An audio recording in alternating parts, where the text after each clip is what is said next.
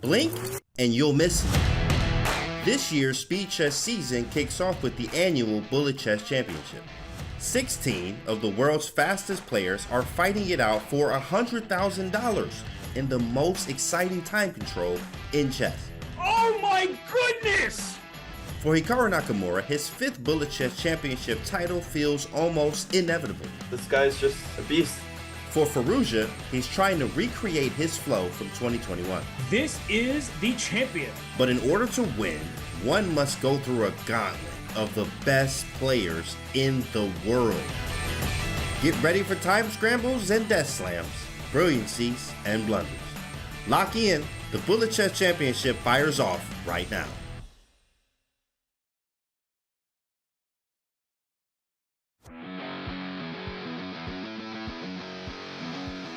The Bullet Chess Championship 2024. My name is Casa Corley. I'm joined by Grandmaster Benjamin Bach. We are so happy to be with you today. Welcome, Benjamin.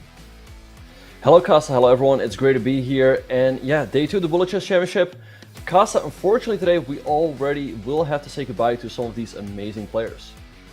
Yeah, no question about it. We're going to have an interesting slate for you today. Yesterday, we had multiple matches in the winner's bracket, and now we're actually going to start today in our losers bracket because it is double elimination we're working with. So as you can see on screen, yesterday we had the likes of Hikaru and Paravian and Nihal and just scores and scores of talented folks duke it out. You see Hikaru advanced and won 2 matches yesterday.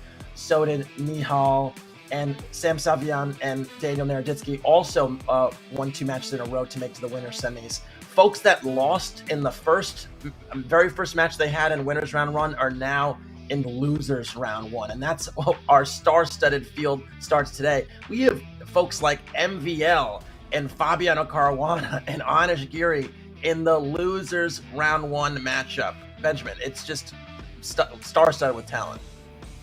Yeah, I mean, it goes to show how strong this Bullet Chess Championship is. As we see, we have Christopher Yu against MVL, then Fabiano against Anish Giri.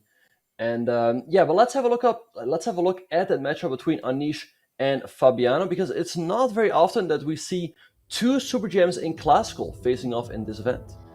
Yeah, no question. These are titans of our game, and it is remarkable that they're in the losers bracket, and one of them is going to have to go. You know, there's only 1 seat to advance, and so really interesting matchup here. You can see Anish actually has been working on his bullet skills recently. I've seen him have a few YouTube streams himself.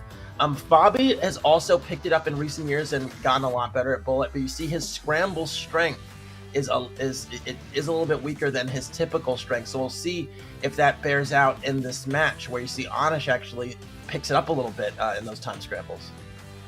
Yeah, I'm gonna give the edge to my countryman Anish Giri. As we see, he's slightly higher rated than bullet, around 50 points, and just a little better in the scramble. So yeah, it would be sad to see Fabiano leave. And Casa, one player that will be very exciting to watch in the Bullet Chess Championship is Jose Martinez. Let's talk about him. Yeah, no question about it. Jose Martinez, aka Jossum, has had quite the past week. The man was basically duked it out with Kramnik in the Clash of Claims and successfully handled his business there. He's also a 3-time Bullet Brawl winner, 8-time Title Tuesday winner. I believe that's 4th all time. And he really has basically punched way above his weight in basically every online format you can imagine. So he's someone that definitely is formidable opponent, and will be looking to keep the journey going today. Yeah, but he is already in the losers bracket. He is in round number 1 against Fedoseev. Fedoseev, a tough opponent, but I think Jose Martinez, as we see him getting ready, should be the favorite in that one. I believe also Martinez is probably still in Madrid after that match against Kramnik. Yeah, and let's not forget, yesterday he lost to Sam Savian in a very, very close match. It was a 2-point match, as close as it gets, basically, and that was no blowout. I think he'll be really looking to bounce back, and I think he has all the chance in the world to do so. Yeah, no, for sure. Fedoseev, extremely strong player, but I feel like Jose, just a little bit more of a bullet player, extremely fast, extremely tricky, has got his opening systems, so I'm going to go with Jose in this one. For sure. We also have some other really fun matchups. Another losers bracket matchup that I can't wrap my head around is Prague versus Minlay.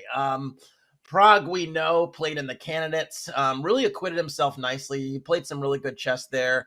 And Minlay is really just incredibly formidable opponent, particularly online. This man was probably one of the strongest IMs, if not the strongest IM in the world for a good while. And he actually got his GM title in 2022. He's been killing it online. He's been a recent Bullet Brawl winner, an 8-time Title Tuesday winner, and this is his 5th Bullet Chess Championship appearance, and he even was 4th place in 2022. So he's no stranger to going far in this event, Benjamin. Yeah, 27 years old, but we can already call him a bullet chess veteran. Pragg, on the other hand, like you said, extremely strong in classical, but I haven't seen him play a whole lot of bullet chess. That being said, he really impressed me yesterday in his match against Daya. He was definitely hanging in there. So I feel like Minlay should be the favorite, but Pragg capable of setting an upset here. Yeah, no question about it. And I guess the last matchup, which we just didn't mention, was the Christopher Yoo versus MVL matchup. Really interesting one for me. I would have put all my eggs in the MVL cart yesterday, and he had a really, really tough match against Paravian, where Paravian was the one that impressed. Christopher Yoo is someone that is not shy in bullet. We saw him play H4, H5, H6 against Nakamura in one of the Gurganitsa system games yesterday. And so he's someone that is going to be going for the throat consistently, and MVL will have to keep up and meet that challenge. Yeah, I think this one is going to be very evenly matched. I mean, honestly, it's very difficult to say who's the favorite in this one. Christopher Yoo, he lost by a respectable score, I have to say, against Hikaru yesterday. He did get 4.5 points on the scoreboard. I mean, some players, they barely get a point. So I feel like he's got good chances to beat MVL. That being said, let's talk a little bit about MVL Casa. Yeah, this man has been at the top of chess for basically 10 years and just super, super effective. AI Rapid Cup champion in 2023, 2021 World Blitz champion, and 2020 Speed Chess Championship runner-up, defeating Magnus in the semis. I actually remember when that happened, and it's funny, normally when you defeat Magnus in a tournament, you've won the tournament, so because he's so hard to get out of there. But he's been really, really effective and fast time controls for a long time, and Bullet is a particular need for speed, so we'll see if he is able to be even more effective in a shorter time control. Yeah, no, like you said, usually when you beat Magnus, you win a tournament. But, you know, in the SEC after Magnus, there's still one more final boss with the name of Hikaru Nakamura. Hikaru won that event. And yeah, I remember him winning the 2021 World Blitz Championship. I think he actually had a bet that if he would win the tournament, he would dye his hair pink. And I believe that's what he did at the early part of 2022. Yeah, I do remember that as well in the post-game interview there. And we see MVL is on screen in front of us. Seems like he's waiting for the games to get going. He seems locked in. What's that shirt says? Something and shark there. So maybe there's gonna be some shark-like dynamics there today. And let's remind folks of the match format, given that we are doing it again today. So there are 30 minutes of 1+0 in the losers bracket. 1 point for a win, half point for a draw, as is typical in chess. And this is the fun part. It's a win by 2 format. So the point is, at the end of 30 minutes, if one side is up 1 point, it's not enough. You basically have to win by 2, and so as a result, you go into an overtime session where you'd have up to 10 games to get that win by 2 separation. We saw a few matches yesterday get there, Benjamin. Mm-hmm. Yeah, so it's always very exciting. Win by 1 is not enough. In the meantime, we see Anish Giri and Fabiano getting ready. I guess the sun isn't quite out yet where Anish is. It's a little dark, but you need to win by 2. So if you're only ahead by 1, we go to overtime. We play 10 games. After those 10 games, if you are leading by 1, you do win the match. And yeah, what's this with Anish, man? He looks like he's like Bane in the shadows and living. He's living in the shadows. He grew up in the shadows. This man, he looks like he's down to scramble right now. And hopefully there'll be a little bit more light at some point in his in his view, because he looks like he's playing in the dark right now. Yeah, it's a little gloomy in the Netherlands. The summer hasn't quite come through yet. So I guess that's the only explanation. But he's looking ready to play. Again, I feel like he should be the favorite against Fabiano, but Fabiano sometimes impresses in bullet chess. Yeah, it's funny because for a long time, Fabiano did have this reputation of not being as effective at the faster time controls, and I think with every passing year, he definitely kind of refutes the allegations, refutes the claims, and gets better at faster time controls. And I think you've seen it for sure in rapid events over the last several years, and even in blitz as well. So I think he's more than capable of actually taking the sting out of what Anish is going to put in front of him and be very effective in the bullet time control.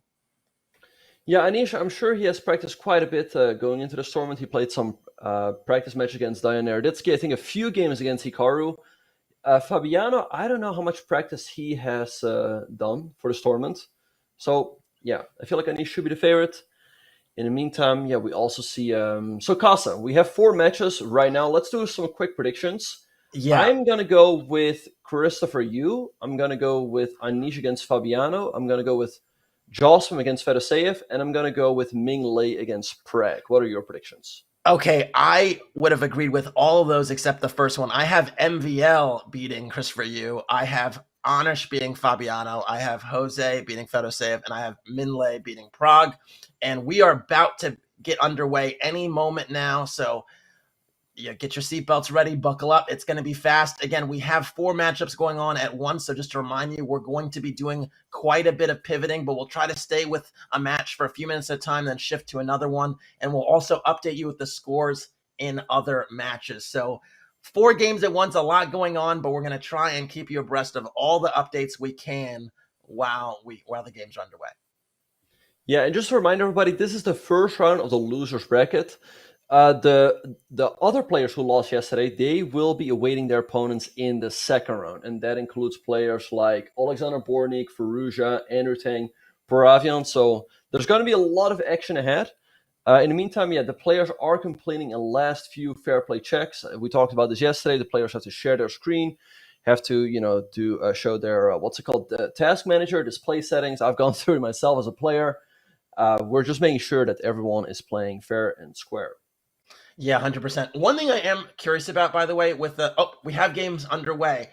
I was going to say, I was wondering if Anish and Fabi were going to wind up having some theoretical opening debates. Not today. All right. So where do we want to focus? I'm looking at the Fabi Anish match, and I see some modern business with early trade of the dark square bishops. Right, but I feel like Anish, he's still kind of familiar with these lines. I like what he's doing, going for a quick attack. I mean, that's what you want in bullet. Fabiano, as we see, has to spend some time here. Already, bishop takes g6 looked interesting to me. Oh, wow. What was the follow-up after FG? Oh, knight e6. Duh. Well, there's a fork there. Massive fork. So you would have had to take on f4, and that would have gotten messy. Yeah, Anish going up a pawn here. e6, do not take that pawn as it leads to a family fork. Knight f6. Ooh, these knights look very scary. Yeah, and the problem is there's just no incursions on the white queen side. So the king looks very secure. I would honestly just toss in king b1, just defend the a2 pawn. Yeah, and that's done. And then you have all the threats on the king side still. Right, but knight e4, nice move by 5. Oh, wait, is there knight c3? Knight c3! Oh, king a1, I guess, yeah. And he's just in time to defend. Yeah, and rook b1 is coming up next. You could probably... I would still go rook b1. You hit the bishop on c8 with tempo. Nope, took on f7 instead. Very legit. And h5, trying to pry open. There's going to be a queen e4 siding at some point. Maybe g4 is coming. This position, it almost looks like a Buckhouse game, with all of the pawns around the black king. You're like, give me a knight, but actually, he actually has a knight that he can play at h5, and nice win by Anish to take the lead in this one. Yeah, and Fabi had enough of that, and here we are in some ready system with the light square bishop outside the chain. Normally, they're queen b3 stuff that come up very quickly in these systems. Holding off on it for now. White is the 2 bishops with that e5 pawn is a little bit weak. Maybe there's some queen h5 tactics coming up. Don't take that e5 pawn. Bishop h7 would win the queen. Yeah, so I like Fabiano's position. He's got the 2 bishops, a little bit more space. In the meantime, on our right-hand side, Ming Lei, I think he should... is he going to win this time scramble, or... Maybe this a pre-move bishop f8. I don't know why bishop f8 hasn't happened yet. And there we He's have. faster though than Pragg. I think he's got this one. Yeah, I It's would have put the winging to bishop on wire. f8 to not allow the pre-move of f8 queen. You kind of had to worry about that. Just stop the pawn in its tracks. But that's just me. So 1-0 leads on both boards there. And yeah, it looks like on Fabi on the left-hand side of your screen has evened up the material. Very unbalanced opposite-colored bishop endgame with the queens. Queen b5 is a let's kill the game type of move, right? Or you would think the pawn on b7 is really going to be an issue. Oh, but I like queen e4, bishop e1, but there's no queen e2 just in time defending your thing. Fabiano gets that pawn all the way to c6, but Anish now firmly blocking it. Yeah, I think black is pretty much fine objectively, and I like the clock as well. There will be h4 sighting at some point. I'm starting to like black. I think black might actually have attack on it. And now the pawn, the winning of that pawn means this is really just a winning position now. Yeah, at least practically, I think it's going to be very difficult for Fabiano to hold this in a time scramble. And maybe Anish at some point can create two connected passers. Yeah, and now with f4, and that's just it. Wow, I would have put the bishop on b4 as black, though, just to not allow b4 to happen at any moment. You know, like, it's one of those things I think Fabiano should have chucked in b4 and just checked to see if Anish was not still pre-moving. But 2-0 lead, and Fabi's got to respond. It's, 3-0 can become 4-0. It can get nasty and out of hand pretty quickly. Yeah, I mean, 30 minutes is quite a bit of time, but you don't want the gap to become too big, because then, yeah, at some point, when you're finally getting warmed up, it might already be too late.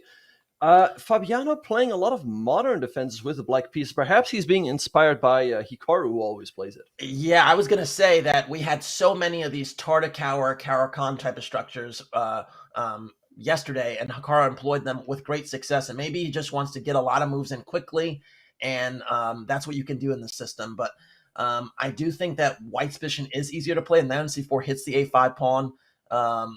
It's tough to defend that right now, actually. In the meantime, on our right-hand side, we see Pragg having the advantage against Ming-Lei. He's also up on time. This has to be a win for Pragg. For sure. Just start pushing. G5, G6, G7. And, yeah, with your pre-moving, do not stalemate. Okay, yeah. If you're usually with queen versus king, if you pre-move and keep or just check from a distance, the king will basically lose time getting out of those checks. It's so hard to pre-move. So I think Pragg did his job there. Yeah, I mean, he got the win done. I mean, you don't have to go for checkmate, like I said. You can win on time because the other side cannot pre-move, and you can with the extra queen. In the meantime, I think Anish is going to make a 3 out of 3 because queen g4 now. And queen g4 is traded. Yeah. And again, it's hard. It's it's hard to cut that momentum.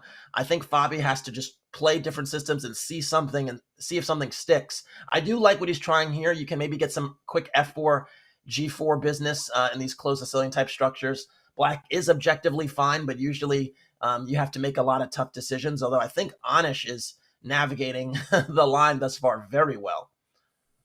Yeah, in the meantime, let's remind everybody of the scores in the other matches. Christopher Yoo is up 2-0 against MVL.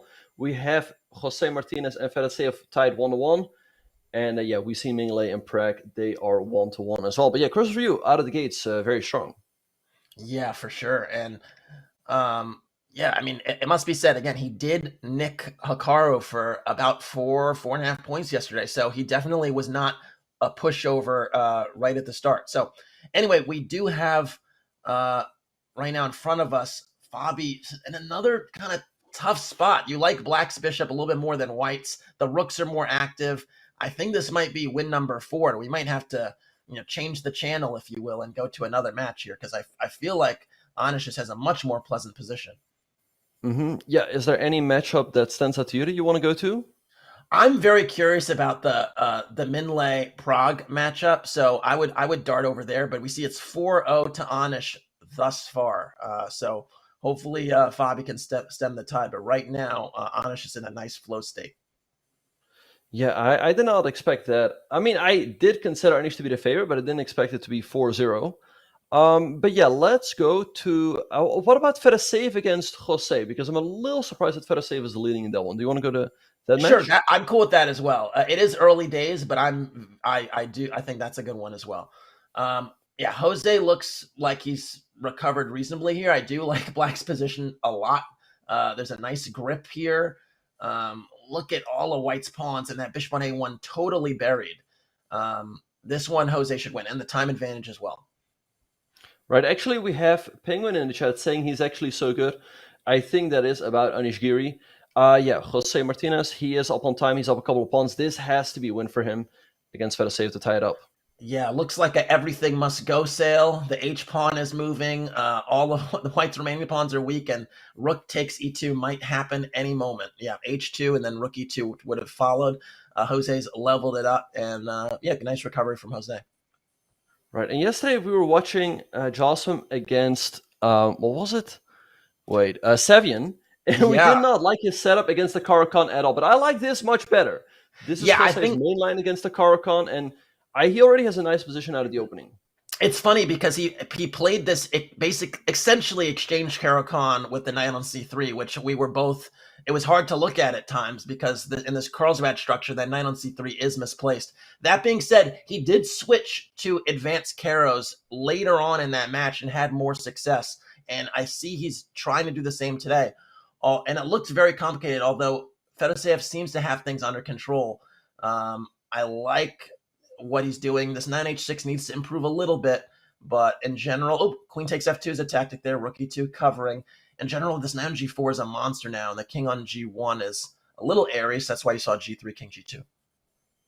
Yeah, but I like what Jose is doing. He's maneuvering his pieces. Queen f5 setting up knight at g5. Oh, wow. Queen takes f2 wow! knight e3. What a tactic. Knight Queen f2, G5. knight e3. What a transition there. Impressive stuff. Still, Fedoshev is pressing a little bit, although Jose got his pawn back, so now it's just even material, and yeah, now it's anyone's game. It's time to dance. So knight hitting the rook on d3. Up on the clock, though, by a few seconds. So let's see what's going to happen in the time scramble.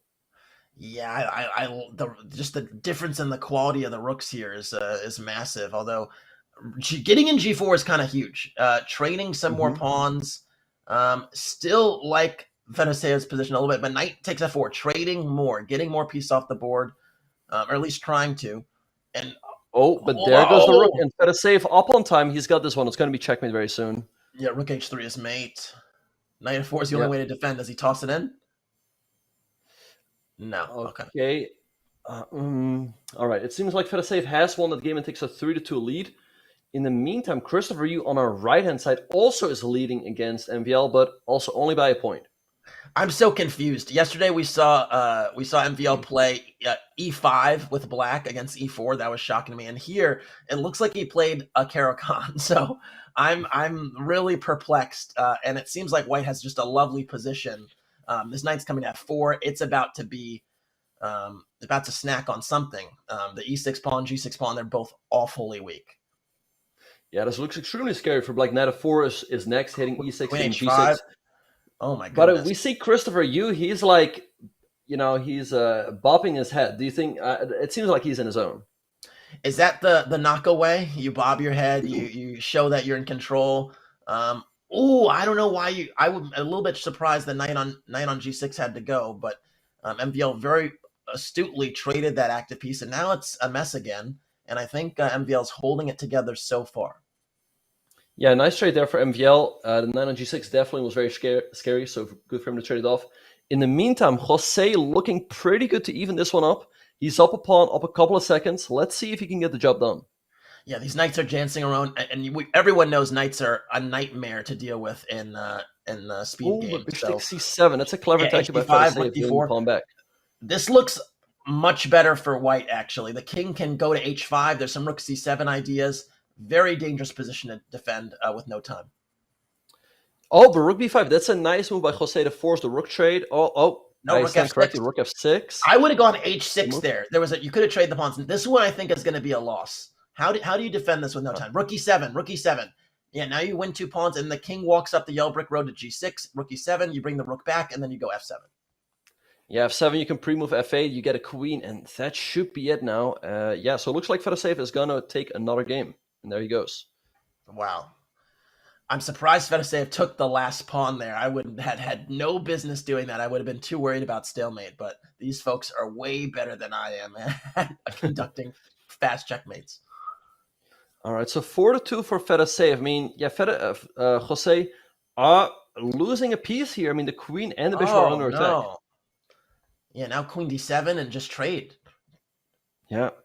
I saw him as one of the outsiders. I mean, not to like win the event, but to finish on like 4th, 5th place, something like that. It would be quite tough for Jose to already lose in the first round. Yeah, it's a bit surprising, but there's still 17 minutes left on that match clock, so we're not going to count him out just yet. But knight e4, nice. But knight takes d5, great move, covering the f6 square.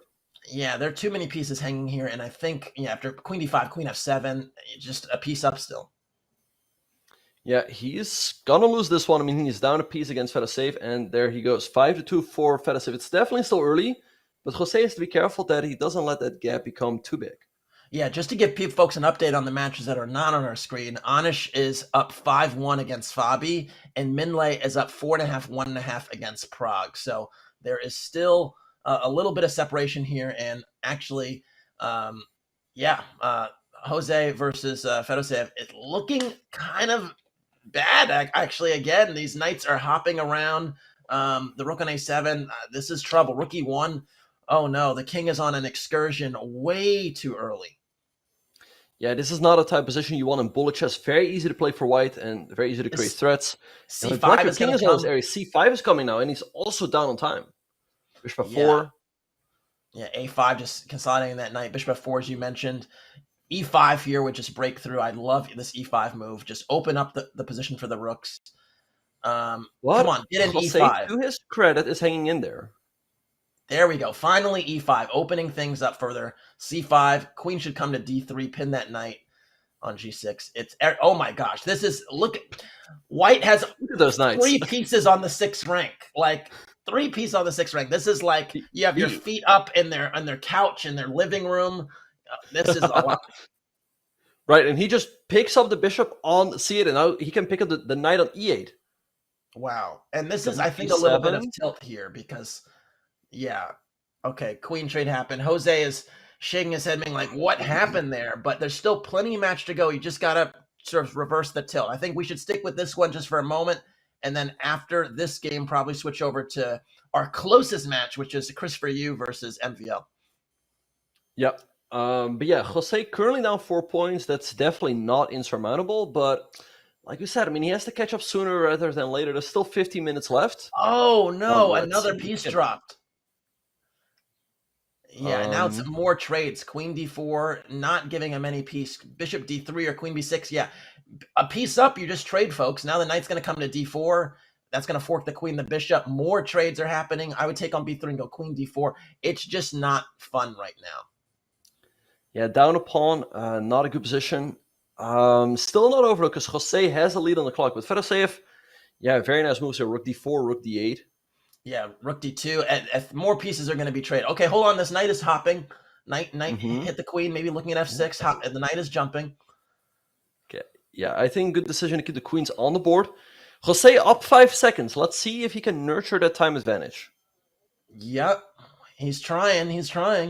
This queen is really running around the board, trying to find some inroads to cause some harm. Queen a8, queen b8, queen f3. Oh, there goes the e5 pawn. Take it. He misses it. He could have taken the pawn on e5. Yeah, this queen's running out of real estate. H6 it might happen soon. But it's still not over. The black king... is there another match you want to go to, Casa? I want to stick with this just till the end here. Because there's still a little bit more work to be done, and then we can maybe dart over to MVL Christopher Yoo. But let's check the end of this one. Jose needs going down to the worst wire. Jose down a piece, but time's so close. Oh, there goes b2 though. B4, queen c3, b3, and now Fedoseev is getting some easy pre-moves in. b2, bishop g6. Yeah, this is a wrap. Queen b1. Oh, there goes the queen though. Oh, wait. Jose has got this one. Oh! Wow. Crucial win for Jose to come back in the match. So key. Let's stick with this game, with the one more game here, and then move to Christopher Yoo, because that was critical. That was he needed that one. He clutched up that one, and maybe he's back. Yeah, I mean, it would have been early, but if you go down 5 points, it's really hard to come back. Now, 3 points is definitely still doable, especially given the fact that it's win by 2. So he only needs to win 2 more games to take the match into overtime. And let's see if Fedasave is going to be a little bit tilted after that last game. Yeah, and I do like Jose's position right now. He basically has a little bit more central activity with his pieces, I believe. The d5 pawn is isolated, but f4 is hanging. This is the momentum has shifted ever so slightly. That is a fork. That is a fork. Yeah. That was missed. Look at the clock. Jose up more than 5 seconds. Rook f5. There goes d5 as well. How do you keep the game going? Rook takes d5. Yeah, turning I don't mate know. and the knight. Yeah, and that was you trade you keep the queens on the board. That's important. Queen d8, queen e5 holds things together, and you don't force the queen trade. King g2 is a nice consignment. You got to go g6. Yeah, queen e5, queen e5. I would have gone queen e5 because you cannot afford to trade the queens here. Queen e3, no. He's up 10 seconds though. Let's see if he can mount a comic. Queen a6 check or queen a4. As long as he can hang in, he has a chance. Yeah, and I do like this now. Now you're sort of consolidating a little bit. Knight f6 to block. The queens are still on the board. Queen h1 might be a move soon. Rook f2, and you're still in an unpleasant pin. Jose has to go for the flag here. Can you check and go king g6 though? Yeah. Just don't allow to trade. I think White should go. You can move. He's got 2 seconds. He's up on time. He can manage here. You can't. You have to worry about queen takes f6 though. Queen takes f6 though is an issue. And now Fedasave trades everything off. I mean, no, this is too much. Fedasave now up on time. Oh wait! What happened there? Oh. He had a chance to queen the pawn. There were some crazy pre-moves there, and all right, let's go to Christopher Yoo, MVL. That is our closest match. It's 5-5 right now, but my goodness, Josplum is not out of it. That will say that much. Yeah, he's hanging in there. In the meantime, Christopher Yoo looks very good to take this game. He's up in exchange. There goes the pawn, rook d8, clinches this one as well, and he takes the lead. But crazy time scramble. I mean, you would think after king g6 that you don't pre-move king h6 there. Yeah, I was also so surprised that in that game, White didn't go to trade all the pieces and just had the pass B pawn. But these are lightning quick decisions you have to make. People can be forgiven for their decisions. Yeah, in the meantime, I like Christopher's position here. He's got a nice attacking position. Looking a little scary for black. Is MVL going to take the pawn on c2? That looks kind of dangerous. You could take on d6 twice. You can also castle and play rook e1. It looks a little dangerous.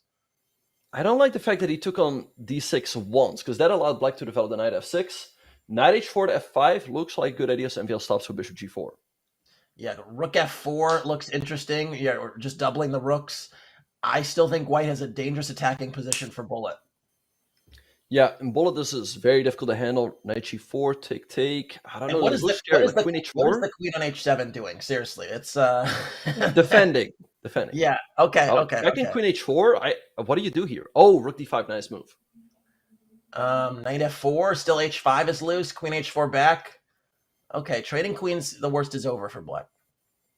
Yeah, but the endgame is still looking more pleasant for white because the black pawns are a little weak. Oh, rook c5. Nice move.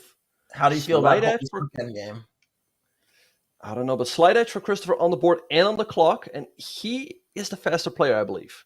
Great recovery from MVL, though. This king is high-stepping to the b2 pawn, and all of a sudden, if anyone is winning chances, it's black. Yeah, if black captured the pawn on c2, then the c pawn, or b2 to c pawn starts running, but not easy to do that. You could have taken on b2 and a3, and the a pawn was going to basically make a touchdown. So I'm a little surprised. Don't take an a4, because then he had a skewer. MVL's winning here, but is he going to manage for the time? I think he will. King b3, a3, why not? But 2, 3, 4 seconds. Give some checks, separate yourself. Slightly easier for black to pre-move, though, I think. He missed king b2. Wow, and I have no idea what happened there, but Christopher Yoo wins on time. A crucial game as he takes a 2-point lead. Wow, I'm really surprised there. Usually, when your king is a little bit more secure, you actually are the one that can make more pre-move checks. But Christopher was on the defending side and managed there. Pretty impressive. Yeah, some people are very good at anticipating the pre-moves. They know, like, oh, he's going to give a check, so I'm going to pre-move my king. You know? Yeah, that's just very impressive skill. It's almost like poker at that point. It's a guessing game of where to figure out what to do. And here, I do like what Christopher's doing. Again, the e4 pawn looks a little bit loose to me. Objectively, I think white is doing well, but I do think practically there might be a little something here for black. Well, not anymore. Now it's basically fizzled out. I take that back. Yeah, I feel like white's a little bit better. Also, MVL seems to be having a lead on the clock. In the meantime, on our right-hand side, we see that Ming Lei is up by 2 as well. And Casa, it seems like the match between Giri and Fabiano is turning into a blowout. It's currently 10.5, 2.5 for Anish. Yeah, we have a little less than 7 minutes remaining. I think we can say Giri is the virtual winner there. And the other matches all are within 2 points. So there's a lot that can change. Remember, folks, you need to win by 2 to actually clinch the match. So if any of the folks trailing make it a closer match, it's going to go to overtime. Yeah, so let's see. MVL, he's up a lot of time here. He has to win this one. Although, it is a draw on the board, and there's limited moves. Oh, yeah. I mean, up 10 seconds, I feel like he should have deviated. Yeah, he didn't intentionally go for that repetition because he's up 10 seconds there. Any other moves would have helped, but man, Christopher Yoo has definitely responded. And again, he was no pushover yesterday, so kudos to him for fighting. The position on our right, though, between Pragg and Min Lei is an absolute mess. I wouldn't even know how to evaluate that properly. It just seems like white's position is way too loose. And G5, wow, that is a shocker to me. Yeah, Pragg sacrificing a pawn there, but it seems like he's getting the pawn back. A small edge on the clock for Ming Lei. Crucial game here for Pragg to come back in the match. Yeah, but Rook A2. Rook A2 should come in. There might be some Rook G2 dynamic. I don't like this king on F6, though. Get to safety. Get your king out of there. Finally, Rook A2 happens. And it might have been too little too late because there were pieces earlier on the board that would have made Oh, but he hangs the rook! Wow, that's a crucial win for Ming Lei. What a shocker. Yeah. That's a 3-point deficit there. MVL, meanwhile, how's he doing? He has the material's equal. Is the bishop better than the knight here? It definitely looks like it. Can this king walk all the way to the queen side and make inroads? MVL's going to try. Okay, I like what he's doing. Is now bishop h2 and now king c4. King c4. You're getting in. The board. Bishop g3, yep. king c3. C3. Now bishop f4 is the threat. Bishop h4. Beautiful. d4, d3 is coming. And look at the clock. He's up 10 seconds once again. He really has found his footing in this match. Very impressive stuff. There goes all the pawns. Leave the bishop on f4. Leave the knight locked in. Great this game by MVL. Now it's that king took a little Tour de France tour there and managed to get exactly where he needed to go. So excellent game and 1 point deficit. Yeah, 1 point deficit. In the meantime, Ming Lei is crushing it in this game with the black pieces. If he wins this one, I don't see Pragg coming back down 4 points with 4 minutes on the clock. Yeah.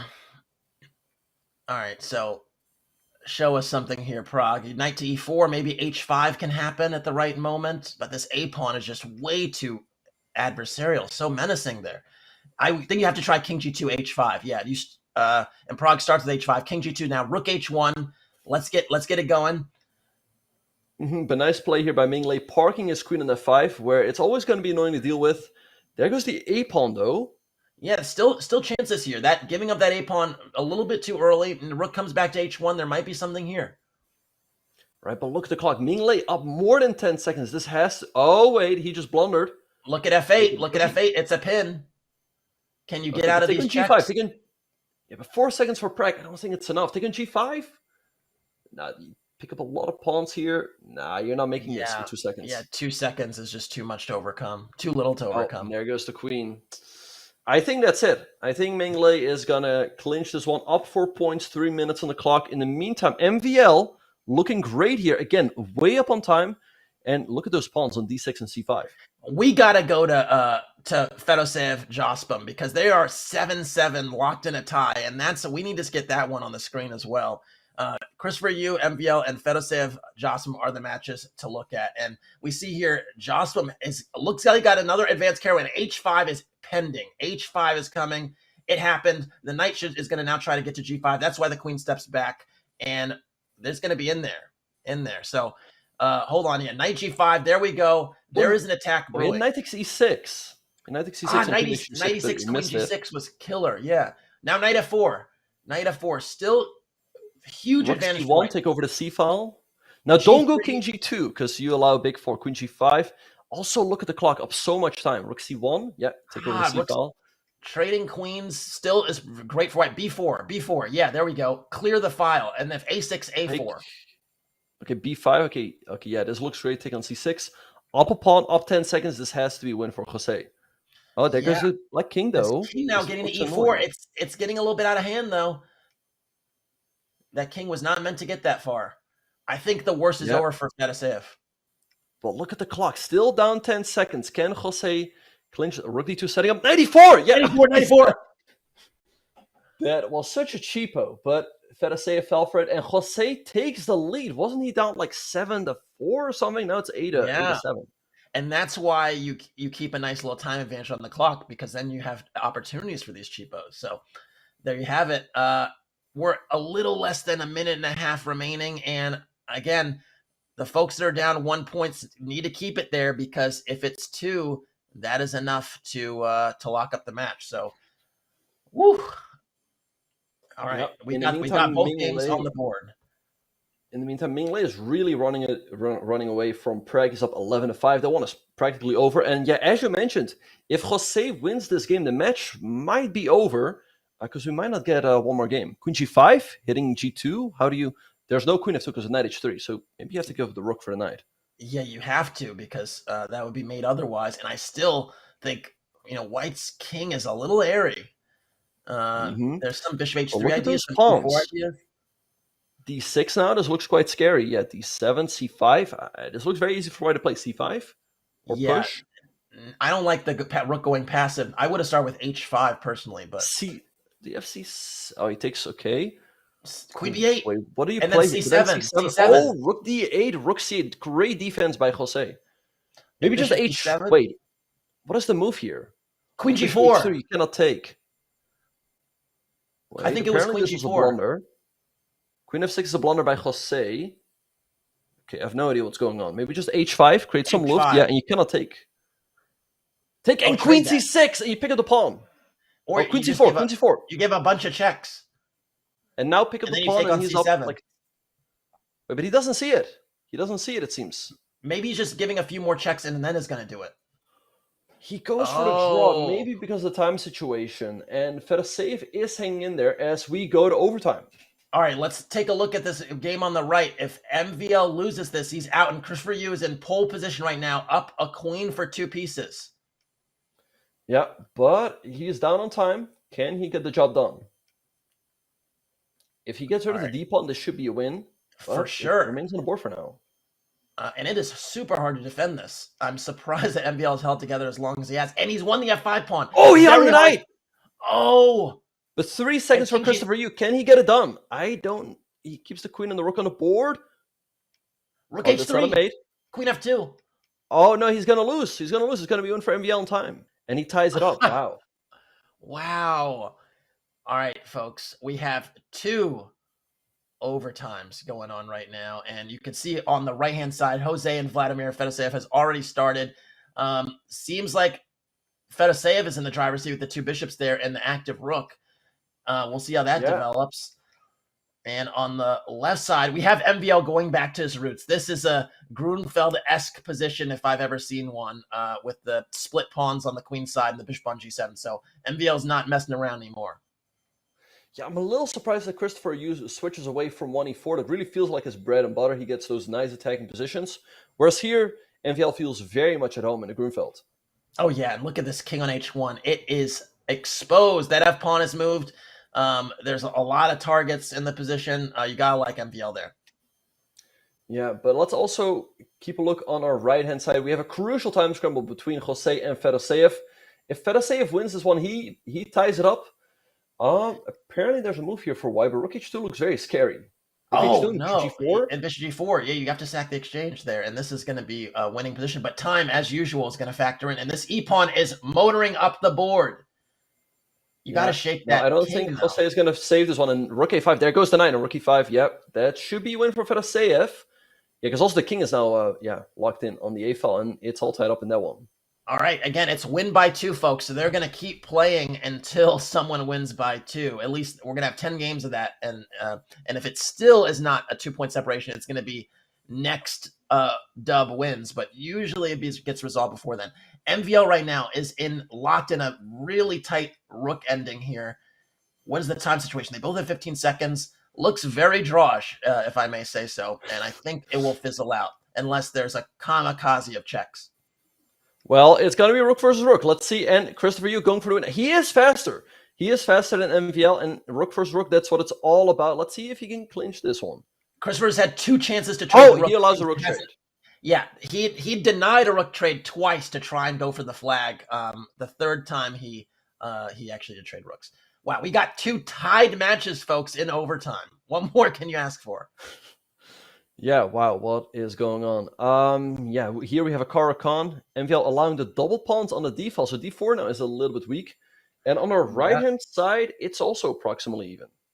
Yeah, I think this position, though, off for the MVL has interesting attacking chances. There is some G4, G5 vibes, although F6 really slowed that down. I think Christopher now has a little bit of something to play with on the F file. Yeah, and I like the move E5 blasting open the position, G6 kicking the knight away, although it does come with a sacrifice of a pawn, and Queen E2. The black king feels a little airy on G7 now. H4, just toss in it. I would toss in H4 just to not defend that, overprotect that G5 pawn. Well, Queen F1, okay, consolidating a little bit. Feels a little loose. I don't like white's pieces all boxed in that little corner of the board. And look at the clock. MVL once again up 10 seconds. Maybe Queen H3, slide into H6. He goes H4 instead. White's king feels so airy right now. I mean... Yeah. This knight F8 improving. Rook E1. What is going on? But he's hanging in there, like with all of the pieces there in the corner. But it looks scary with the black pieces coming now. Hard to play. Really hard to play. Okay, up 10 seconds. Is he gonna clinch this one, MVL? Knight F6, nice H6, move. Rook F7, Rook F7. Rook F7, and take on B7. Right. A white. I think he's gonna win, given the time situation. H5, G6 is an idea. Yes, and it happens. G7 is disastrous. Oh, he's got this one. 6 seconds for Christopher Yoo. He's not gonna make it. Wait, Rook B8, Rook G8 was mate. Rook B8, Rook G8 was almost mate. It was. He missed mate in 3. G7, Knight F7, and there goes the Rook. Yeah, MVL takes the lead in this one. That's it. Rook takes G6, bring the king in. King F3, King F4. There was a mate. There was a mate in 3 there missed by MVL, but he got the job done anyway, and we're back in the Caro-Kann Tartar. Wow, but Casa, look at our right-hand side. Jose up a point, and Rook takes G7. I think he's clinching it. Yeah, Queen takes G7. You can't stop it. You can't, and that's the game. You can only let's look at Jose. He's gonna do like a vamos, vamos. He's very happy. Yeah, and keep in mind he was down 4 points earlier in the match, so bravo for coming back there. Jose will advance to the second round of the losers bracket. Now we got our last match here. Let's focus in on that. MVL Christopher Yoo. MVL's up 1. How's his position looking? I like Christopher Yoo. But again, MVL having the lead on the clock. He really picked up the speed. Okay, Queen F3, that's a nasty move. Where do you go? Rook D5? Is there something to take? Knight D3, nice move. Knight D3, Knight F4, and Rook E6. Rook takes E6 as well as Knight F4 is a threat. Rook takes E6 anyway. Knight F4. Wow. No, Knight takes E5. What? And MVL resigned? Did he? Knight takes E5. Did he mean to do that? Knight takes E5. Oh, there's Knight takes E5. Wow. Oh, I didn't see that. Nice find there by Christopher Yoo. I mean, hey, he is a puzzle rush specialist for a reason, and it's all tied once again as we are 3 games into overtime. Yeah, this is awesome. This is just awesome entertainment. We have a kind of a slower Italian. There might be some play on the F file if the center closes, but nope, it remains open. Queen E2, Rook e8, bishop d2 probably coming up next. Yep, that happens. Oh, e5. isn't that just a free pawn? D takes e5, I think you just take. Okay, goes rook I don't c1 know. instead. Maybe black takes in d3 after. Yeah, how would you Yes, take here on d6. d4? Yeah, that's But knight probably a nice. f4 maybe now. Oh, knight f4 is a nasty move. Oh, it doesn't go for it. All right, now it's kind of rook d1 doubling. Okay, rook e1 instead. Knight f4 still a very annoying move to deal with. Yeah, knight d5 was played. Okay, queen b3 rook hitting the e7. pawn on b7. MVL Rook once again e7. having a slight lead on the clock. Oh, the suspense is killing me. All right, these piece trades help black.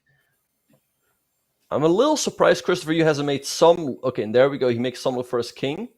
a5, Yeah. fixing the pawns.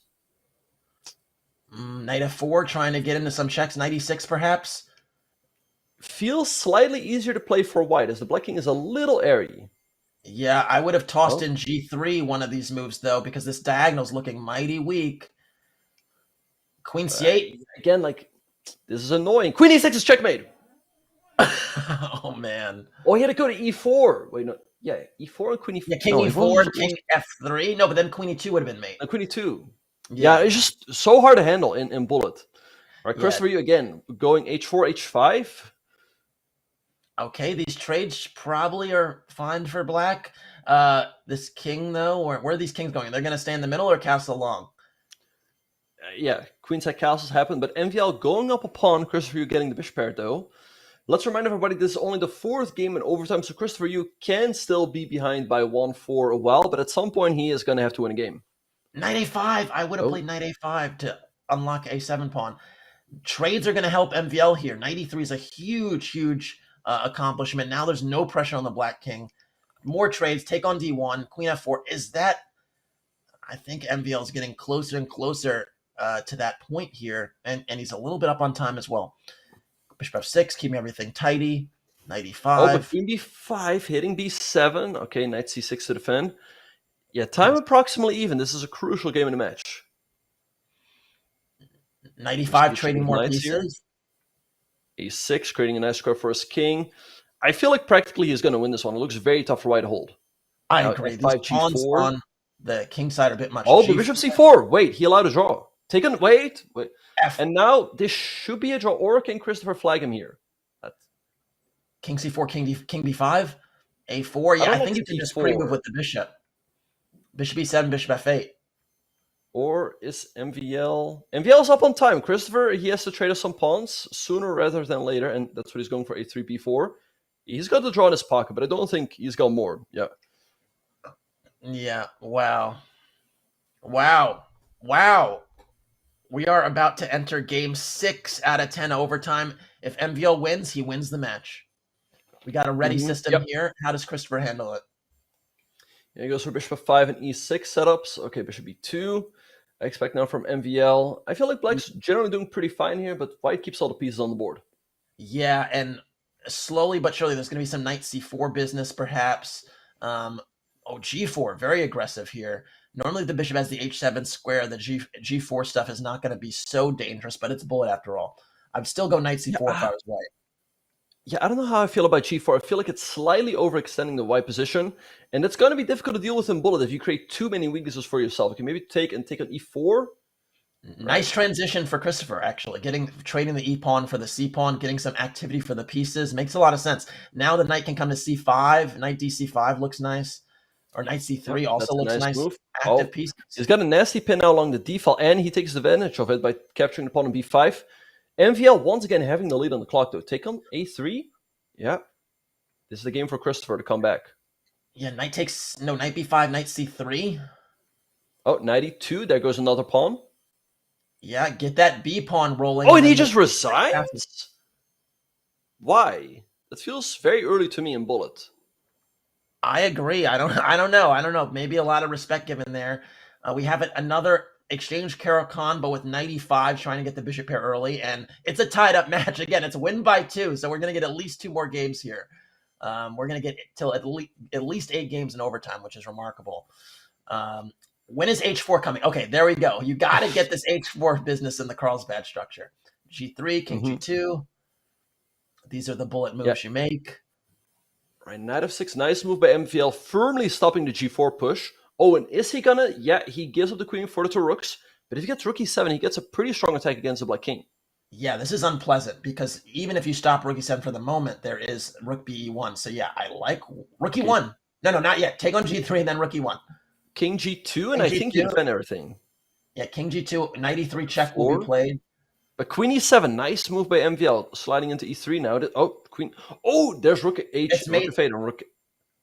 Yeah, made in a few. I think he should have this one. This looks very tough for black. Oh, but knight f5, nice move.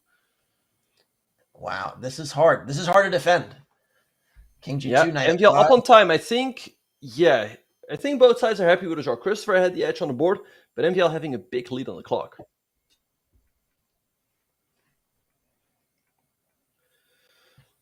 All right, another Italian. Here we go. Last time there was some quick d4 after the bishops were traded on e6. There was some bishop e6 stuff that happened last time. All right, this is different. Christopher played bishop e6 without rook e8 before. Yeah, so d5 breaking in the center. Black's doing quite fine here. The pawn on e5 a little vulnerable, but the pawn on a5 can sometimes hang as well. Yeah, and practically speaking, there goes d3. Oh, but there goes b7. Yeah, that's the trade. Now the pawns are broken on the queen side. Or rook d1. Rook d1, rook d1, rook d1, queen e6. Oh, there goes another pawn. Queen d6, straight to the queens. Oh, but if you... e5 is hanging, yeah, and MVL takes it. MVL once again up 6-7 seconds. Queen g3. Knight takes knight takes h6 was there. It's still there, but now it's made as well. Knight h6. I think MVL has this one. He's up so much time and up a pawn. Why is he not playing knight nice h6? Move. Rook d1 and knight h6. Thank you. All right, he finally gets the pawn. All right, now we got to give yourself an escape score. Queen h6, queen g5, and queen h6 is a nice way to play. You can take the pawn on a5, and that's what Christopher does. Material is even out, and black has the a pawn. Just push at some point, I think. Move the queen and push. Push. Yeah, there he goes. Queen a4 maybe to stop it, or not rook a1 as it hangs a rook. Yeah. I feel like now practically it might have... Oh, rook d6. Push, push, push. Just push the pawn. Push. Okay. Queen b2. Knight g5 looks nasty. A lot of tricks. Oh, he trades out the queens. Oh, but so much time for MVL, and there goes the pawn. Oh, rook a3, nice move. But I don't think Christopher's going to make it with the time. Oh, no. Christopher's fast, though. Look at this. This is bullet specialism. He's pre-moving the rook on f8 and g8 because he cannot hang it there. Right. It's really smart because you basically would take white a few moves just to get around there, and you could never truly attack without hanging your own bishop. So, wow. All right. This is overtime game 9, and we're going to have 9 and 10, Benjamin. And then after 10 games, the player leading wins the match. But if it's tied after 10 games... Wait, did he just hang a piece? D4? Oh, no. He did hang a piece. That's going to be a game for MVL. I mean, I don't see Christopher coming back from... G4, though, but bishop takes G4. Black is up so much. Nah, but you're up the exchange in an endgame. No, this is too much. Okay, yeah, rook e1, get out of the pin. Get out of the pin. Maybe rook e1 or rook f1. Try to play. Yeah, but just trade now. Yeah, no. MVL is going to win this one. Up 10 seconds, up the exchange and the pawn. I'll be shocked if he doesn't.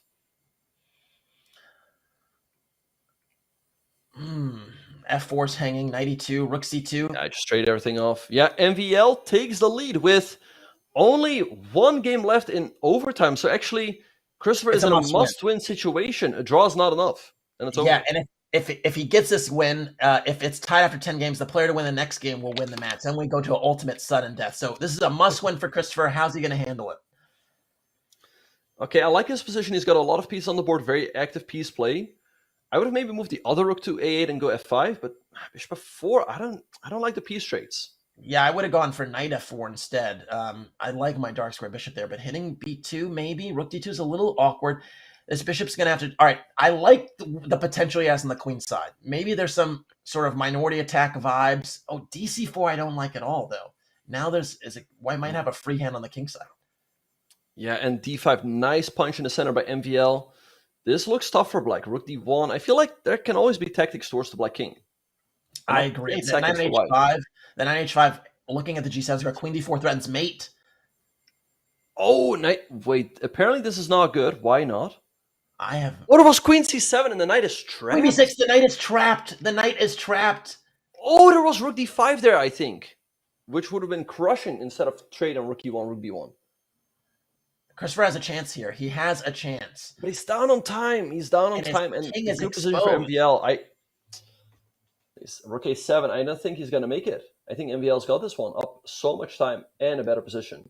Now, F5, F5. There goes the knight. That's it. Yeah. Oh, yeah, but Queen E5. All right, great play by MVL. He was struggling in the beginning, but he really picked up the speed, and I think he's a very deserving winner of this match against Christopher Yoo. No question about it. Both guys gave us an absolute show. Christopher Yoo gave us an incredible fight, but MVL clutched it up in the end. And we got 10 games of overtime. What's not to like? That was just incredible stuff.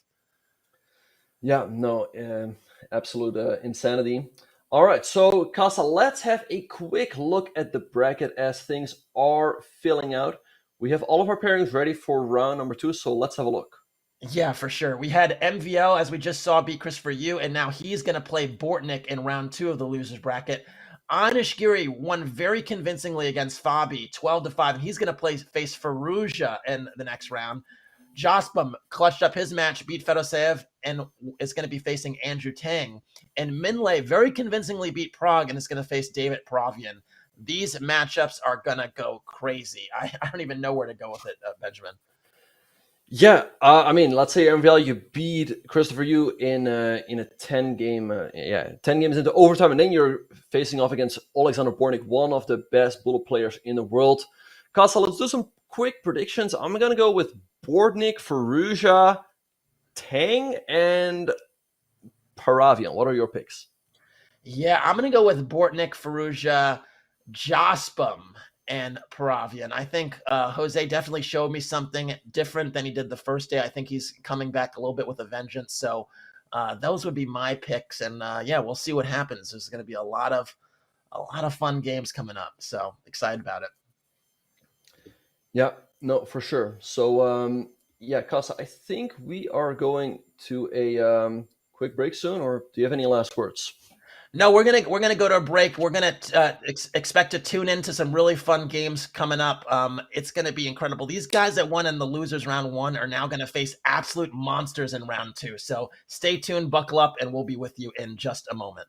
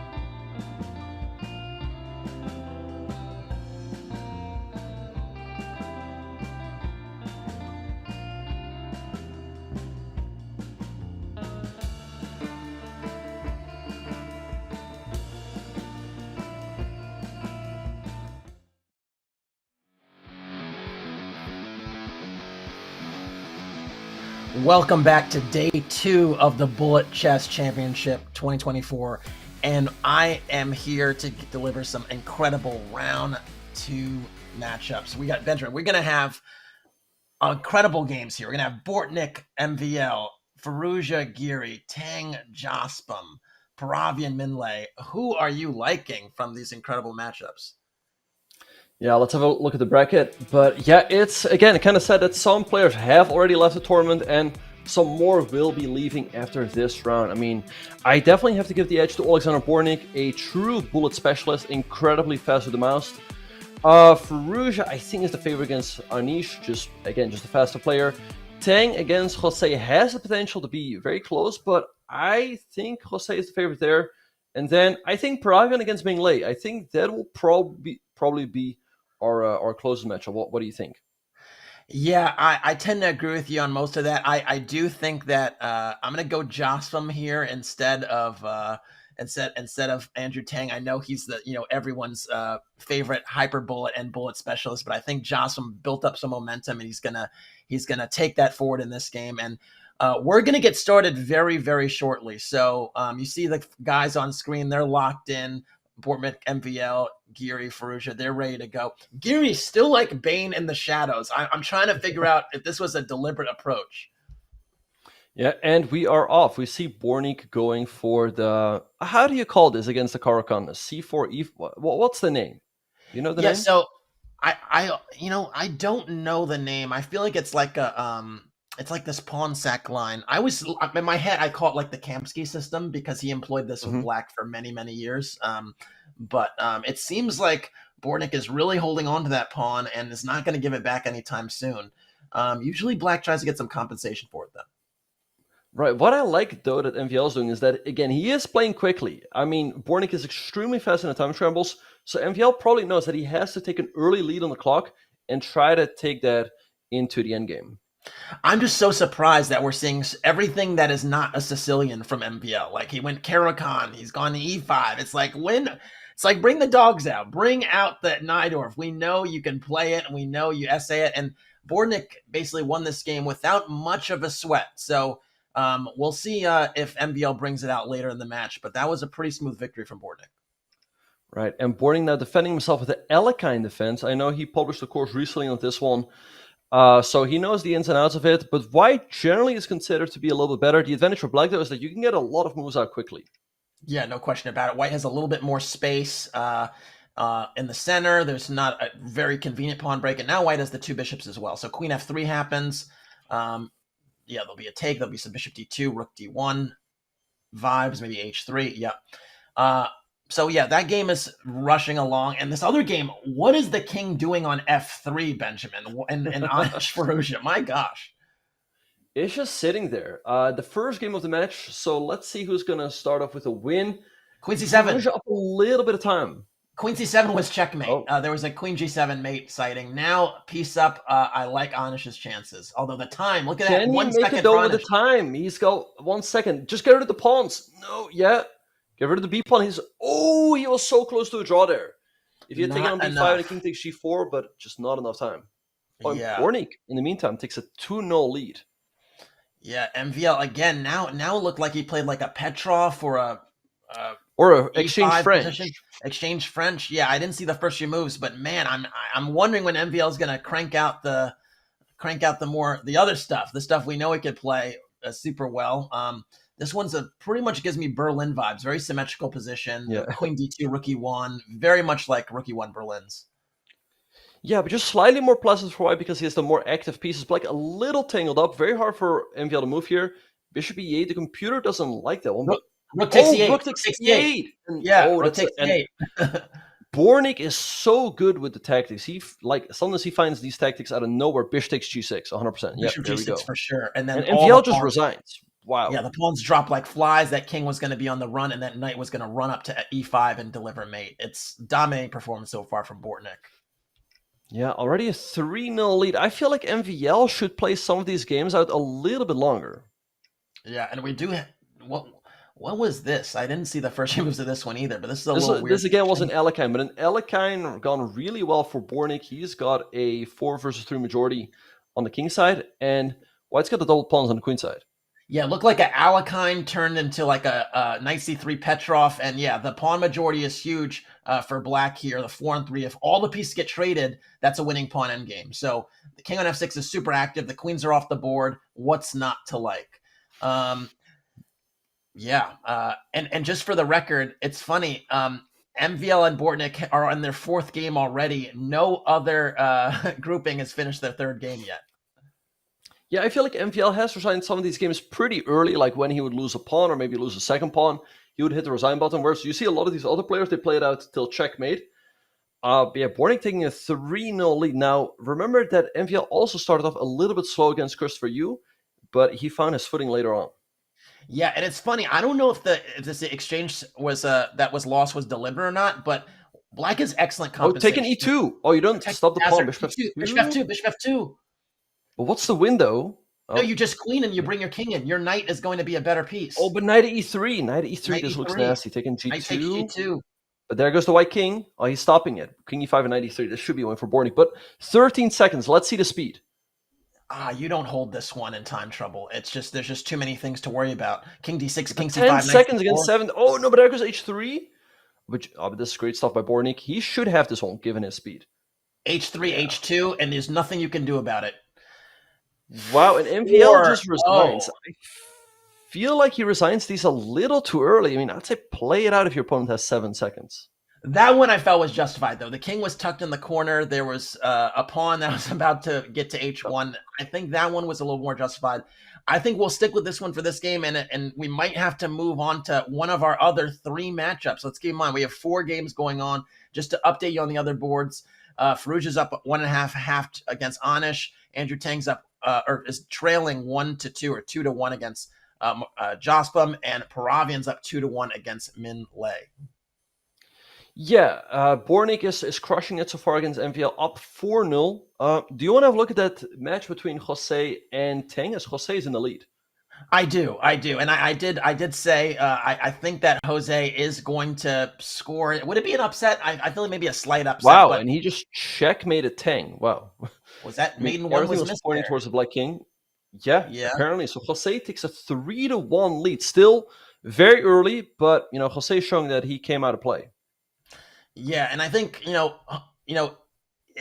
Jose got a lot of momentum from that last match. Fedosev was no slouch, and I think he's just kind of in a little bit of a flow state here. Is there knight takes e4 tactic, though? Yep, it happens. Takes d5, knight f6 now. Oh, I would have started with knight f6 there, and then you don't lose the pawn. This is just a bad version. I thought so, too. Now he's just down a pawn, and there goes the a-pawn. Tang is winning here. 2 connected passes, or 1, but a very strong one on the queen side. Rook b1, great move. Oh, queen takes c8, and rook takes b2. Yeah. That's game. Yeah, and A7. Then a7, rook b8. You're at the black queen's at the mercy of those white rooks. Yeah, nice recovery from Andrew Tang. We're gonna have a 4 knights at h3. It's funny. Jose plays a lot of this h3 stuff within 4 knights just to get a position, and it's not a bad try actually.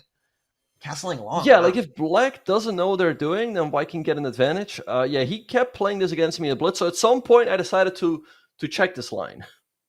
And what did you discover? I liked bishop b4 after h3. Gotcha. All right, so folks at home, that's some nice GM work there. If someone plays h3 the 4 knights, go bishop b4. I do love the position Jose has on the board right now. His king is safer. He's ripping open the center. Rook e1 surprises me, but I still like white. Yeah, trade of the bishops. Now the black king is always going to feel vulnerable at d5, maybe e5, yeah, and knight e4.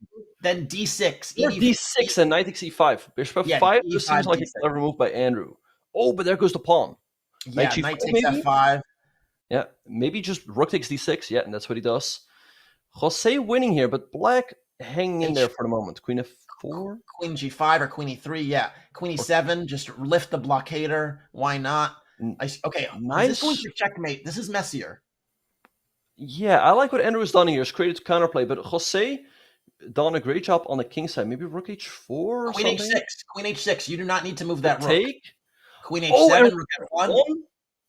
Rook yeah, f1? You do not need to take that rook. There we go. He starts with rook f1, but it's the same story. Now, don't pre-move queen h7 because black has queen h2. Okay, but check and queen f7. Check and queen f7. Yeah. I think... Oh, he's taking... Wait, what? I thought Jose was taking his time deliberately because he is ahead in the match. Wait, he didn't see checkmate and won. Wait, was there a meta there where you slowly He try had to Queen mate a few F7. moves later? Queen I know, F7. but was there a meta there where he's trying to win the game slower to? I don't know. That was weird. Queen F7 was made. I've seen people do that because they know, like, oh, I'm gonna be behind, so I'm gonna take my time.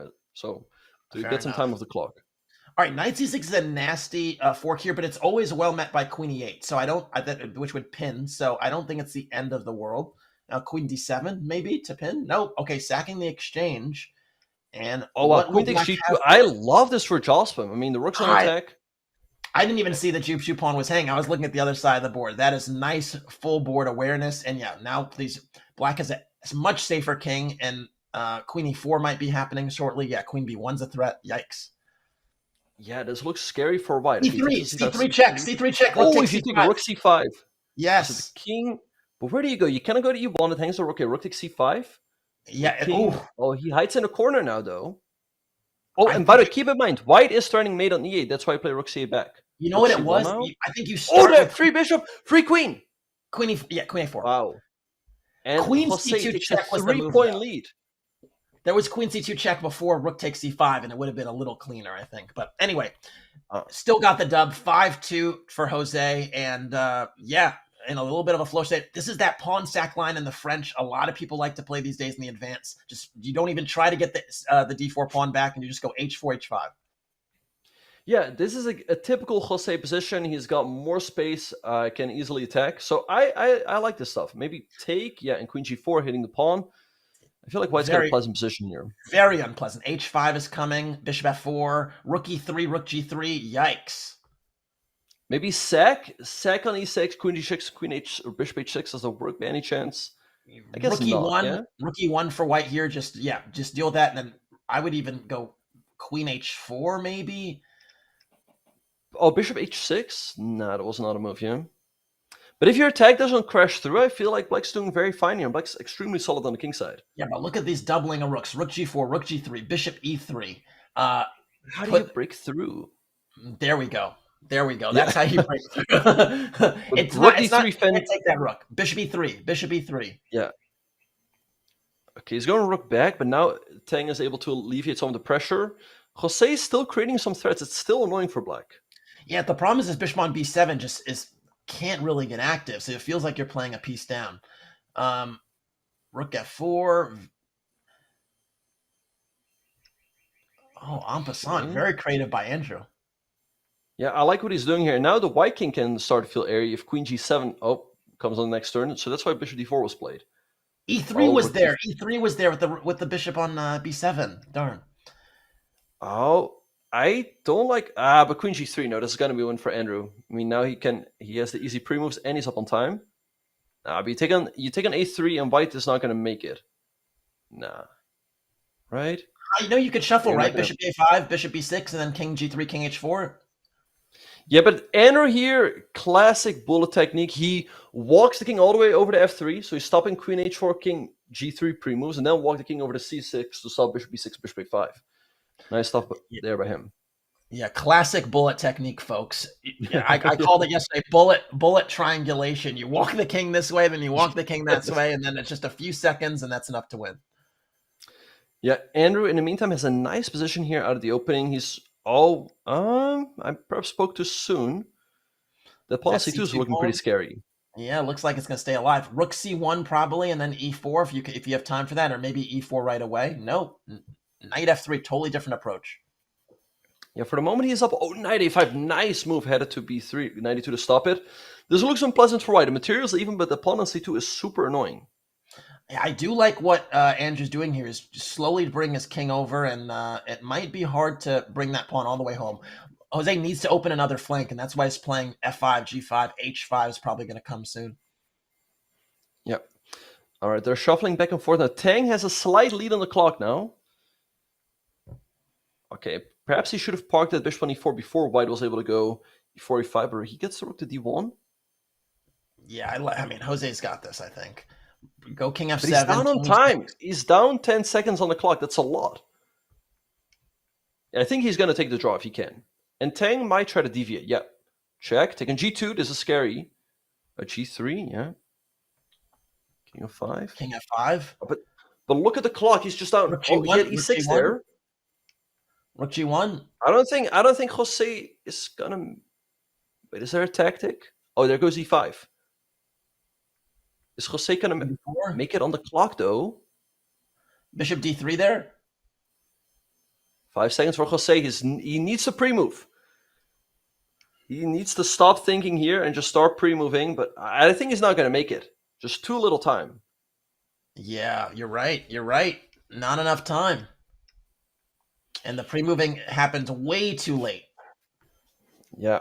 And Tang takes a crucial game and cuts the deficit into 1 point. Let's remind everybody of the scores in the other games. Bornik up by 3, Firouzja up by 4, Jose up by 1, and Paravian up by 3 against Ming Lei.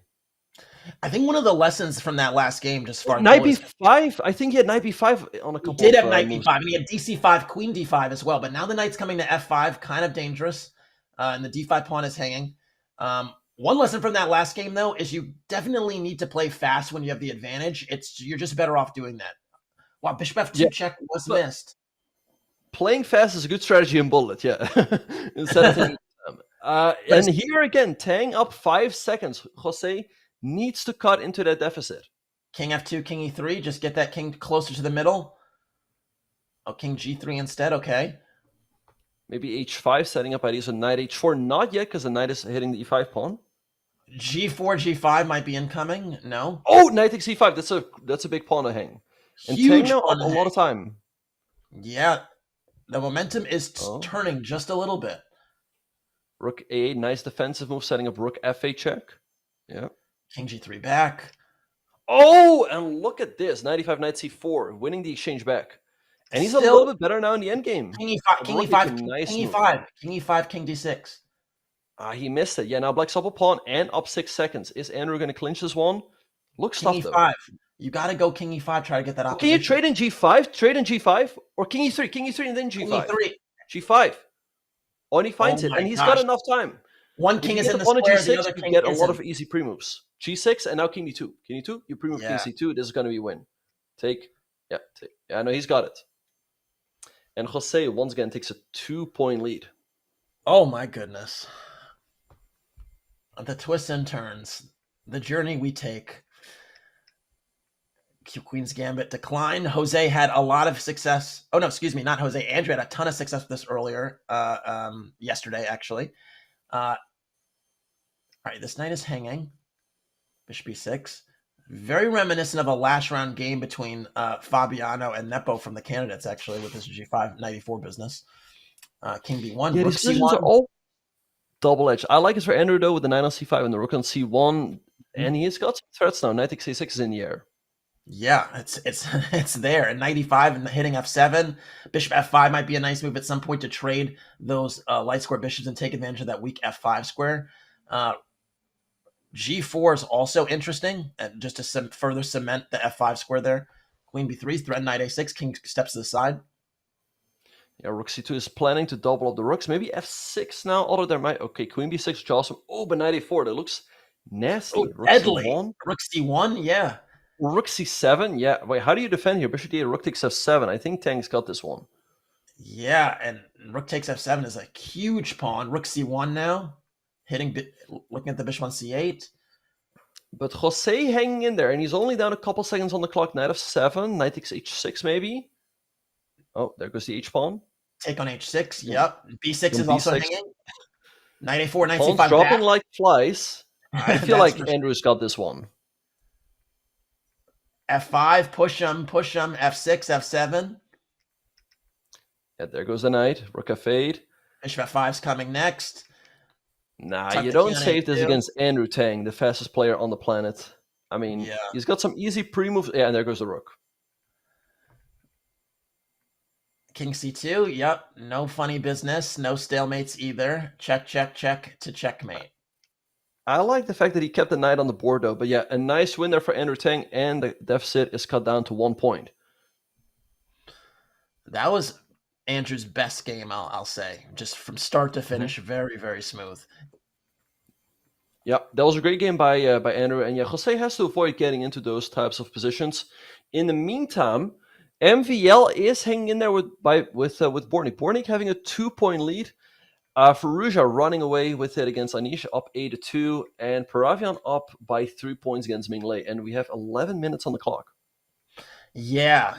These we basically have the close matches in front of us right now. The other ones are getting into blowout territory. Of just about 11 minutes to go, and wow, look at this! Look at this game on the right between MVL. Oh, B3 along the bishop. That's a big throw by Andrew. Okay, but he still has 2 pawns. And Rookie one. No. On I'm looking at MVL Bortnik here. Who that king on G7 is looking a little bit airy, but nope. MVL's consolidating nicely. Crucial game right there. If MVL wins this one, it's down to 1 point. But if Bornik wins, it will be 3. MVL up a lot of time again, though. So let's see if he can clinch this one out. Push the pawns. I like there. it. E4, D3. Yeah, he should have this one. He should have this. This knight, though, is giving Bortnik a chance. You know, like it's just this knight that's just constantly has to worry about checks. I would try to get rid of this knight ASAP. Right. In the meantime, Jose opened up a 2-point lead once again. Let's see if Andrew can strike back with 10 minutes on the clock remaining. Oh, no. Oh, MVL hung the knight, and they're in a time scramble. That's dangerous territory against Bornik. Can he? He's up on time, though. 2 seconds for Bornik. King of 2. Main 1, Queen G2's mate. Queen G2 is mate. Big in there for MVL to come back in the match. Oh, man. All right, I'm looking at Joss from Andrew Tang now. We have a really ugly looking backward D6 pawn, and B5's coming. Wait, what's a hedgehog? Hedgehog, kind of. Yeah, it's a hedgehog gone wrong though with the backward D6 pawn. Although, right. Okay, maybe the B5 happened at the right time. Now there's some activity. D5 as well. Great move by Jose, opening up the center and really opening up that bishop on A8. Now E4 is weak. Okay, it's all about who maneuvers better here. Knight A5 hitting the bishop. Maybe knight D5 to knight takes B7. I'd play. Get rid of that bishop on B7. No. Okay. Knight D5. Knight C6 is incoming. Andrew having a very slight lead here on the clock. Knight C6. Great move hitting the bishop. Ooh. Queen takes that. No, not yet. No, we can't play Queen takes bishop C5. Jose hanging in there, though. That's what he's good at. He's always extremely resilient. H5, H4. Get some counterplay. B5. Or take on G3. Oh, and Queen C7. Oh, Queen G3. Just go for it. Yeah. This is a mess. This is a total mess. Queen but D2. Tang up on the clock. Trade and something. Okay, Queen back. But up 3 seconds. I feel like he's got this one. Oh, E3. E2. Why didn't he push? Stack. I don't know. Nah, he's got this one. 3 seconds for Jose. It's not enough. Nah. Oh, there goes the queen, though. There goes the queen, but the pawns... Oh, there goes the last pawn, and Jose's going to save a draw. Wow. I thought Andrew had it in the back, but Jose got rid of the pawns just in time. You saw Andrew react there on camera. He's like, how did I let that one slip? Darn. Nice recovery from Jose. And here we are back in that French position again. I don't think this is safe territory for Andrew. Every position has seemed very pleasant for Jose. H4 yeah, he knows how to play these types of positions. It looks also pleasant for white. So, yeah. I like what Andrew is doing, though. Maneuvering the knight at C6, now bishop B7 and castles. I don't like that knight now after A4, Queen D3, Rook C1 business. I think white is going to be first to jump on the C file. Rook C1. Rook B1. Yeah, he goes Queen G3, hitting the pawn in G7, which looks awkward to defend. And Andrew defends it with bishop to F8. Yeah, knight B3, Rook C1, I would say. Just trade, take control of that file. Rook C1. Yeah. And there we finally have it. But Andrew up 8 seconds on the clock. Okay, Queen he finally C7. castles Queen G3. Knight F3. I feel like there's nothing for white on the king side, and Andrew's picking up the queen side. I totally agree. This is a position where black now is going to be able to play for something. Bishop E3 defends the pawn. This knight on G4 has to maneuver, reposition, but this knight on A5 going to C4 is just better.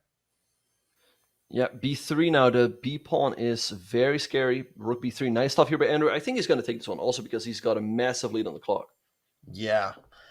Yeah, I think that line is actually favorable for Jose, but he just has to jump on Andrew much sooner instead of trying to trade pieces and whatnot. All right, here Yeah. we are back in some Nimzo territory. Let's remind everybody about the other matches. Ming Lei actually only is a point behind now, so that one is getting close as well, as we have 6 minutes remaining. Bornik up by 3 against MVL. Yeah, we'll switch over to Pravia and Minlay if that edge narrows further. I feel like Oh, this that's match a has been big pawn for Tang to incredible. throw, and now Jose's got a great endgame. E4? You can take E4 as well. Yeah, but now this rook might be a little airy. Maybe there's rook c1, knight d2 business. Also rook c1, rook c7. These knights on c6 and b6 are annoying. f3, where's that rook going? It's going to G3? H5, but I'm not feeling... Oh, wait, it's getting trapped. Yeah, And do you even get a piece for it? I mean, okay, Tang has the advantage now. Rook c1 to c7. yeah, this rook coming in, rook c6 hitting the bishop, take on a5, take on e5, and then go rook c7. Okay, knight c4 perhaps now. The resilience of these... Oh, rook b8, nice move. If you take then knight c4 and the knight goes to c8, but that looks very clumsy. Yeah, Is there a win for the knights are better than d4? the rooks Nice here. move. d3, just push it. d2. D3, d2. d2, what is he thinking about? And then knight d5 to e3 or c3. Knight Yeah, d5. Yeah, and he goes for it. 93. I don't D1 know. would lose 12 tonight. seconds for Jose. He's got no time. He finally gets the queen, but he's down to 11 seconds. Is it enough? He's up a piece, though. Take on b5 and start checking. Start using those knights to harass. Okay, he picks up the pawn on b5. That's huge. 95. The Viking is in a mating net, but I think 7 there seconds will for be. Jose, and he's got some easy pre-moves. Yeah, for sure. Look at that I knight. think Knight he's G4 got right this up. one because the h pawn rolls down the board. Oh, but he's not getting a queen. Oh, there goes the rook. Now but Tang, don't underestimate the Tang. Checkmate. Oh, come on. There we go. Wow. Whew. And All right. Jose opens up a 2-point lead once again. I mean, every time you feel like Tang is about to even it up, Jose keeps that 2-point cushion and, 4 more minutes on the clock.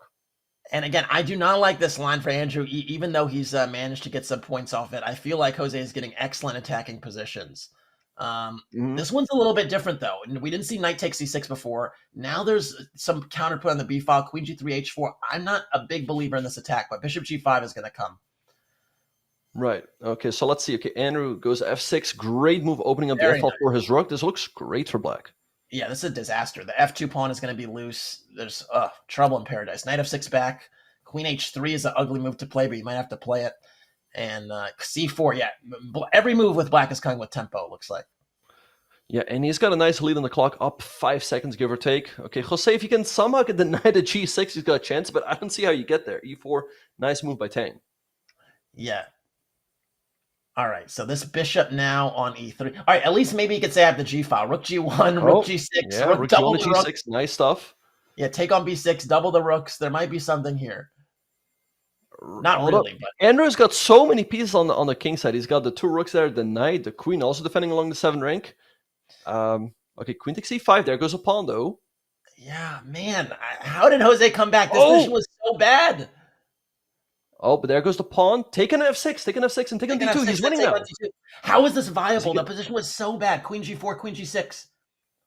And it's easier to pre-move for white, but, Tang is super fast. But there goes the c pawn, c5. Yeah, c pawn's running. c5. c5, queen b7. c7. I think he's got this one. Queen d7. And, yeah, you get a new queen. But he's still down on time. Yeah, this is I way think too Jose much should time have now. this. Yeah, this rook is going to be lost.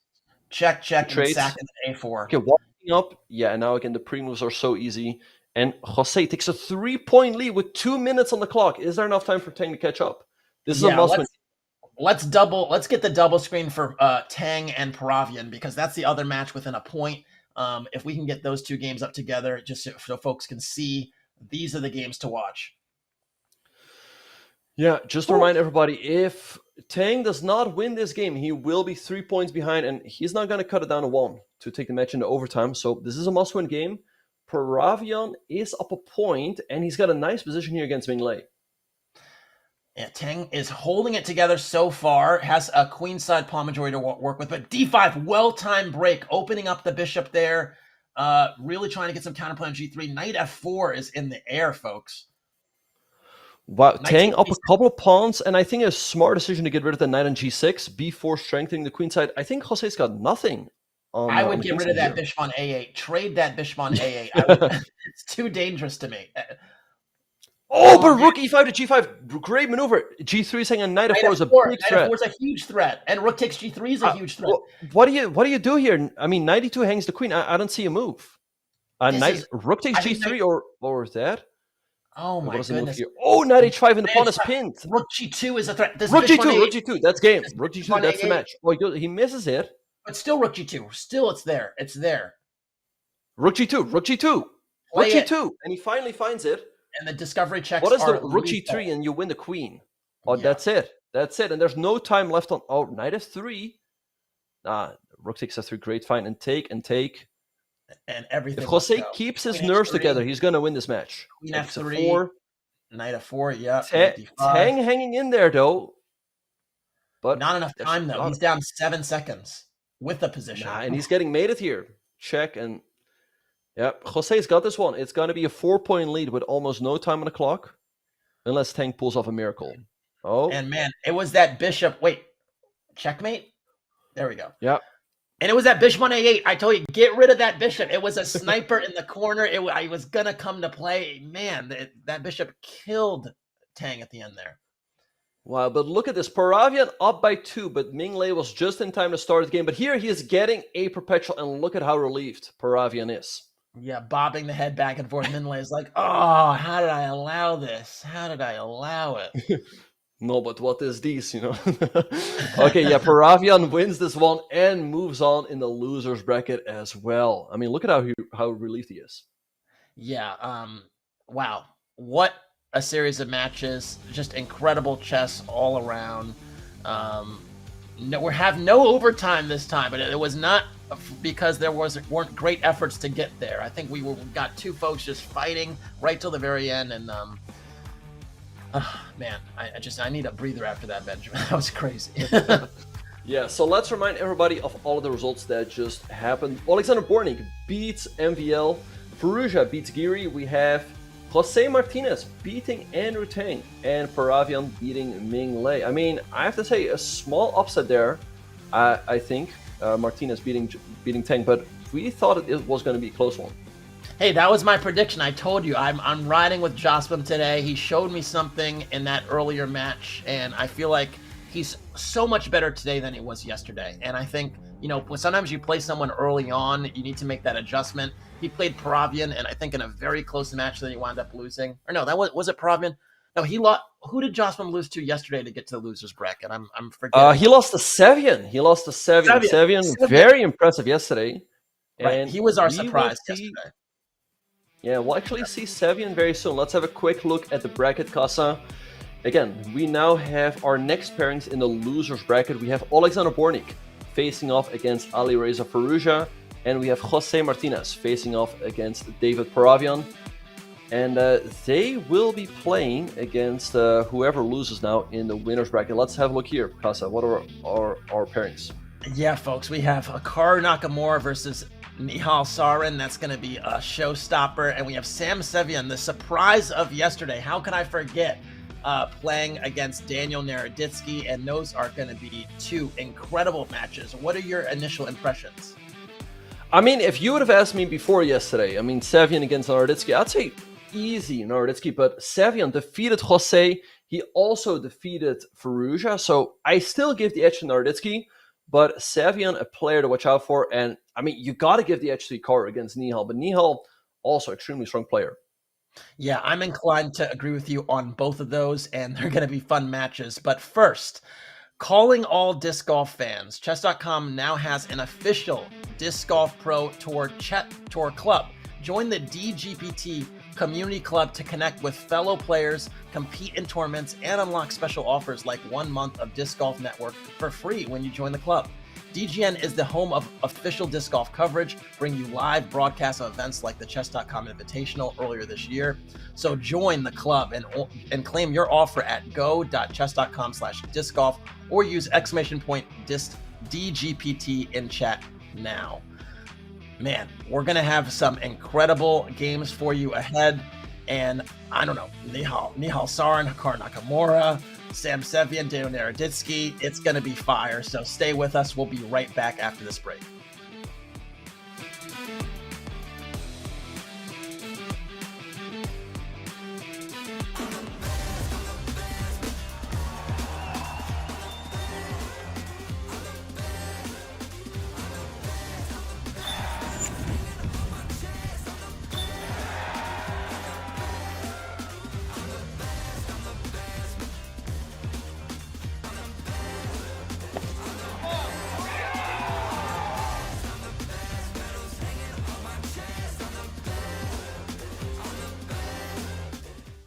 I was ready to give up chess altogether. You're only given 30 seconds to make a decision and perform the shot. You've been on top of the game now for more than a decade. How do you stay motivated? We are here at the amazing Olympus Disc Golf Course in the beautiful Florida mountains. It's the Chess.com Disc Golf Invitational. To my right, the greatest to ever do it in chess. To my left, the greatest to ever do it in disc golf. We're gonna have a blast. We're gonna dive into some disc golf and some chess questions right now. That's one of the best turbos I've ever seen. So. Really? Here we go, guys. You ready for some questions? Have some fun? Yes, sir. All right. Magnus, we're going to start with you and ask a question that I'm sure you've been asked before about when you got into chess. But because we're going to talk about these niche sports, I want to ask, when did chess become more than a hobby for you and you knew it was going to be something that might consume the rest of your life? Well, chess is still a hobby to me. Okay. as well as a passion and work. Sometime in my teens, like early teens, I realized that I can be really good at this, and I started contemplating actually having a career in chess and being a professional.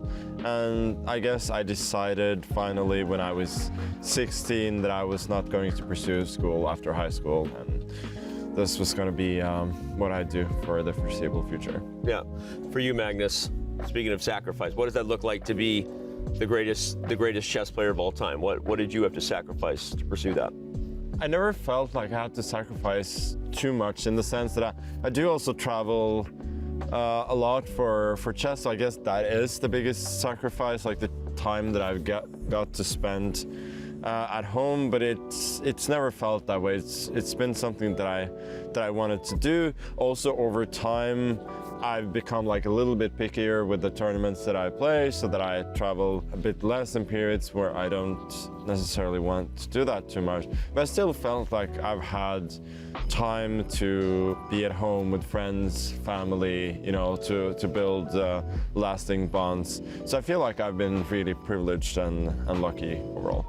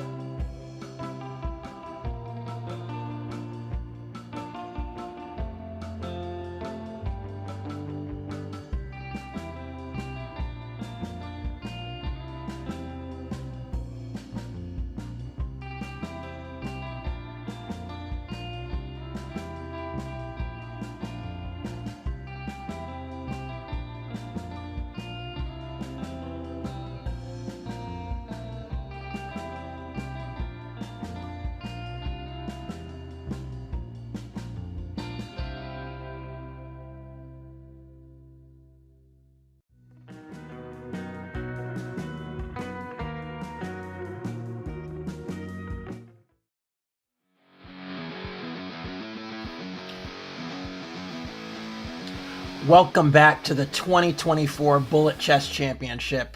We are now going to be in the winners semifinals where we have two incredible matchups for you. This time it's a little bit different. We're going to get one match at a time, Benjamin. We are going to be able to take it all in, not work at 4 games at once. And we're going to start with Sam Sevian versus Daniel Naroditsky. Benjamin, your initial impressions? Yeah, so Danya, he is truly a bullet veteran. I mean, he's been addicted to bullet for the past 10, 15, 20 years. So we have to give him the edge here. He's been he's had many appearances in the Bullet Chess Championship. Sam Sevian, I think this is his first time playing in the BCC, but he's been very impressive on day number 1. So, I mean, can he take down Danya as well? I'd be surprised, to be honest, if he can. Yeah, and you see on your screen we have the bracket just to get a sense of how folks got here. Sam Sevian won a very close match against Jose Martinez yesterday. Then he had another really impressive match where he basically blew out Alireza Firouzja.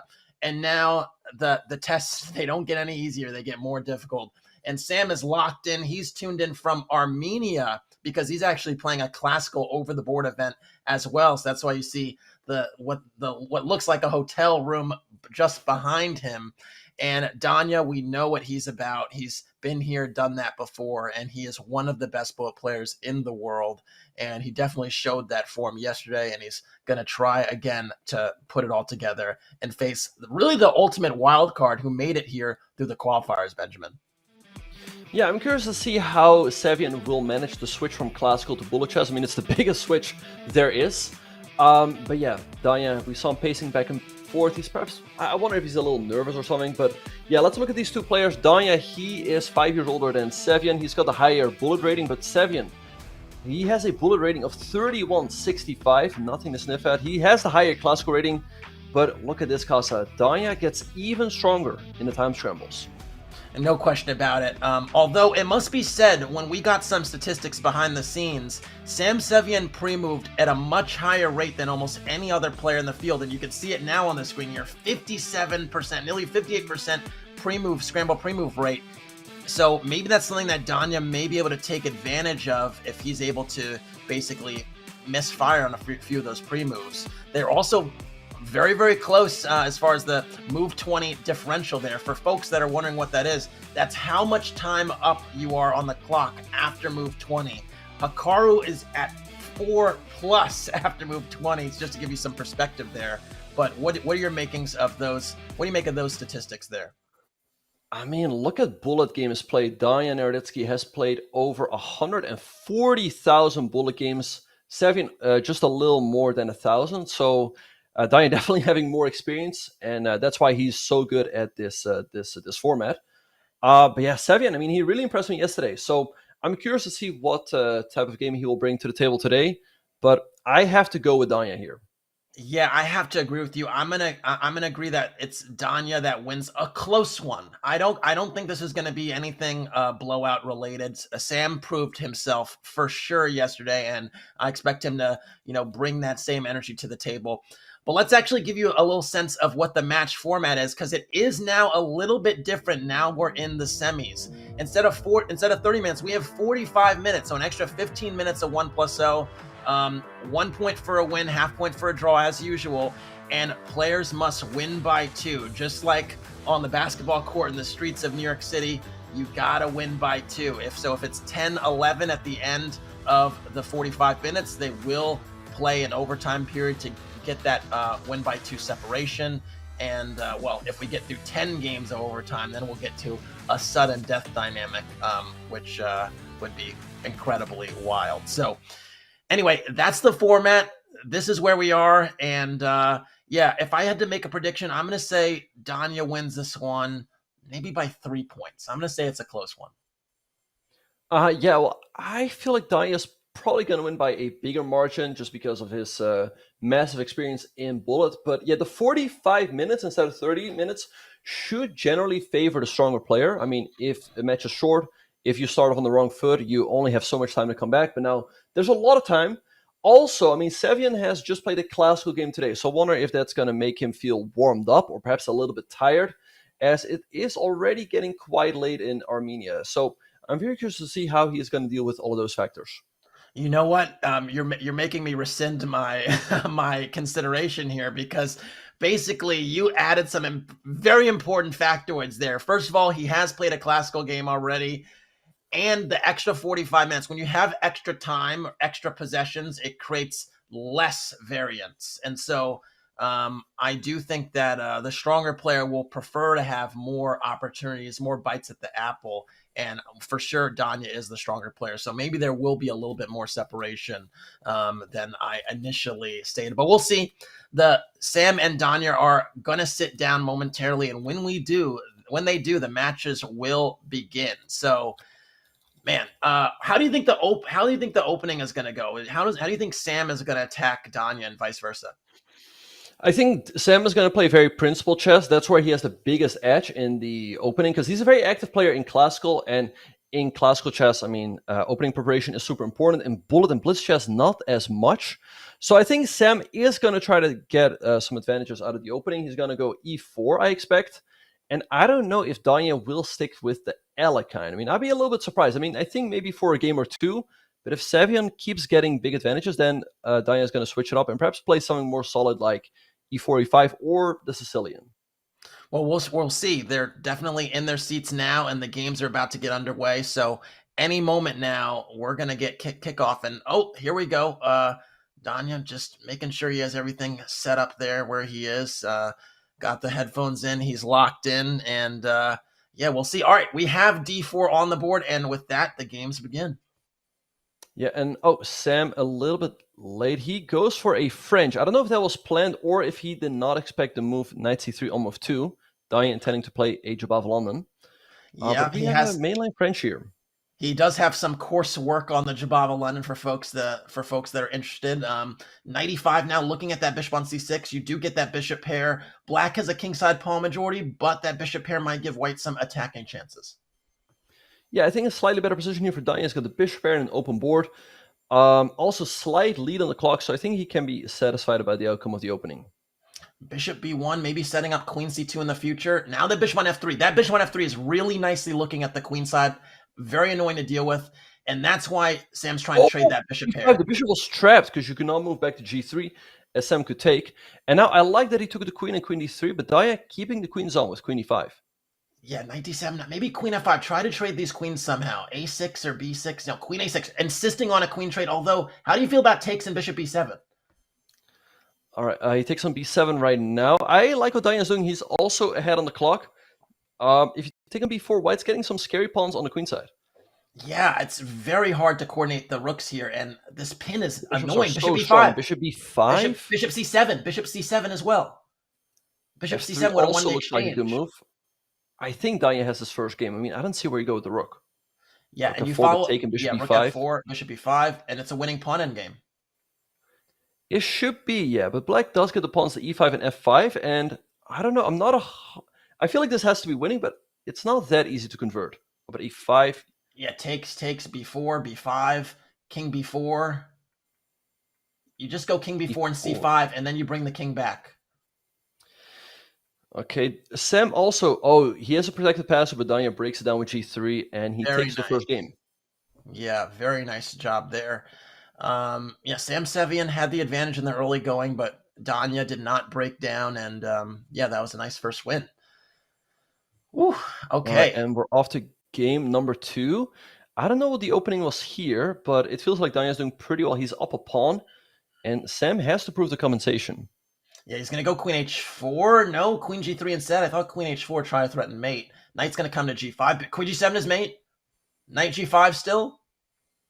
c4, nice move by Danya to push the bishop back. And now he wants to go b5, b4 to push the other bishop back. Knight g5. It's b4 anyway. I don't know. I'm not seeing it here for Savian. Maybe bishop f3. Yep. And then something with knight e6 and bishop d5, hopefully. All right, b4, a nice move there by Danya. I don't see where you go. Oh, bishop f6. Wow, you cannot take it because of knight takes e6 check. Beautiful. Bishop h5, looking at f7, bishop f3 back. All right, this bishop has remained on the diagonal. That's huge. Okay, he plans the rook on e5, but f6, Danya now alleviating a lot of the pressure, and he is still up a pawn. Yeah, although the king might be a little bit airy now that the f-pawn's in push queen e3. There's some practical chance that queen c5 might trade queens. Yeah, and now you eradicate the losing chances, and you might have some pressure on the queen side with c3, rook d2. I think Dia's got this one as well. He gets rid of the doubled pawn. Sam activating his rook, though, rook c5, rook b5. But Dia, as long as he keeps that extra pawn and the time situation, he should have good chance to win. Yeah, this is great stuff. F3? F3 is just crushing. King of 5. I don't know if that was the move. Oh, but okay, take. F2. Nah, he's gonna win this one. King g3, rook d2. King g3, F2, or king g3, rook d2. Oh, apparently he's calculated all of this, and he queens one move faster. Wow, that is impressive. Especially with the king on g3, there was a check at the end. You had to see that very precisely through. Wow. Right, but he took his time. So very impressive calculation with only 10 seconds on the clock, and he takes a 2-0 lead. All right. Another, what was this? This looks like an exchange Caro-Kann position, I'd venture a guess to say, but white has a nice grip on the e5 square. Yeah, nice knight on e5, but black has some very strong pawns in the center as well. I feel like Savian is doing quite fine here, but queen g4, nice move hitting the e6 pawn. Yeah, I want to get rid of this knight, but I don't know the right way to do it. That knight is just kind of annoying to me, but I don't know, bishop b5. Is white going to go for g4 at some point? Not for now. I mean, the bishop's headed to g4 to hit the pawn. Savian up on the clock, though. That's important. Yep, and still holding things together nicely, although maybe the wrong... Oh, cd5, beautiful intermediate move, hitting the queen on c7. Oh, but d takes c5. D takes c5. That was not the right square for the queen. And now d6.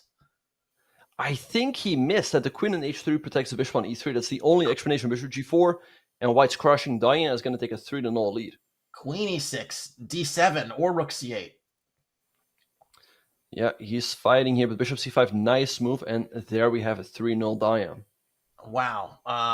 Yeah, Danya's on fire right now, and yeah, Sam has to stem the tide. We have a Najdorf. Okay, bishop d3, a little positional line. b3 as well, so not hitting Danya with the most challenging stuff, but still a very interesting position. Yep, Savin having a nice attacking position here, but knight e5, a nice minor piece there for Danya, and bishop e6. I feel like Danya is doing pretty fine here. Yeah, definitely locked in. I wouldn't from the e5 square. I'm a little bit worried. He decides to put the bishop there, so that's the point. Trade the bishops, then bring the knight back to e5. Nice dark square control. Yeah, and he gets rid of the knight, but now a6 is weak and d6 as well. So Savian might go up a pawn here, and there we have it. Just a4, but the knight on e5 is always such a strong piece there. Yeah, a4, a5, a6, push him. Meanwhile, Danya's trying to carve out some real estate on the king side with his h5, h4 business. But take on f5, maybe bishop d3 is a nasty pin. This looks really nice. f6, bishop d3, rook f5. White pieces are coming in. Right, but they're also a little bit loose now. Queen g3, rook f1, f6 is weak. Savian also having a lead on the clock. If Savian wants to have a chance, he needs to win this game. Oh, I don't like that queen trade, though. The queen trade means that Danya now can, offer up a lot of resistance here. Rook f4, I would play. No, rook d1. Very passive moves here from Sam. I think now it's a little bit trickier. Rook g8 is an annoying move, maybe to hit the g2 pawn at some point. Yeah, and he goes for it. Okay, so Savian didn't take on, didn't queen. He can't queen because then Danya has a draw. Yeah. How do you win this with white? Okay, so rook e4 is nice. Then rook g8. Right. Oh, rook g8, and now you can't stop it at all. At all. I think Danya's got the draw here. Taking rook b2. For sure. Oh, but that's a check. And oh, rook g5. Nice find by Sam. Does he have this one? Rook a2, though. Nice move. I think you take a rook g7, but do you... Okay, he's up on time. Can he make it? Oh, there goes the rook. That's it. There goes the rook. There we go. Take on h4, give some checks. Should win this one. It's never over against Danya because he's so extremely fast, but now Sam can finally start pre-moving the pawn off the board. Wait. What's... Oh, he didn't make no. It might have been a connection issue. If you recall, yesterday, Sam did say he had some problems with his internet in Armenia, so I hope that wasn't the reason why he lost that one. Brutal. Yeah, because normally he would make it, but yeah, Daya saves that one and keeps a 3-point lead. Daya going here for one of his gambits against the Berlin defense, but Sam just gives the pawn back and gets his development Yeah, now, completed. okay, I do like White's position here. Bishop takes c6, and now bishop a8, and this was probably missed by Sam. Now White's just a clear pawn up. Yeah, bishop e3, attacking the knight, queen d3. Yeah, nice active moves here by Daya. I like his position here out of the opening. Yeah, and rook d1 is coming. That's an annoying pin. Knight a4 as well. c3, bishop takes d4. What's not to like? h7 is also hanging. Let's not forget, in addition to all the other problems that black has here, c6 is going to hang. That's pawn number 2.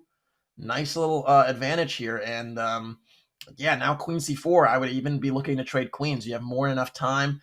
The bishops are off. d5's a protected passer. Bishop f4, lift that passer. Okay, rook c1 playing around it is fine as 2. g3 could be played in one of the next 2 moves just to solve the back rank issue. Yep, that's played by Danya. King g2, queen f3. Bishop d4 is an excellent move, forcing the queens off the board. Now rook c1, rook c6, spin the rook around, or get the king to the center. Either is good enough to win. King is marching toward the middle, insistent in getting there. Rook, yeah, bishop f4, trading more pieces or trying to trade those. a3, b4, everything must go. It's everything must go sale. d6 now, and yeah, Sam is just at Danya's mercy at the moment. This is a winning king pawn endgame, and that's 4.5 to half. Very convincing from Danya thus far. He takes a sip of the tea, and he is rolling. Sam has got to stem the tide in one of the next few games because, man, he is rolling right now.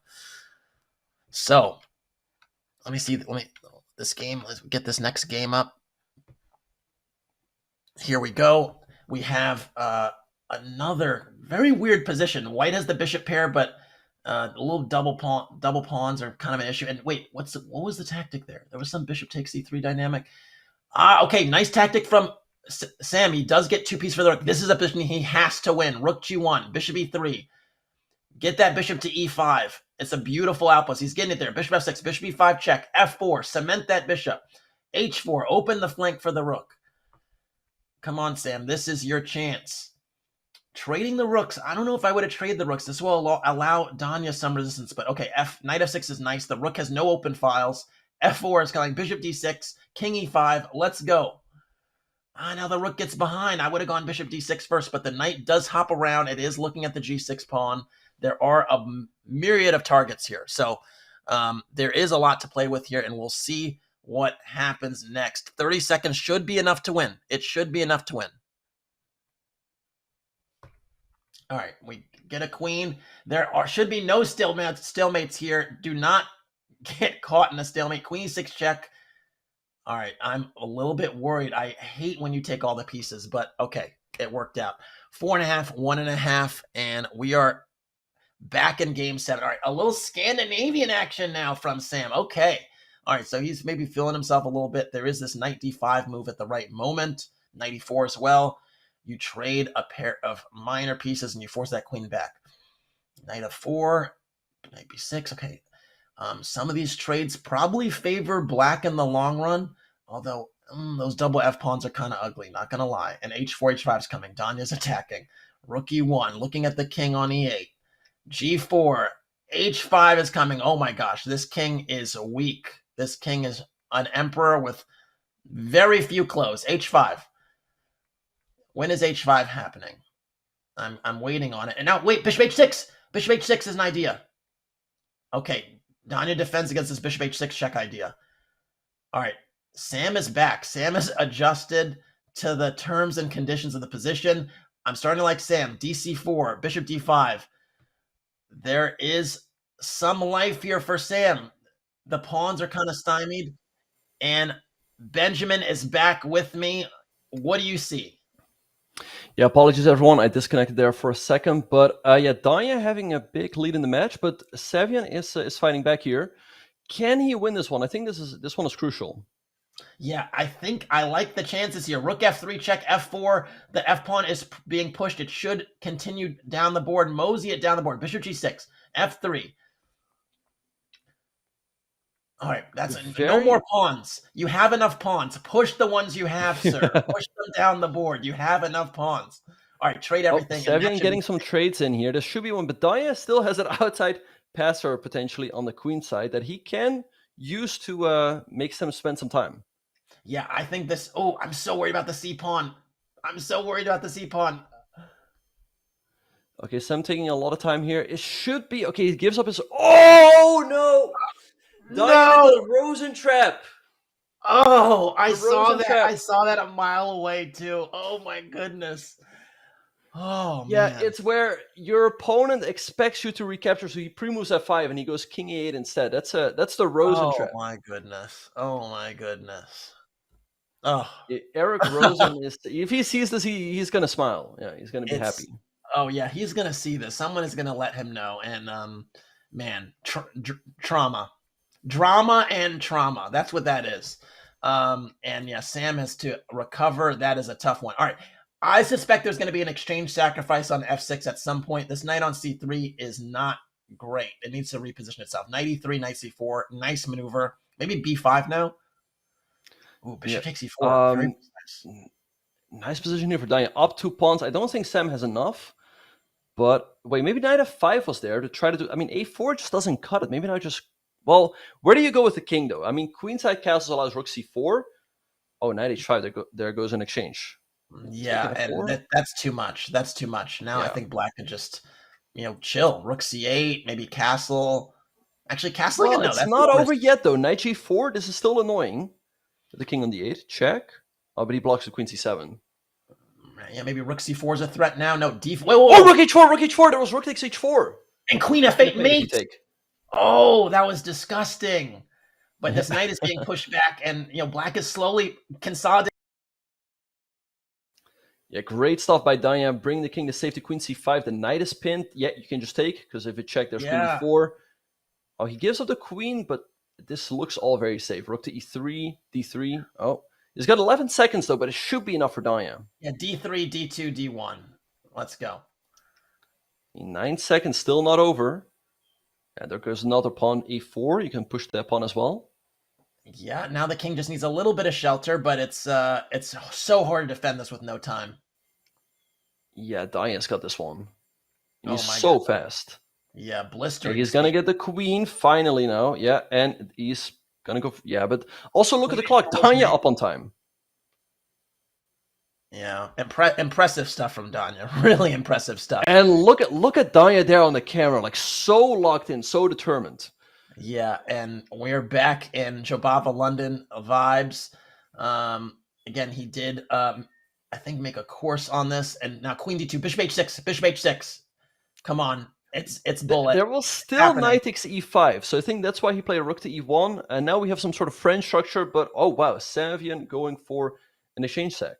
Yeah, it's not enough. This is a good position for white. I could see white easily going like knight e2, knight f4, bishop h4, okay as well. Although now f3 is a little bit sensitive. How do you deal with this? Do you go Queen e1 was played by Daya, queen f8, getting out of the pin. From a practical perspective, I like this for Sam. I mean, he's got moves to try to hit the f3 pawn. I'd go rook g3 here. Rook g3, rook eg1. All right, bishop g6 as well is reasonable enough. Okay, rook g3 now. Rooks are going to double. Dangerous attacking position still for Danya. Yeah, he takes an e6, but hangs f2, hitting the rook. And I guess you rook just take an f6. Yeah. Yeah. Take on d8. Oh, you cannot take with the knight. Rook e8 is next. No, this is going to be another game for Daya. Yeah. Rook e8, and that's GG. Yeah, 5-point lead for Daya Naroditsky. And Danya even had time to open up a can of soda there, or whatever he's drinking before he moves on to the next game. So definitely in a bit of a flow here. All right, this was Petrov-ish? It looks Petrov-ish. Vienna, I believe. Vienna. Oh, it was a Vienna. Okay. Or maybe it was an Elekine where Sam played knight c3 and moved 2. Also possible. It's neither here nor there. The fact of the matter is after bishop a3. Oh wait, this is a great position for Sam, right? How is black's king is stuck? All right. Yeah, Queen Daya gave back the piece to get his king to safety, but now Savian still has a nice attacking position. Queen g3, bishop f6. So Yeah, bishop knight f5 Danya is just h4. in time to prog the bishop on g6. Oh, there goes the All right, e e5 pawn. is hanging though. f6. Oh, it's pinned. The queen on g3 is pinned. The pawn e5 is pinned for the queen on g3. So how do you deal with this? Bishop h6 threatens mate, but now the queen's come off. The danger crisis averted, and now Danya can try to press fourth in an endgame. Yeah, so knight e3, big threat, so rook e8. Okay, knight e3 again. This looks unpleasant for white with the knight jumping around. Yeah, Ooh, king knight can come to g3. king can come to f7. Knight g3, knight e2, knight takes d3, or knight f4, knight d3 is in there. Yeah, that's The another knight pawn. is so annoying. Oh, and the rook on g1 was just hanging. I mean, yeah, it was creating so many threats. Dying up the exchange and 15 seconds. It's going to be another game. Yeah, for sure. And now the rooks are going to come in. a5, a4 as well as an option. Bishop c5. Rook e1, rook a1. Yeah. Yeah, Savian was impressive yesterday, but Danya is just in a league of his own. He's going for another Jobava London. Sam responding with c5 and e4. A nice gambit here by Danya. Yeah, it's a very, very tricky position to navigate. And yeah, knight b5. Already, I like white's position. Knight f3, bishop e2. The knight on a6 is not a sight for sore eyes. Mm-hmm. Yeah, the knight on b5 is so annoying because you cannot easily kick it away. So nice position here for Danya out of the opening. Rook e1 now, just hitting the knight. Or queen h3. I'm liking the idea of like just threatening f3. At some point, there'll be queen h7 mate. I see queen h3 in the future. Yeah, okay, Sam anchoring in his knight on e4, so Danya snaps it off. Okay, he picks up the pawn on c4. And again, the knight on a6 is just so passive because you want to move it away and go a6, but that's very difficult to do. Yeah, and there's always knight c7s. It's so reminiscent of these Jobava London positions. That knight on b5 is killer. And now bishop e5. Trading more pieces does not help the cause for Sam, I think. I think white's position is really... No, he had knight takes c6 and queen a6, but he missed it. Oh, he still has it. Queen takes a6 still. Knight h6 as well. Oh, Danya takes a 7-point lead. Rough. Yeah, no, Danya is a beast. Danya is an absolute beast on bullet. He's really difficult to handle when he's bringing his A game.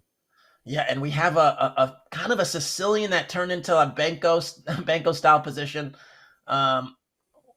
White is down a pawn, but has some activity. Knight will come after g3, f4. Okay, play g5? Probably not.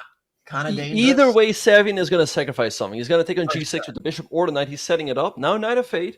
Danya is getting some trades in. Rook e1. More pressure, but nothing there. Rook a7. At some point, he's going to sack, right? No, not yet. He's got to. At some point, how does he build up further? Knight h4? Is it knight h4? Oh, bishop takes g6. Bishop takes g6. He doesn't see it, though. Why not knight takes e6 first? Knight takes e6 first, and then you had the same tactics. All right, knight d2, knight e4 is a threat, so nope, knight f6 stops it, bishop d7 back. There's no breakthroughs. Yeah, Savian still has compensation here, but I feel like Danya's got the worst behind him, g5, and I think he's just winning a piece. Yeah, and there was no breakthrough the whole time. Basically, Sam was just putting pieces all around Black's king, but it wasn't enough.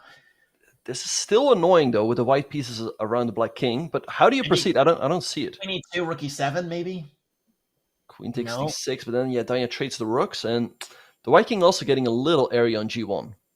Bishop g5, maybe? Yeah, looks good to me. Bishop g5, f4, maybe is the idea. Yeah, and this is what these bullet players are so good at. They pause at the right moment to find the best move. And what a nice consolidating move, that queen e7, just trying to get more piece off the board. There's nothing here. There's just nothing here. And more trades are coming. Just incredible defense. And now knight a5, knight takes v3 was the coup de grace there. Just in the a-pawn queens. Yeah, Danya taking an 8-point lead and once again going for his Jobava London. I mean, it seems like he's getting nice attacking positions at the opening from this one. No question about it. And queen f3, queen h3, g4 is even an option. Rook landing on d1, takes on d5. Oof, a lot of pressure here. So he's got the two bishops against the two knights. Also the pawn on d5 a little bit soft. Bishop f5 is a nice move. Looking at c4, I'm wondering when you h4... can take on d7 and take on h6, but he goes h3 instead. Queen g3? Goes queen e2 instead. Bishop e5, queen c4 is a threat. Yeah, he goes into the endgame now, but I think Black's doing pretty fine with the majority on the queen side and the open d-file. And almost 20 seconds. This is the first time I've seen Sam really have a nice time edge in a while. right? I feel like he should have taken one of the bishops earlier. Now they remain a little bit annoying. And king f1 to e1, the rook on the u2 is almost trapped. Yeah, c3. I'm not loving this rook placement at all. Although the c7 knight was hanging, and now this is a winning position. Rook takes c2. Knight comes back maybe to c5. Yep, This has to be a win for Sam. He's up c2. Yep, that's it. C2, Sam's going to take this one. Good for his confidence. Oh, but Daya playing it out. I guess first, yeah, I was going to say maybe he's going to play it out because of the match situation, and also he's got this. Policy is usually working in his favor, so I can't knock it. So, another weird Vienna system where, again, white is a piece down, but has this pawn mass and d4 is coming, so seems like decent compensation. Black might just castle here. Yeah, he gives back the knight instead with knight to d7. Okay, Sam sooner or later has to take it, and he's going to go for that queen e1 and g3 stuff again, I think, to launch an attack on the king side. He did have some potential there before, and I think before the bishop was on c7 instead of e7, so there was some annoying pin. Bishop h4 is such a nice move, provoking g3, which would prevent the queen from sliding over to that square. So queen had to take another route. Yeah, so I like what Sam did here. He did not want to play the move g3, so he moves his queen over to the king side in another way. Rook e1, take bishop c4. Looks kind of scary. So I'd be surprised if Danya takes, and he goes bishop e6 instead. Yeah, I'm not seeing an attack, though, and I think it really just kind of stalled out with the trading of those dark square bishops. So I think really impressive defense so far. Oh, f4, and Sam wins a lot of material. He should win this one. All right. He's also up 10 seconds on the clock, and Danya resigns 6 points. I mean, Sam fighting back here. Okay, some momentum for Sam. Much needed momentum. And here we have a fantasy variation. Yeah, I like it for Sam. He's sacrificing a pawn, but he gets a nice attacking position, which is not easy to deal with, since Danya's king will be stuck in the center for a while. Yeah, bishop f2 check is an idea, and now this king takes a little walk, a little journey. That king on d2 is really open. I love Sam's position. Rook d8 is coming, or castle long. There's something here. Okay, queen d8. I mean, lots of threats here. King e2, then bishop to d4, and the knights are super loose in the center. Bishop c4 first, yeah. So just no, bishop c4. Queen g5 check was there. Queen g5 check was there, and it was missed. All right. Bishop d4, but how do you defend everything? Take on c3 and take on c4. That's a piece. It is. Or takes on d5 instead, also good. Take on a1. He's going up a full rook here. Yeah, and is this going to be... And look at the clock, up 20 seconds. He's adjusting to the terms and conditions of this match. Maybe we're going to have something here. Knight e5, king f8. Oh, it works out just in like 97 you can take. Yeah. Queen takes d5. Queen takes d5. Or bishop c4, get some trades in. This has to be a win for Sam. Also, I mean, he's up more than 20 seconds. Yeah, but Danya fighting on. The king is secure now. King h7. Is Danya going to come up with a swindle here, or is he playing on just because of the match situation? Yeah, rook f8, rook e8, trade some rooks. I mean, Danya's so fast, it's not over until it's over against him. Rook e8, but there goes the... Oh. h5, though. Oh, there goes the queen, the queens. Bishop d5, nah, this is going to be a win for Sam. Rook e2. Yeah. Rook d2, yeah. All right, nice win for Sam, and he cuts the deficit into 5 points. I mean, definitely still a hefty lead for Danya, but he's fighting back. That's 3 in a row, folks. This is not over just yet. We got 18 minutes to go. Yeah.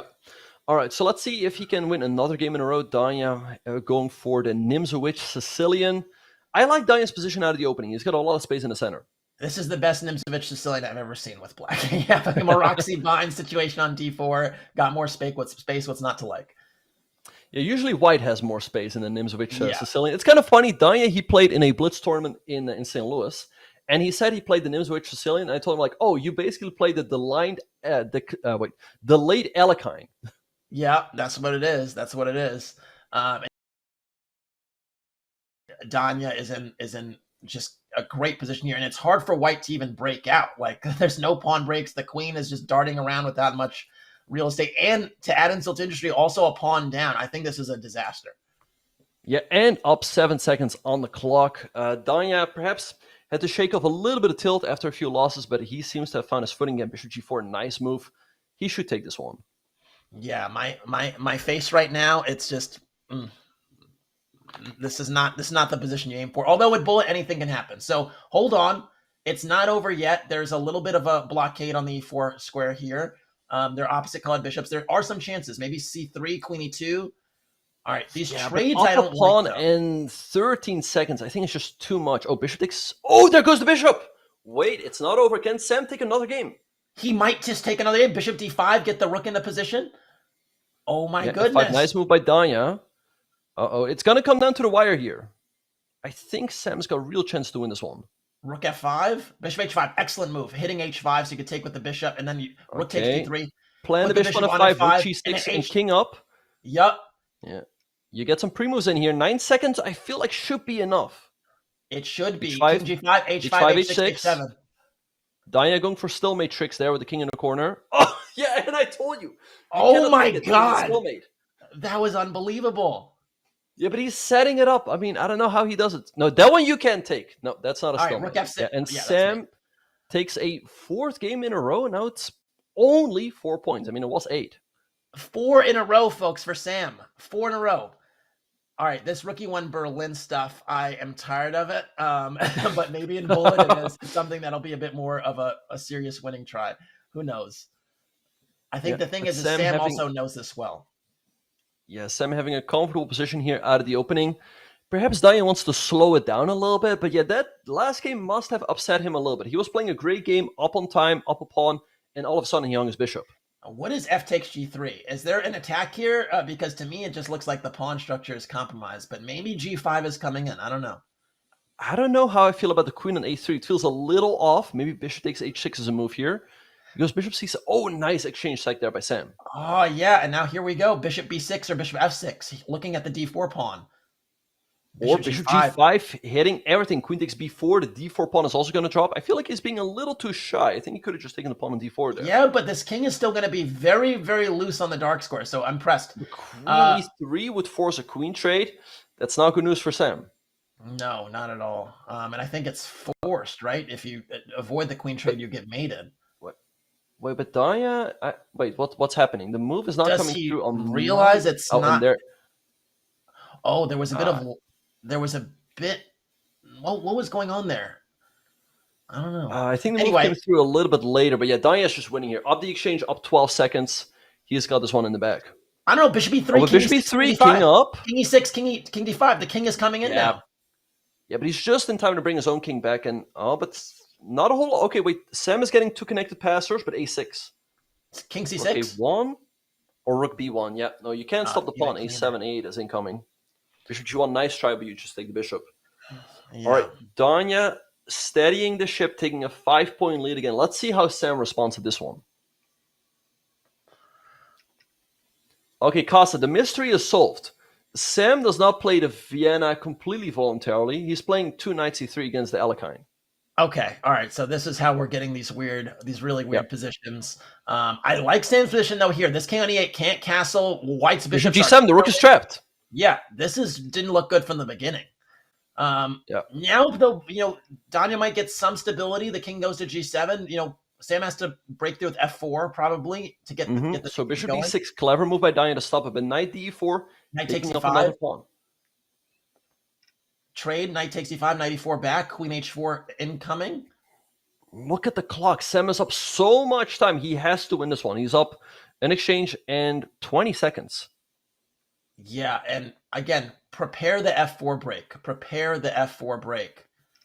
Yeah, take an e5. I like it. Getting rid of the bishop pair, going up 2 pawns. He can take an e7 if he wants to. Yeah, and that's what he does. That's very knight greedy. d5. You have enough. Knight d5. f6. Get in there. Queen e3 maybe? Queen e3, trade the queens. And then queen e3. Yep. There we go. Sam's got this one. I think Danya's just playing on to milk the clock a little bit. Yeah, and or do you think he's just going to resign to keep the rhythm? I think he's just milking it. He's going to resign. I think he'll let the clock run out. Right. Oh, yeah, he resigns. Okay, it's back to 4 points. I mean, still a very comfortable lead for Danya, but, Sam is in it. It's not like 8 or something.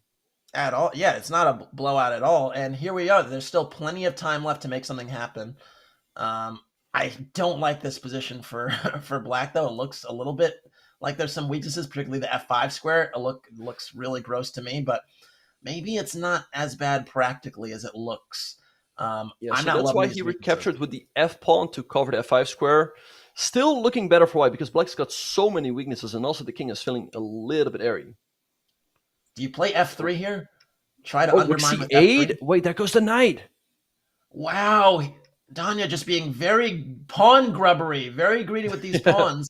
And rook takes e4 is a threat. Okay. No, you can't play it just yet. f3, nice move, prying open the king side.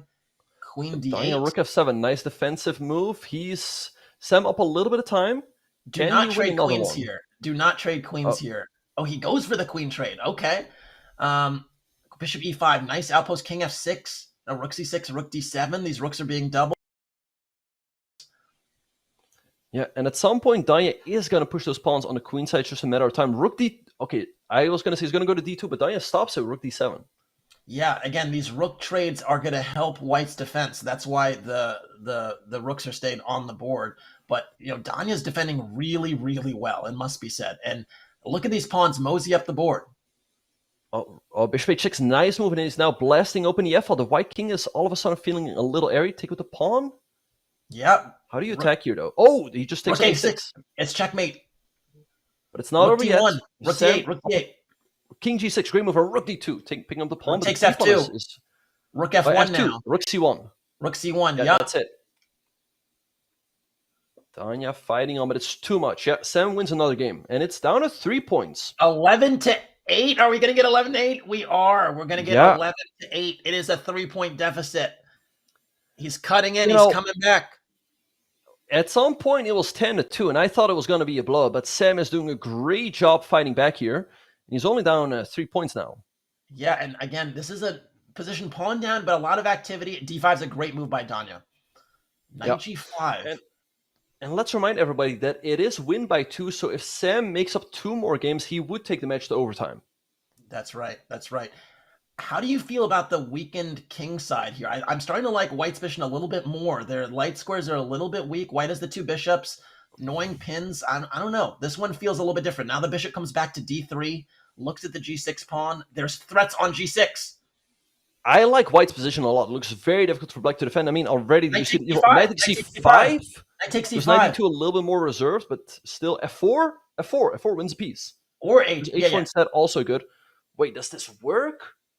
Where's the window? This is trickier. Rook e2, nice move. Nice quiet move. I like what Danya did though, but rook e4. Okay, setting up f4 here. E5 is just dropping. The clock. E5 is dropping. You could have just taken on e5 right away, and then rook f5 was a threat. Check on d6. Oh, he hangs g3. Rook Not g2. sure about that. Rook he sacks a rook. Wow. Wait, but where's the mate? Rook g7. But king d8? Apparently he needs to find rook e2. Good luck finding that in a bullet game. Now, bishop f5 instead. So the king runs now. Oh, this might be a big turnaround. If Danya wins this game, he's grabbing a big lead again. Queen d7 is mate. Queen b7, queen d5. Yeah, no, but Danya now getting his own counterattack. Okay, not over yet though. 9 seconds for Danya. Wait, check on d5, but king c7. It's king c7, yeah. And then that's the end of that. You have to take with the bishop and rook h8. This should be it. He can trade everything off now if he wants to, and that's what he's going for. Sam trying his best here, but 5 seconds should be enough for Danya. b4, nice try, but it's not enough. Yes, no stalemate tricks here. Big game here for Danya, as he is going to take a 4-point lead again. Wow, and that was a huge, huge turnaround. Sam did have a winning attack there on the king side, and Danya offered just enough resistance to make it really tough. Mm-hmm. All right, so it's 12-8, Danya having a 4-point lead. All right, the next game, let's see. It should be on the right, and there we have Danya again going. Probably this came from a Jabava London. Yeah, it definitely looks like it. The pawn on c2 is still at home. There's a bishop out the chain. Sam playing it very well, but that bishop on h6 could get trapped. You have to be careful here. King h8 is a threat. Still vulnerable on the dark squares. Yeah, for sure. Queen f7, though. f5. Interesting pawn sack there by Danya. Can you take it? Sam says yes. Yeah, and queen g6, h6. Put your king on a light square ASAP in the corner. h6, king h7, please. Yep, it's happening. Yeah, nice stuff here by Sam. Maybe bishop h3 at the right moment. He goes rook f8 instead. I like this for Sam. He's also up a little bit on time. The queen trade, though, I think practically speaking, this is going to be very annoying to defend. Just the bishop on d4 is a monster, and it's kind of unassailable. Right, and Sam also lost some of his time edge there. He's up so many pawns, but the pawns are not really doing anything. Danya's completely blocking them. Yeah, the pawn This quality should be a draw. Or do you think one of the players is going to get flagged here? The time is close, but how does Sam improve? He's going to bring Sam the king to going b5? for the draw here, putting all of his pawns on light squares. Okay, there's bishop e. You can take the pawn in g2. Still should be a draw. Yeah. There's no pawn breaks. But Danya up on time, and he's the more experienced. King Oh, a6, but no. Yeah, Danya saw it just in time. But maybe what you can do is walk the king up to a6 and then go h4. Oh, wait, what happened here? D4? D4 is Sam winning? D3, D2. And he's got enough time to finish it off. There should be enough time. Yeah. Wow. And Sam won, and it's back to 3 points. It's 3 points with a little less than 6 minutes to go. Incredible. Okay, right, so we have Danya going... This is quite similar to what Hikaru played in the candidates to against Fabiano, but I don't know how I feel about it. I feel like White gets nice control in the center here. Yeah, White has excellent practical chances. Queen f3, bishop c4 usually comes in. Great play on the light squares. Maybe now. Yeah, castles. Black doing fine for the moment, though. Bishop b3. Okay. Just make sure you don't allow f6 from White. Queen e4, g3. I don't like h5. He's softening up the pawn in g6, and Sam takes. Yeah, I don't like Queen g2. h4. Okay, Danya's trying to put a... Okay, he's picking up the pawn on b2, if he wants to. I think... No, he goes for the queen trade. Sam up a lot of time here in his endgame. Yeah, I would have played h4 if I was White. Now the black is the one that's getting an h4. This is looking better and better for black. Yeah, we see a trade. Oh, bishop e4. Okay, wait, some weird moves happening here. Bishop f5. I like... Okay, Sam practically offering a draw here with the rook trade, but he beat Danya in that other opposite color bishop endgame. Let's see if he can do it again. Yeah, king e4, bishop c4 check. There is a way for the king to get in here. King c6. You're going to have to play bishop d3 back to not allow e4, though. Okay, he's won a pawn here, but is it enough? It's slightly easier for White to move, though. Yeah. Wait, maybe now block the king. Oh, but there's limits. Tossing in b3, so there's no b3 business from black. Oh, and Danya hung the bishop! And you can see the reaction from Danya on screen. Sam is going to take another game and cuts it down to 2 points. He came to play. Wow. The energy has certainly shifted, and we have an exchange carry on the board, and Sam is just incredible run thus far. Bishop takes f6. Okay, but I like this opening for Danya. Take on d5, that's a big pawn, and he's got the bishop pair. Let's see if Danya can right the ship a little bit here. Yeah, g6, yeah, looking really ugly now for black. Knight d2, knight e4 is coming in. This should be Danya's game. Up a pawn, strong bishop pair, but, you know, Sam hanging in there. Also Danya up on time. Yeah, that's for sure. And, knight d6, knight d6 wins material. Yeah, that should be it. Queen takes e7 is coming in next. Pretty much have to sack the exchange here with something like knight d5. Yeah, knight f5. Yeah, this should... Honestly, big win here for Danya to slow down Sam's momentum a little bit. Do you resign here if you're Sam? I mean, yes. Look at the clock. There's 3 minutes left. I would resign here. Yeah, I'm just saying, because I don't see there's being a great comeback here. I mean, this knight on d7 is not anywhere near White's pieces. No, resign. I would keep it moving. Yeah, it ain't happening here. He's down too much material and down on time. And there's only so much time left on the clock. I mean, the next game, will there be enough time, Casa? I mean, he's going to have to fight another day. Live to fight another day. This is not going your way. Resign. It's this format, again, you have to get within less than 2 points to keep the match going. Resign, yeah. And this is not it. This is not it. You're wasting about a minute plus on the clock here. And maybe Danya is taking his time here deliberately. Queen e5, he trade. Yeah, and Sam finally resigns, but he has a little more than 2 minutes. This game is a must-win game, and then he still has enough time to win another one. Yeah. All right, let's see. But how I felt Sam like, handles- he wasted a minute there or something. Yeah, and I think that's maybe just experience, BCC experience. This is his first go round in this format, and yeah, you just have to understand at some junctures you have to make that decision. Although I like the attacking position he has, he's going to castle long, maybe toss in A3. No, and there is some great attacking chances here. Yeah, rook c8 by Daya, king b1. The white king feeling very safe on b1. Where's the black king? The question is always, where is it gonna go? Yeah, and I think the best place right now is the center, frankly. Castling kingside seems like a crazy mission. King f8, okay. Some stability with knight h5, but seems like a dangerous attacking position here. Yeah, Sam picks with the pawn on e4. Okay, we see trading queen c5. Nice move by Daya, trying to get the queens off, queen d2. Yeah, you cannot trade queens here. Okay, rook h7. The thing, what's a little bit annoying for white is that it's very difficult to make some move for the king. Yeah, I would have gone bishop rook takes h3. Great find. If Oh. Danya wins this game, the match is over. Keep that in mind. That's it. That'll be it. And unfortunately, a rook is gonna come off the board right now. That's it. That's it. And Danya takes a 4-point lead with less than a minute on the clock. He can just let the clock run out here, and he's going to win. I got a golf clap. Queen g1. That was incredible form right there. Incredible form there. All right, yeah, this is great stuff by Danya. And yeah, Danya's taken this one. You cannot make up the 4-point deficit in less than 30 seconds. So what a way to finish that with Queen g1.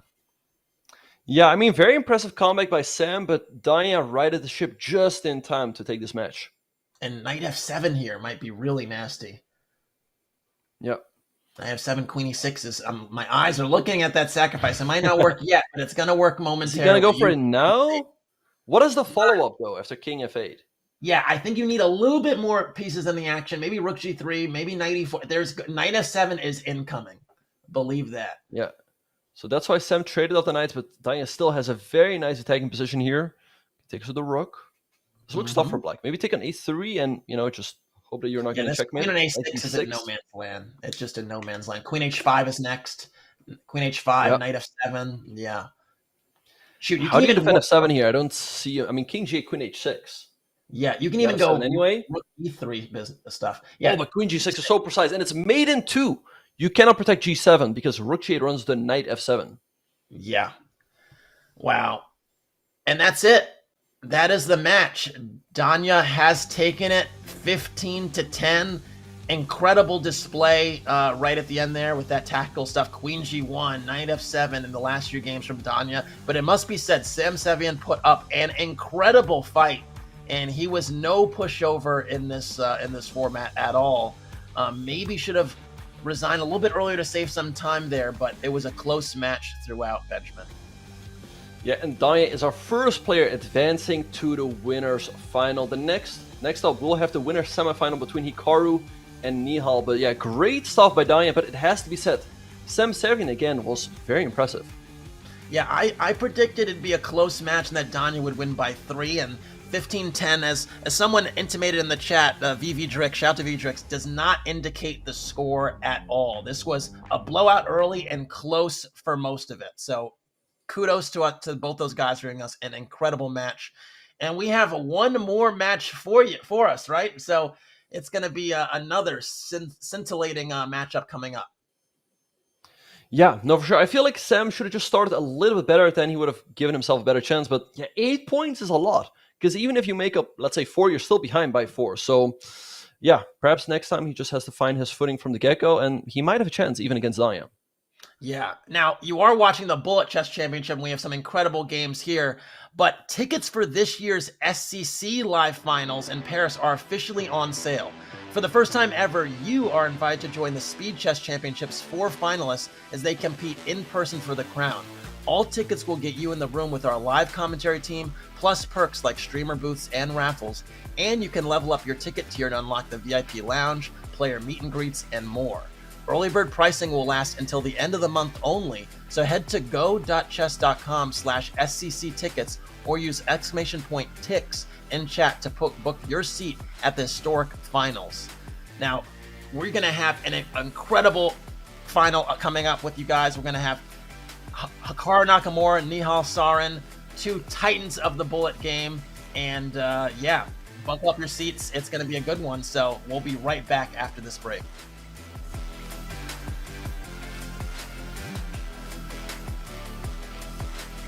I'm Levi Rosman, and I have the privilege of being joined by none other than Vachier-Lagrave, 5-time world champion, absolute legend of the game. Thank you so much. Well, your official capacity here is commentator or deputy president. Which one are you? I'm here principally as a commentator, but I'm also deputy president, so if two players at this event start punching each other and you have to make some sort of big decision, it's on you. I suppose yes, but first it'll go to the arbiters. How much did you have to sacrifice throughout your career? Not really, but the thing is, it never felt like a sacrifice. It felt like something you have to do in the same way that you have to sacrifice a pawn, sacrifice a piece in order to get somewhere.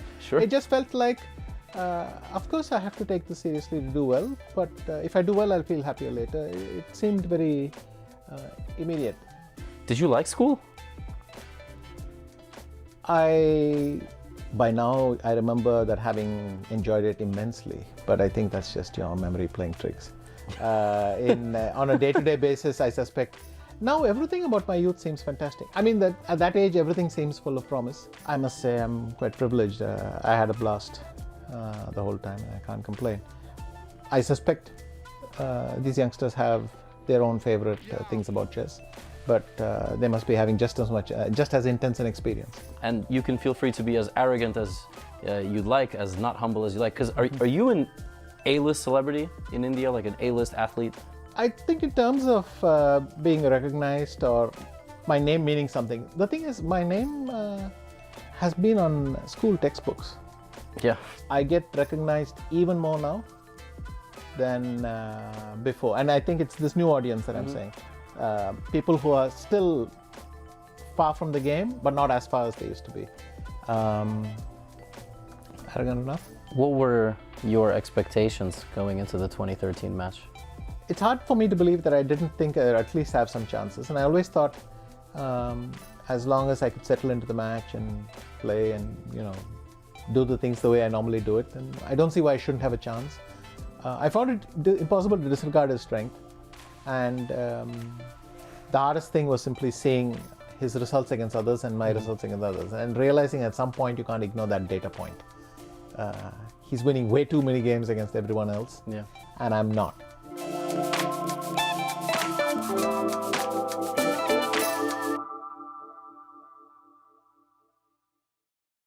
This June, kick off the summer with some of your favorite chess bots. Have some fun with old friends, or maybe someone new. Play them all on Chess.com.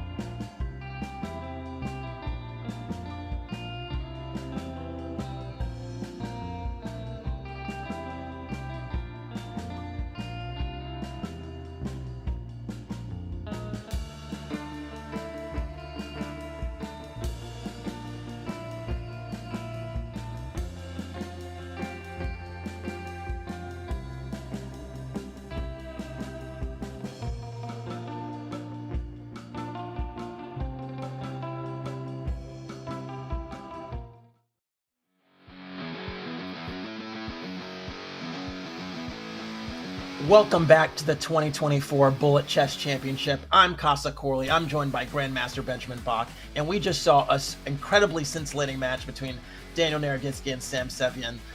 What were your thoughts there? Yeah, I mean, initially I thought it was going to be a blowout, Daniel leading 10-2, but Sam fought back very well. I mean, he cut the deficit into 2 points with Daniel, right at the ship just in time. So I think Daniel deserving winner, but at least it gives Sevian some confidence for his matches in the losers bracket. But Casa, right now we have Hikaru Nakamura against Nihal Sarin coming up. What are your thoughts about this matchup? Yeah, incredible matchup. We all know about how great Hikaru is. He's been the 4-time champ. He has essentially defended his title several times over, including the last 2 years, I believe.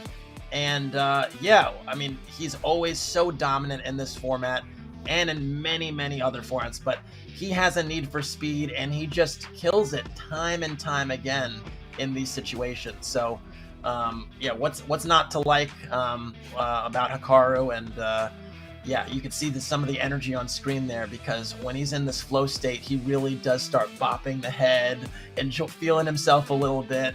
And you know, if you see that from him today, you know it's a bad sign for his opponent, right, Benjamin? Yeah, when Hikaru starts bobbing in his head, you know, you might as well resign. But yeah, it's gonna be great to see him in action. I mean, he's the best bullet player in the world, so it's always great to see him. So, Casa, let's have a look at the statistics of this matchup. Yeah, there's a reason we play the games, and the reason we play the games is because, you know, games aren't won on paper, and Nihal is an incredibly tough opponent as well. 19 years of age, and you know, nearly 2,700 FIDE, and incredible player in his own right. I remember on day one we saw several games where he essentially traded everything to pawn endgame and managed to win those with time to spare. So you can see the bullet rating is about 200 points lower, about 150 points lower than Hikaru's. Classical rating about 100 points lower. And in the scrambles, that might be the place where Hikaru has the biggest edge, frankly, because it seems like he gets stronger in those situations. That's kind of surprising to me. I felt like Hikaru would always build up an early lead on the clock, and that's actually the stat we see right here. After move 20, on average, Hikaru is up 4.5 seconds on the clock. He just plays good moves very fast, and that's how he puts a lot of pressure on his opponents. Yeah, I'm a little surprised to see him being so good in the scrambles, because he's often saying like, oh, you know, I'm getting a little older, and he always feels like he was better 15 years ago. But yeah, he's showing that he's still an absolute beast, even with just a couple seconds on the clock. Yeah, it must be said that this is the lowest pre-move rate in the field, 15%. So quite remarkable. I must say, I'm actually really surprised that Nihal has played over 8,000, nearly 8,000 more bullet games than Hikaru. Really? That certainly does not take into days on other websites, but man, it's for sure a remarkable thing. Nihal has gotten his workout in bullet over the years at the very young age of 19. Yeah, and we saw that Hikaru had the lowest pre-move rate. I think that is also because he is always up on time. He doesn't need a pre-move, right? If you're up on time, you can just keep moving. So we're going to see how Nihal is going to deal with that. Both players like their setups, their systems. Hikaru probably is going to come with knight f3, b3 again. What do you expect from Nihal? Yeah, Nihal is also a guy that likes to play knight f3, e3, b3. I think he's mostly a non-e4 player in these types of his white repertoire in these types of formats. So I expect a little bit of the same. He likes to be this kind of positional grinder and then catch you with these short tactics. So yeah, I think they might have some overlap in their white games. Yep. Now, Casa, this is our second winner semifinal. Let's talk again about the format. Yeah, let's do that. So instead of the 30-minute stuff that we had seen in previous rounds, we are going to have 45 minutes of 1+0. Of course, there's 1 point for a win, half point for a draw, and there is the win by 2 dynamic. So at the end of 45 minutes, if there's a 1 point deficit, that's not enough to win the match. So we would have an overtime period where we'd have more games to settle that difference. And as we saw in the previous match, more time perhaps does favor the stronger player because it's more games, more opportunities to take advantage of your advantage. So that probably favors Hikaru, Benjamin? Yeah, no, I'd say that definitely should favor Hikaru. I mean, the only way I see him losing matches is if he starts off on the wrong foot and then he's not able to catch up in time. But with 45 minutes, he should be able to show he is the stronger bullet player. Also, I mean, he's used to streaming for like 6-7 hours a day. So the extra 15 minutes, it doesn't phase him at all. But yeah, I think Hikaru is the favorite here. Do you think Nihal will be able to keep it a close match, or do you think it's going to be a big win for Hikaru?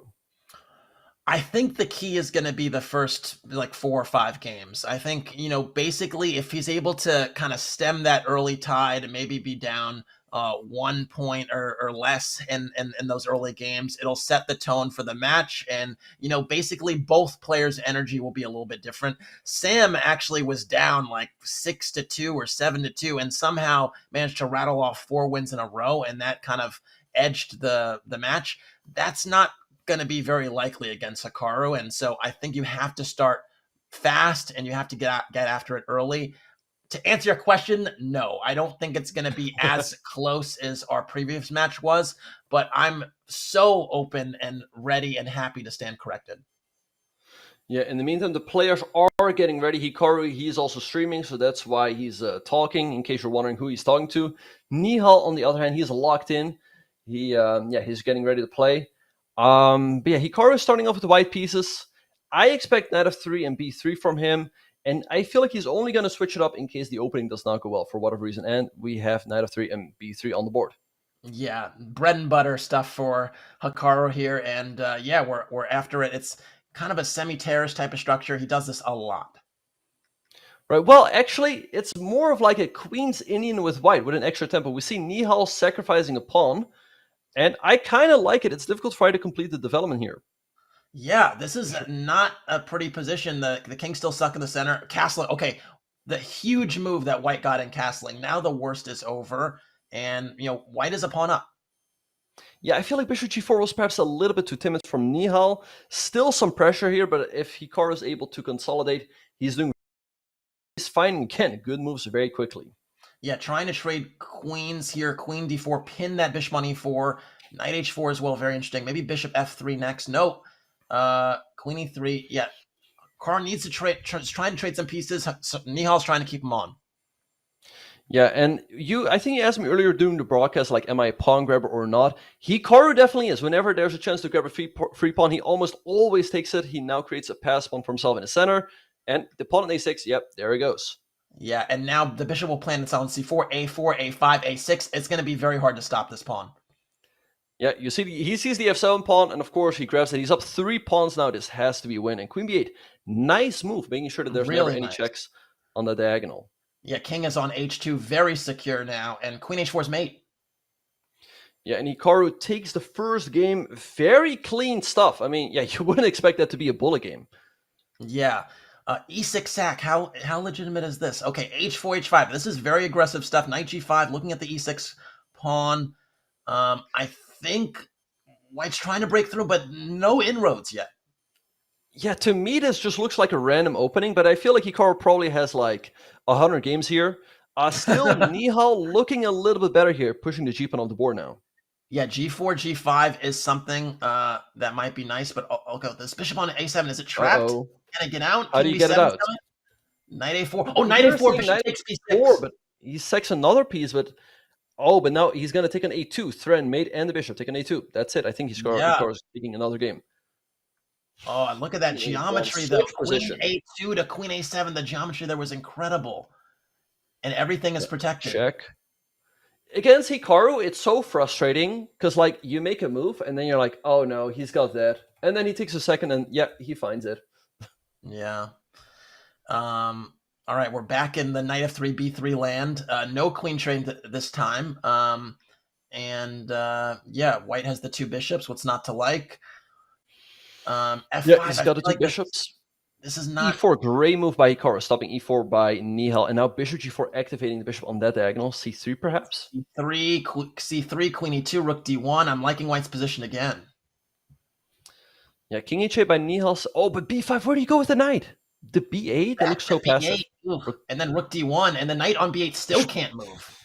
Look at and you lose the knight anyway because there's rook d8, and Hikaru takes a 3-0 lead. That knight on b8 was entombed. It was in jail. It could not get out. The b5 pawn, the bishop on g4, brutal stuff. He's just making it look so easy. Like whenever I watch him, I'm like, oh, you're like, I can do this, and then you play yourself, and it's like, well, that's actually very difficult. Yeah, it's nuts, absolutely nuts. All right, a little modern stuff going on here. Modern.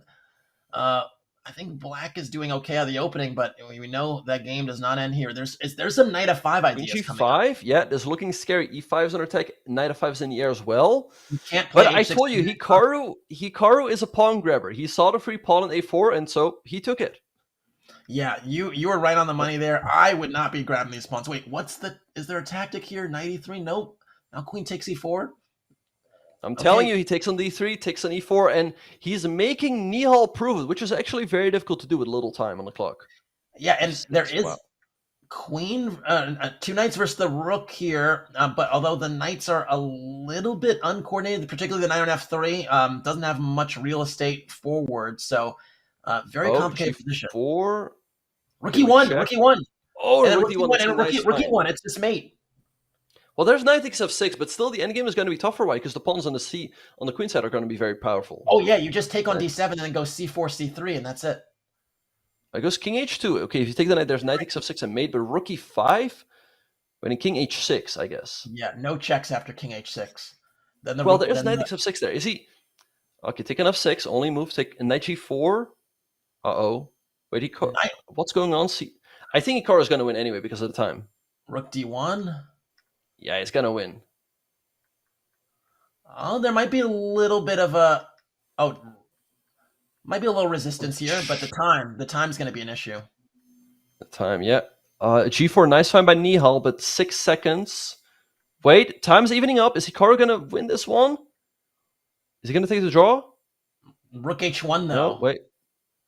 Okay, there goes the knight, and Hikaru shoot. No, it's a draw. Wow.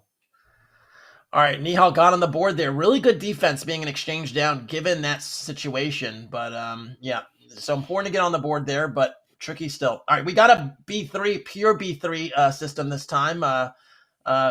Larson opening, and king is on F1. This does have French vibes to it.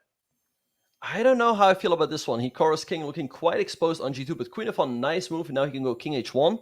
Queen f5 by Nihal. Nihal's got a nice position here, so let's see if he can put it to work. Yeah, and this bishop on b2 is just a dead piece. Rook f3 is really nice. Rook takes f3. The rooks are trying to get activated. It's this bishop on b2. It just has no squares right now. That's the problem in white's position. Yeah, rook e7, nice move defending the pawn on f7. Yeah, the bishop on b2 is so dead. Like, how do you ever bring it to life?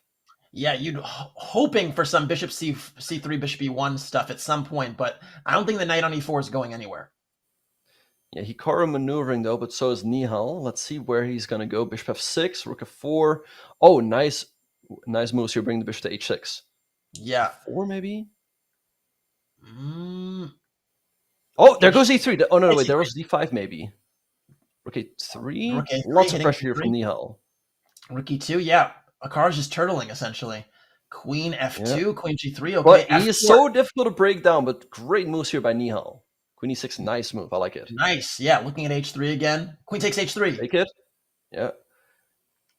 Hikaru, I mean, you have to beat him. He doesn't just roll over. Queen b8, nice move, threatening mate. Nihal, so of course, careful. sees it. Oh my goodness. F2. Okay, Nihal's gonna win. Yep. And Nihal cuts the deficit into 2 points. Yeah, really huge win, but the level of defense there was crazy. All right. This is another favorite of Hikaru. He loves this Queen C8, Bishop H3 business. I've seen this a million times before. Okay, is he going to get a Bishop H3 eventually? Maybe. No, not yet. Rook B1, and you should get the pawn back here. Queen B3 and B7. Okay, yeah. Nihal a little bit better here with the extra pawn. Oh, extra 2 pawns now. Yeah, Queen E4, Rook E2. At some point, you're going to go F4 to open up the bishop again. Rook E8, nice move by Hikaru. Rook D8. Yeah, he's hanging in there. Now there's a lot of tactics. What do you even play? Bishop takes F2. Oh my goodness. Like, how did he all of a sudden swindle Nihal? Like, all of a sudden he's up 10 seconds.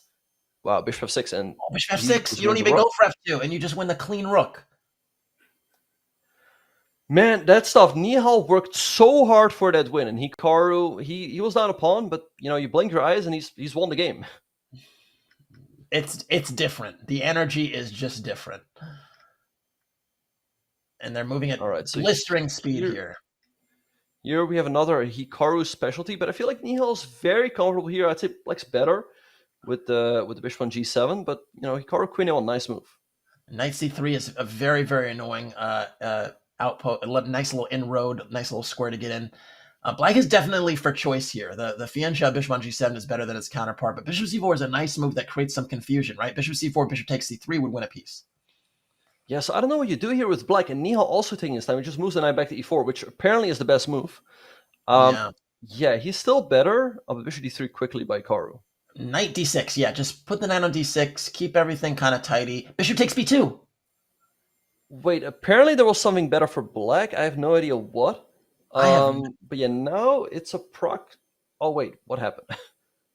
The move is what came so quickly. Is he getting his piece back? Not for now. No, what do you do here with Black? Rook takes d3, just moved the knight. takes d4. Yeah. Okay, he gets a few pawns though, like a lot of pawns on the king side. So this now is not over. Oh, and now there goes another one. I think Hikaru is going to take this one as well. He's up on time. So many pawns. h4, h5, h6. Yeah, just h6. Okay, king up. Rook d6 or g5. Look at these.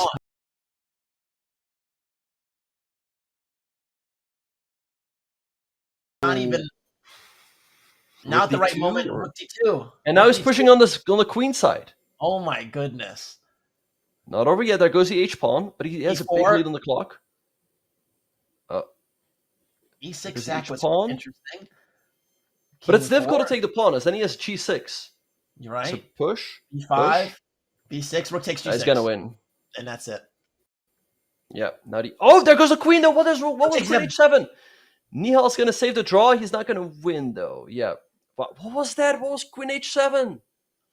Yeah, no. Rook c7 was a really, really savvy move by Nihal, just to anticipate the check, and then basically it didn't work.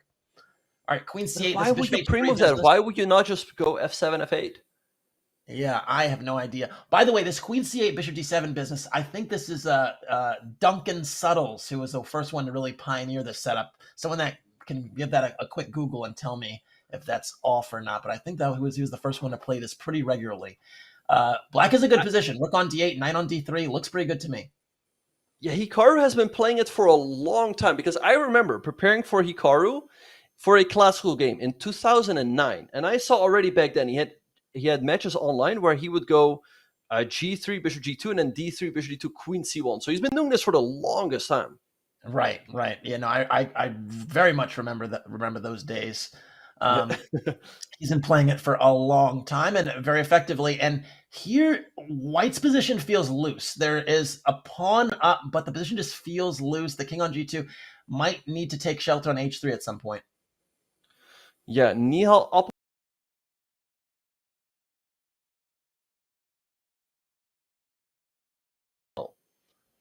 Yeah, and trade. That endgame has to be winning, right? Yeah, I would trade and then trade and then bring the king closer.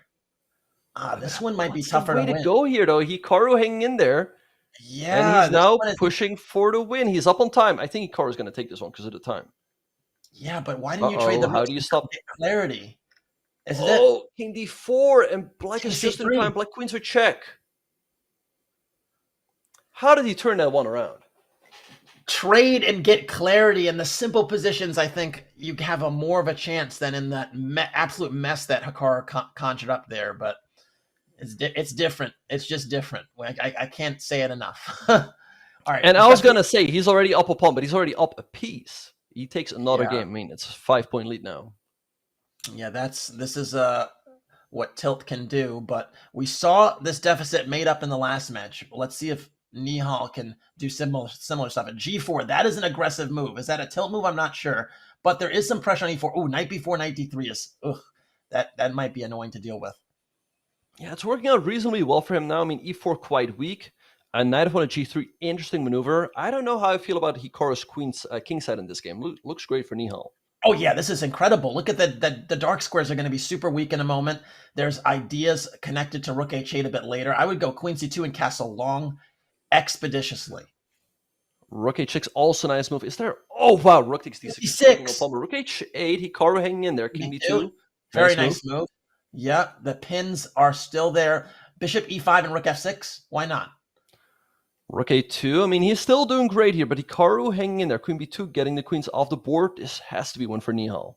Yeah, but the queen trade, I wouldn't have gone for it. The king was so weak. I get that this is still basically a winning position, but knight g7, rook f8 is mate. So king d7, bishop c6, clear to square for king d7. And where's the mate? That's the thing. Like, you play Hikaru, you're like, there should be a mate. Where's the mate? He's still in this game. He hasn't lost yet. And the time situation, Nihal's now down on time. Uh-oh, I don't love this. Knight e4, bring the knight back. No. Hikaru hanging in there, bishop f3. There goes the f2 pawn. Don't be surprised if he wins this one. Oh, man. That'd be a heartbreak for Nihal. Totally turned. I like black now. I mean, the g-pawn is now he gets the pawn at g2. No, Hikaru's going to win this one. This is heartbreaking. This is so tough because, this is rough. Yeah, trading there was checkmate in 10 there somewhere. Trading the queens was not the way to go. It just wasn't the way to go in that situation. And Hikaru's just way too talented. Yeah, but he's going to win on time now. Or is he? No, wait, what? What? Why did he give up the rook there? I don't know. Just keep the rook on the board and you win on time. But yeah, Nihal was able to get the pawn off just in time. Still a 5-point deficit, though, but nice recovery from Nihal not to lose that game. Queen h4, oh my goodness. Is there already going to be pressure on e3 or g3? I like what Nihal is doing here. He's going very aggressive against Hikaru's setup. And for Hikaru right now, it's difficult to get his king out of the center. Bishop b4, so important to try and do something with that bishop that was absolutely buried behind its pawn on d4. So this bishop might go to e5. Yeah, bishop d6, bishop e5 might come at some point. I like what Hikaru is doing here. He's putting the bishop on d6. Now it's forced to go back, though. Nihal doing pretty well here. Yeah, bishop e6, knight d5 might be a move at some point. Just trying to get that knight to the d5 square. Nihal still is a great position, but how's he going to break through? What's this knight maneuver about? Knight g6. h4. Yeah, g4 was not available, so that would hang f4. But now Hikaru is sending the pawns on the king side of motion. And bishop g5. Bishop g5 is a move at some point. Rook d1, maybe bishop g5. This looks scary. g5 f6. I mean, okay, he's just in time with queen f8 in case of rook f4. Oh my goodness. But the attack even continues in the endgame. h5 is coming now.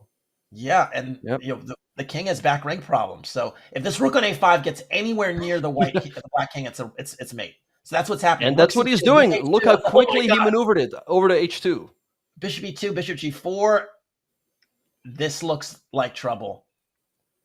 I mean, Hikaru's tactics are really good, but also his maneuvering. I mean, he spots the right maneuver just so quickly.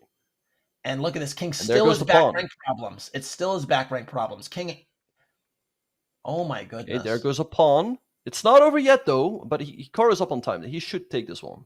Yeah, and g6, king e7. No, okay, now it's going to be tough to win this one, but the time is going to be the problem. Yeah, you don't save this one with 3. Although, now with the bishop on c4, you get some stability.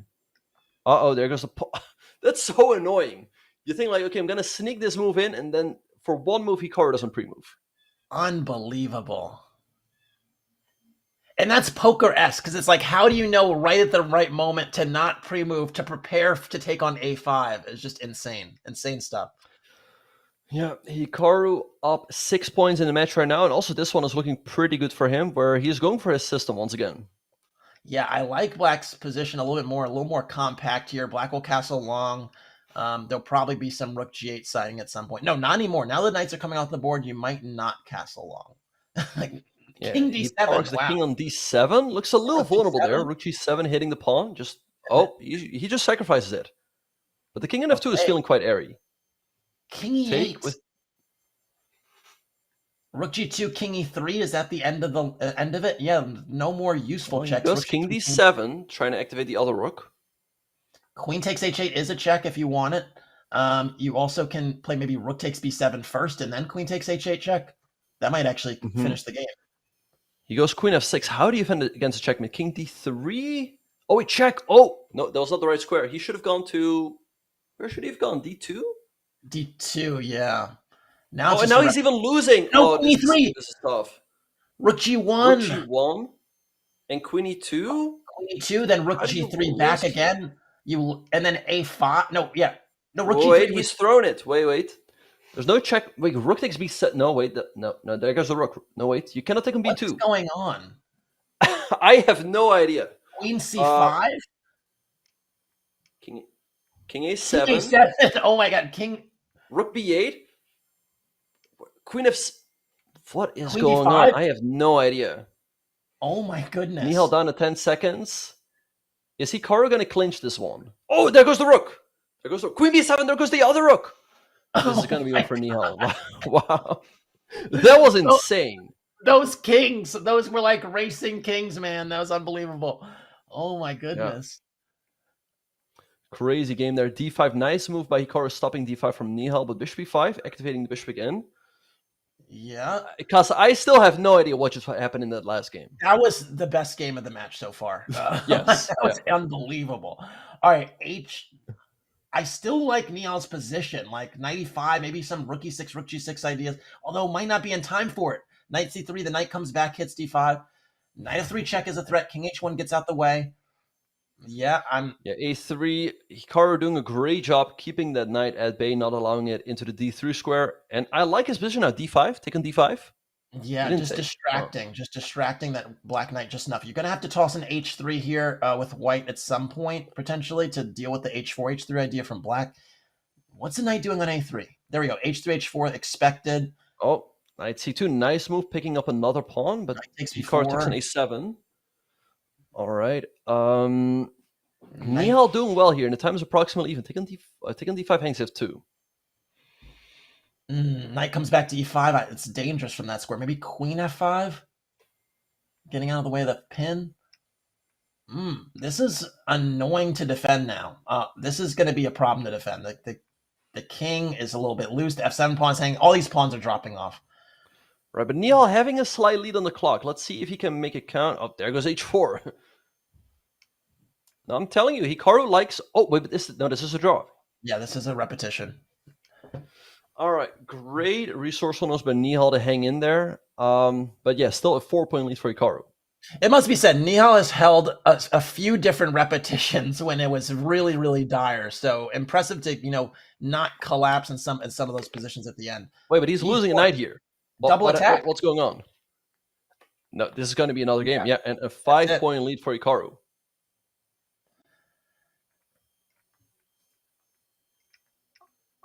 All right.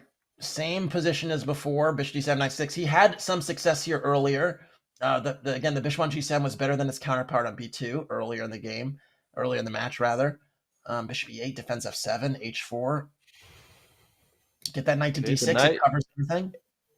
Everything looking a little loose here. Okay, h5 kicking the knight. Does it have to go back to h2? Hikaru says yes. This is looking great for Nihal so far. Yeah, bishop c6 now. Hit the queen on f3. Bishop a4, nice intermediate move, and then bishop c6. Oh, rook takes c4. If you take the rook, you hang e1.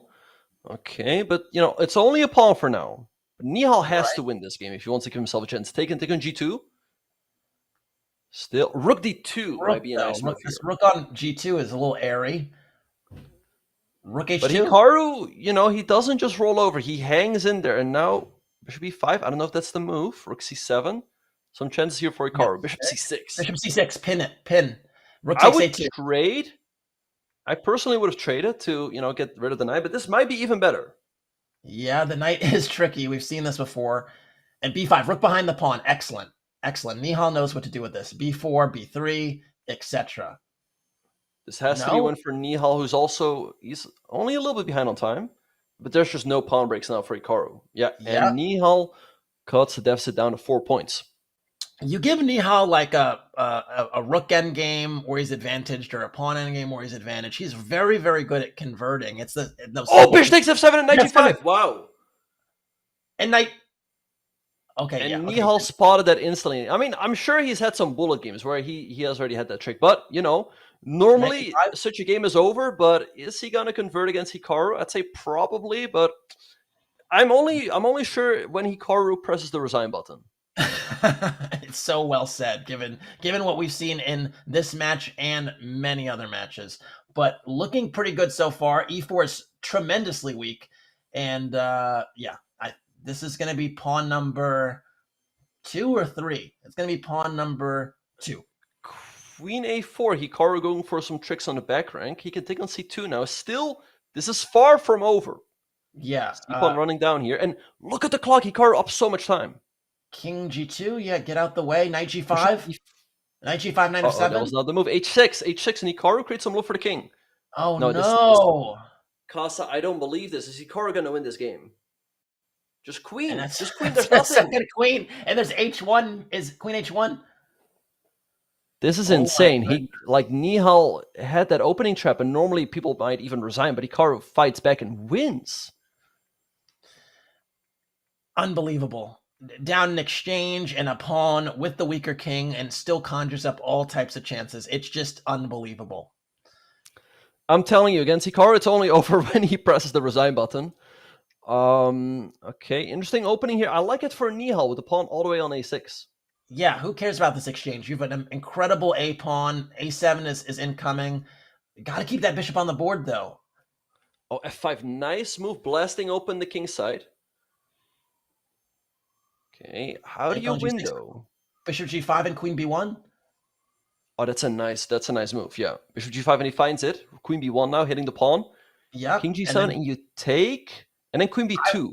I would. Yeah, exactly. And the king now. But takes where's the mate? Where's the mate? No, you're trying to take on e7. Rook e4. Rook e4. No, but rook e4 is checking d5. h4 taking g6. Taking rz. That's even better. All right.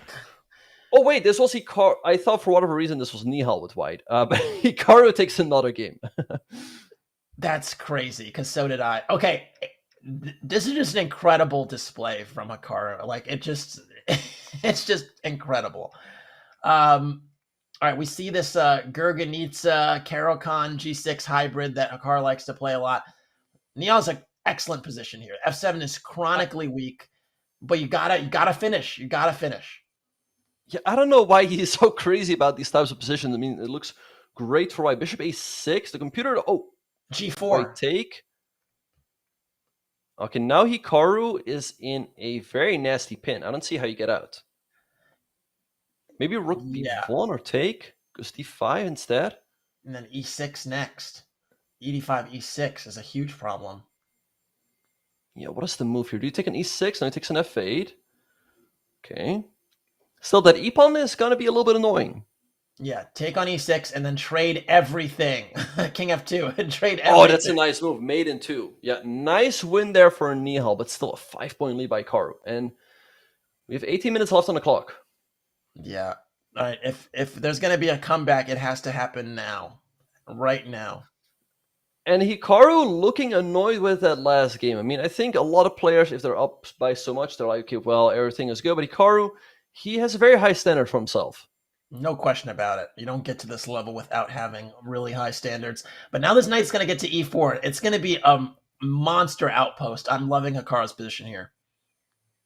Yeah, knight d6. Nice move, though, by Nihal, contesting the knight on e4. Okay, he's trying to create counterplay. And also, Nihal, a big lead on the clock. Yeah, I do like what he's done here because he's basically pushed some of White's piece away from the middle. G5 is nice as well. This is a position he could play for a little while. Maybe king h7, g6, maybe hitting the g6. You pawn. cannot take the pawn, then your knight gets trapped. Okay, take on e5, take e4. I like this for white because the knight on e4 can never be pushed away, and Hikaru is up. Oh no, he's not up on time, but the knight's always trickier. Yeah, how do you improve if you're a5 here? I would go a5 here. Entertain potentially. Nope. Yeah, rook a2. Get that potential passer.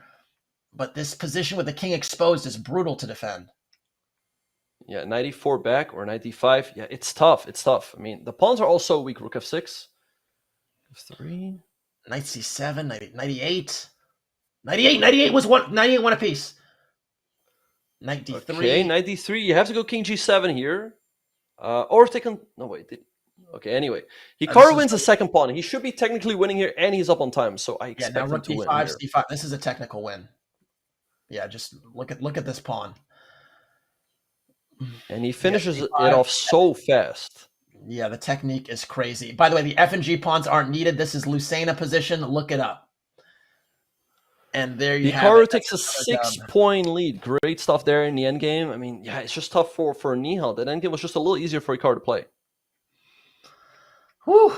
It's just incredible level, incredible breakneck speed. And yeah, there's still time to do something, but stemming the tide is really tough. And Hikaru is a very healthy position here as well. Yeah, now he can plan the knight on d3, and that's what he does. Maybe f5 at the right time to strengthen the knight, the pawn on e4. So wait, but take with the pawn, and you lose the knight. Take with the pawn. Yeah, the knight is trapped. Or take with the queen. Maybe even better, because now you win the knight and you force a queen trade. Okay, Nihal has to win this one. He's up a full knight here. E4. Why not? Why e4? Why open up your king like this? Now your king's exposed. Yeah, I don't. Okay, he trades with the queens. Okay. But again, it's not over until, Hikaru presses resign. But nah, this has to be a win. Oh my goodness. I mean, you're right, but it's hard to believe, but you are right about that. Nah, 92 to f4. Yeah, this is a win for Hikaru. This is too much. Okay. All right, yeah. And now Hikaru's going to waste time because he is playing the clock a little bit. So fair game to him to doing that. Be careful about a stalemate. I'm not loving how this looks thus far. Okay, he's going to milk it out now. He's got 23 seconds. He's now going to stretch, drink some water. He's like, okay, yeah, you see the water? Yeah, I told you. Stretching a little bit and think about the next game. That's what we see right now. Wondering where it went wrong in the last one as he maintains a 6-point lead after this checkmate. Yeah. All right. Okay. So let's see what we have in the next. Oh, apparently with 6 points. Yeah. Yeah. All right. So we have another modern now by Nihal.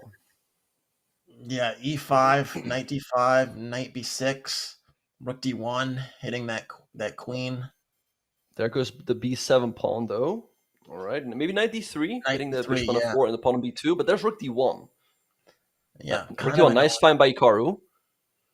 Bishop e3, and then queen e4 is a big threat. Just move the bishop, and the knight is pinned. This is looking nasty. Yep. Yeah, what do you even play here? Because takes e4, yes. Knight a3 just to further reinforces the c4 square, so there's no c4. Knight, great move, queen e4, and the knight is gone. That's another game for Hikaru. I'm telling you, Nihal works so hard for these wins. Cuts into the deficit a little bit, and then Hikaru just wins, and then, yeah, all the work has been for nothing. Yeah, back in this bishop h3 land, bishop d7, queen c8, H5. trade those light square bishops. Yeah, h5. I don't like the fact that he traded on g2 first. I thought he was going to go h5, h4 right away. Oh, there. Yeah, but goes up a pawn here. d6. All right, you got to win this one though. d7, bring the rook back, and then prepare knight e4, or bishop d6. Not easy to convert this. So maybe take and queen d. No, then there's queen d5. Queen d6 right away. Nice move. Bishop g5. Yeah, there's still f6. D1, just put the rook behind that. Put another piece behind that pawn. Go rook d1. And knight c5. Knight c5 threatening a massive fork. Yeah, knight e6. Or this might be even better because there's rook e8 at the end. So bishop b7. Bishop b7 and rook or d8. This. Bishop f6. Yeah, that's too much. Okay, Hikaru, is he going to milk it out again? Or is he just going to press the resign button? No, he's going to take another swig of water. Yeah, the sip of water. He's going to look at the ceiling. Okay, what should I have done better? Yeah, okay, I'm going to do this next game. Give a few remarks about what went wrong, and then he's going to recover in the next one. Yeah, so he's just going to all right. He failed to milk off another 17 seconds. If this comes down to the wire, he's going to regret that. Yeah, and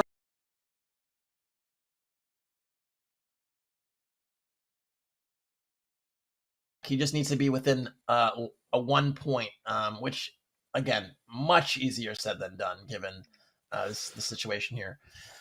Yeah, approximately even endgame here. Although I like what Hikaru is doing here, grabbing the only open file on the open A file. C6, nice move by Nihal. Nihal also up on time. Yeah, the thing with this position though is it's fizzling so much that it's going to be hard to really do anything, and it's one of these games you can waste a lot of match clock.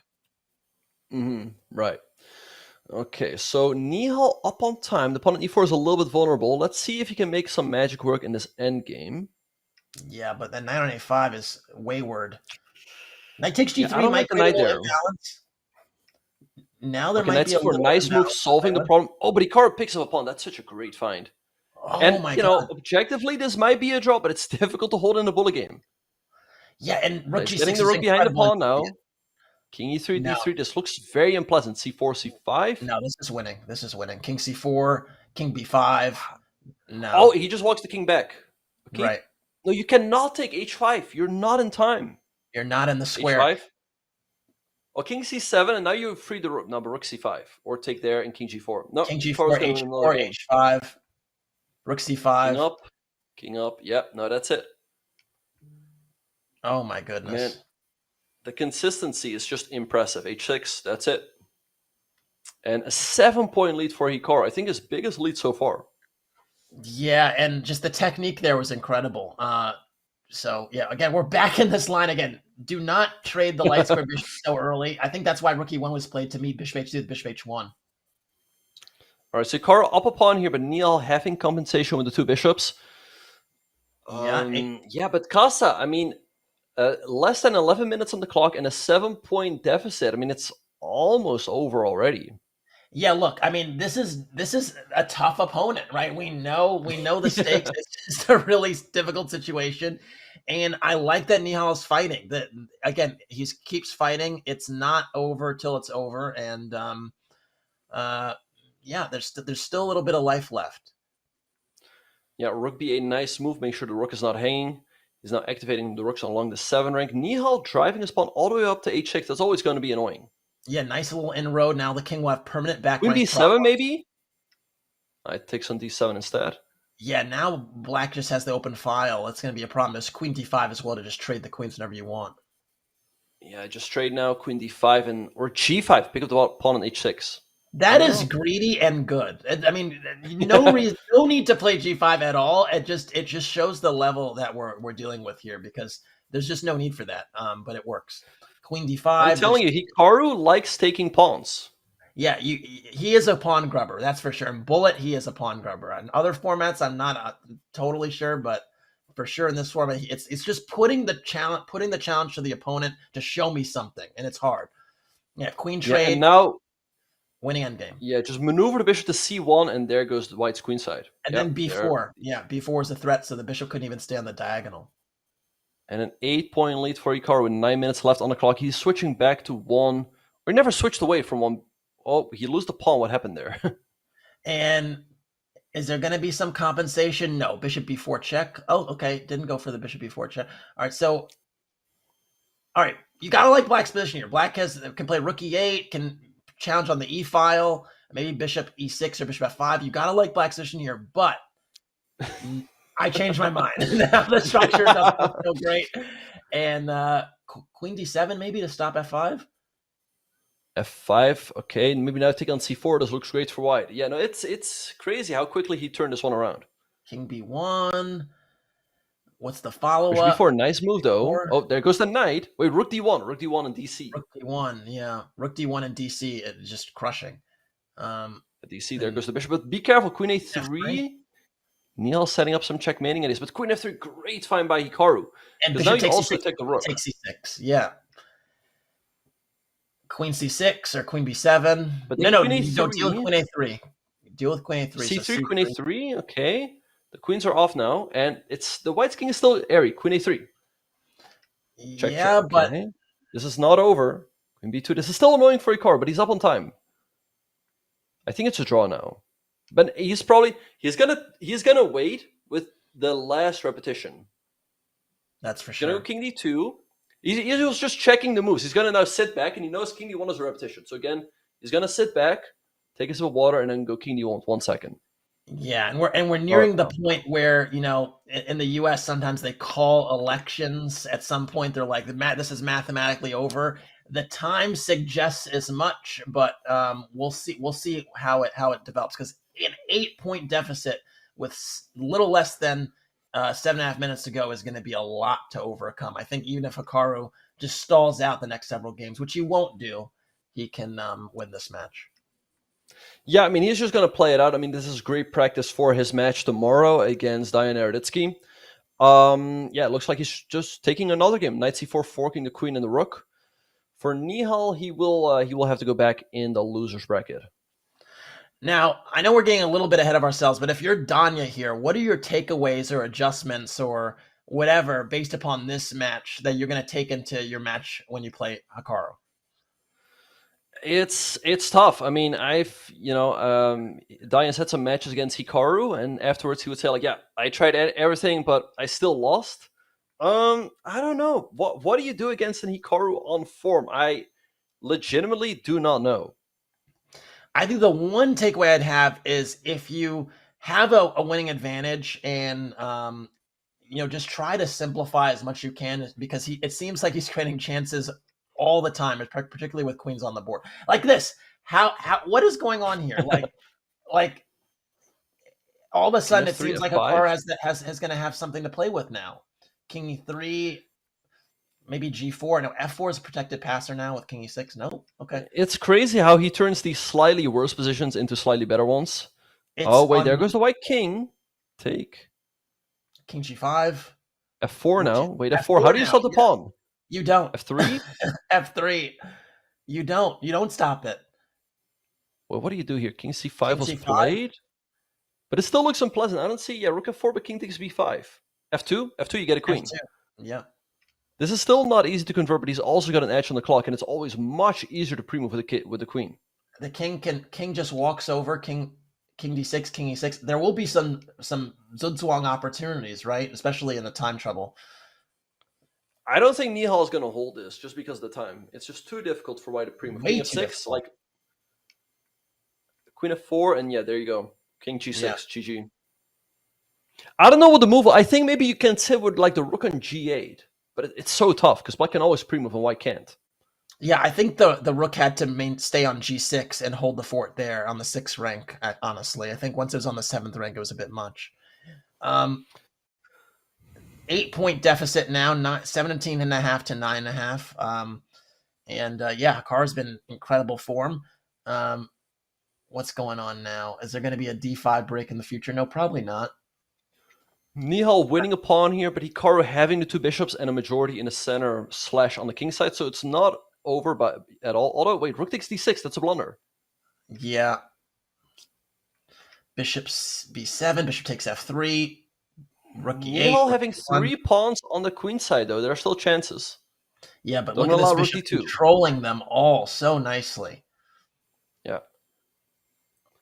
4 minutes left on the match clock. Okay, Nihal setting the pawns in motion, but Hikaru bringing his king over. Yeah, really good technique. Again, you're up an extra piece, but the pawns are moseying up the board, so you just need some more support there. And king c4, really nice. He's giving out the pawn on f7, but bishop takes c5. There goes f2. This is looking scary for Nihal. You might get checkmated here. Yeah, this reminds objectively, this might be a draw, but in a bullet game, I think it's so easy to get checkmated. And yeah, there you go. There you go. Yeah, checkmate in a couple of moves. Rook g1 is unavoidable. Yeah, don't pre-move it though because of rook g6. But yeah, Hikaru taking a 9-point lead. Is it going to be 10? At this pace, I'm going to say yes. Maybe. Although again, Nihal's fighting, so I love that. Although it might be some King's Indian type of attack here on the H file. Maybe rook f3, rook f3, queen h5 stuff happening. Yeah, there's another Hikaru specialty. He likes to play the bishop's opening, but there goes a pretty important pawn. Nihal should win this one. Yeah, although the word we always use is should, you know? Yeah, I could do a lot with should. All right, rook g3. There's some pressure on f5. Maybe just queen d5, actually. You freeze the knight. There's some rook e8 ideas. I like queen g5. Queen d5. No, move that rook. Oh, and bishop takes f6. Ugh, and queen h6. Knight takes f5. Wait, what is the move here? Rook f1 apparently is not. D2. Take with the king. Yeah, and there's nothing. There's no checks that kill you. Just the king goes back to h8 or h7. Nihal is going to take this game d1. D1 just, right? Yeah, d1. And if rook f5, queen takes f1, you pick up the house. Yeah. Okay, Nihal's going to win this one and is going to cut it back into 8. And Hikaru he's gonna relaxing. He knows stall. it's over. Yeah. He's just making sure that the next game will be the last one. So he's playing on a few more moves, but he knows Nihal's gonna win this one. All right, now it's gonna be the final stall because it's gonna be checkmate on the next turn. Yeah, nice pre-moving at the end there from Nihal. There's the king is basically entombed on h1. There's nothing that can be done, and Hikaru does concede that one. And this may very well be our last game. 18.5, 10.5 though. Yeah, unless Nihal wins with a lot of time still on the clock. By the way, you know why Hikaru is bringing his A game to this match? It's the pineapple shirt. Yeah, that shirt definitely does maybe it does a little something for him. Bishop d6, interesting intermediate move. I feel like this king now is super weak on g1. Look at all these captures. Wow. He captured that pawn on h3 first. I think, a lot of players would just take on f1 right away, but he's got a nice position now. If you take the bishop, there's queen d5.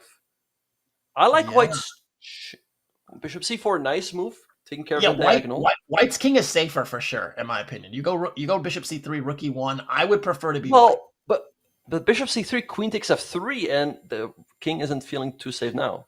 I didn't see the pawn was hanging. Yeah, very different story now. Rook d7. Still, black king is a bit weaker. Yeah, there goes the pawn. But he's up to not the prettiest pawns, though. So Nihal having great chance to draw here, but it's tough to hold in a bullet game. Yeah, king f4, king e5. I feel like Hikaru's going to win because of the time situation. Yeah, Rook g5. Okay, I think he's just going to... there's going to be another one more game. Yeah, because they ended. They have one more game. Yeah. All right. Hikaru's like, why didn't I make a few more moves? Right, yeah. Bishop that would have E2. saved everyone a lot of time here. All right, this is decent for Nihal. There's a nice position here. Although, now there's knight b5 or knight e4. There's something. This queen is very airy. Yeah, but how do you... Knight b5? Okay, wait. He's giving up 2 exchanges, but he can also take an a1 now. But knight h6 was played Bishop instead. e3. Nope. This king on b8 is fine, and black's extra material should tell here. Knight g4, knight takes e3. Yeah, let's see if Nihal can get another win. It's A5, not over knight yet, though. c6. Hikaru's knights are jumping. Rook g2, just go for it. Boom. Oh, but where do you go with the king now? You cannot go to b7 because then you take on d with check. Yeah, This looks like a good move. that's the square. Okay, knight c3, he still finds another move. Rook dg8, though. Yeah, and now rook g1, rook g2. Wait, do you try queen c4 here? Do you just try it? Yep, he goes for it. And there should be a checkmate here, right? Queen c1, queen c1. That's the one. And then you can't block with the knight because the trade. And then But rook still, g1. Okay, check, and rook g4, and you win the queen. Or that, yeah. All right, great stuff by Nihal. And Hikaru still wins with a very dominant score, with a 7-point difference. Yeah, incredible display from Hikaru.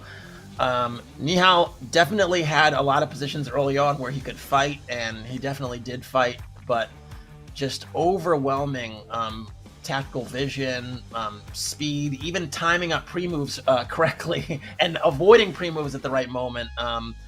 It was an awesome display from Hikaru. Yeah, no, great stuff by him. And when he brings his A game, it's really tough to see who can stop him in this event. Yeah, I think this was the best I'd seen today. Just Hikaru, just basically from start to finish, just putting on a dominant display.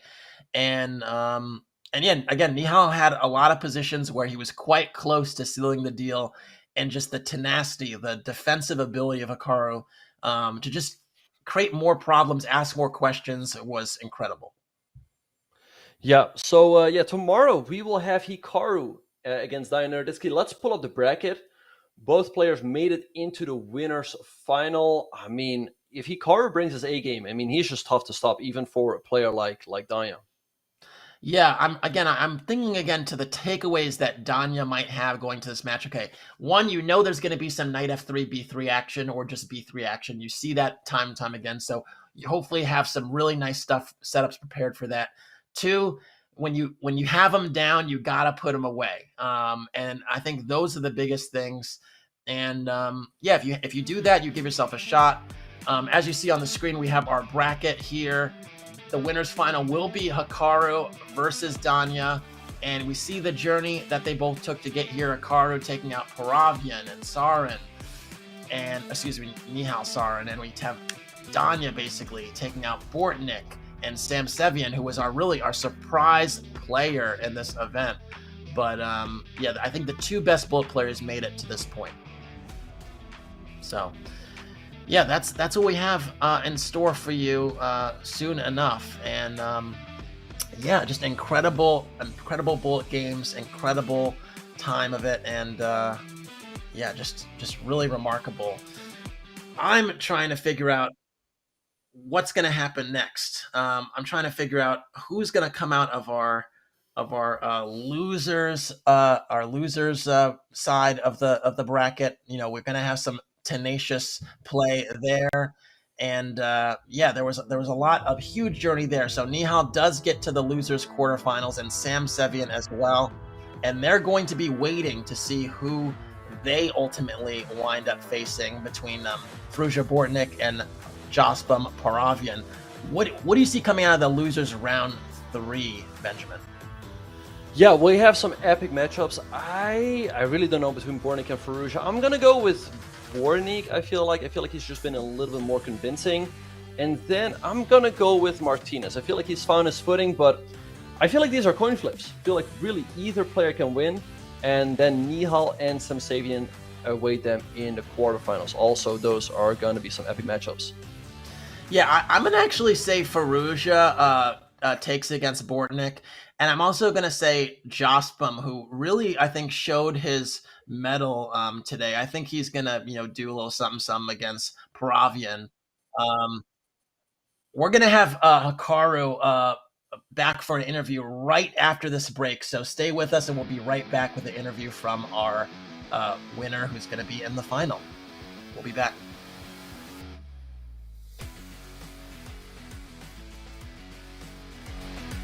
Ever since the chess engine Deep Blue defeated world champion Garry Kasparov in 1997, computers have been better at chess than even the best humans.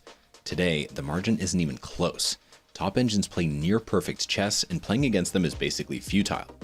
But every now and again, there's a chess puzzle that stumps the engines, and us humans can solve it faster. Let's take a look at our first puzzle. So when we initially look here, the engine, as you can see, still thinks it's a draw. But if left for long enough, eventually it might find the mate in 8 sequence. So let's look at the first most intuitive sacrifice, maybe bishop f7. But then after the king takes back, queen follows up with queen h5, king g7. There's no real follow-up. There's no continued attack for white. So if we go back to the initial position, let's try that. Well, I already gave it away. Let's try that in a different move order, where instead of the bishop coming in first, we sacrifice the queen. As humans, of course, we love to sacrifice our queen. It just feels so good. And the king takes, and now we do the bishop check, and you'll see that this critical g6 square is cut off. So the best try for black is to go down here to king h8, and then we have a very quiet but deadly move. So we can bring in knight d2. Not attacking right away, but is preparing knight f3, which, as you can see, would lead to checkmate. What black can do is try to delay this, maybe by pinning. We can just push here, takes, and now black can only delay the inevitable. They can try f4 here to try to give themselves an escape square, but we just go knight f3 all the same, king g4, and now we have the pièce de résistance, a quiet, subtle e4. Now they have no more moves. No matter what black plays, we have checkmate on the next move. Ooh, how satisfying is that?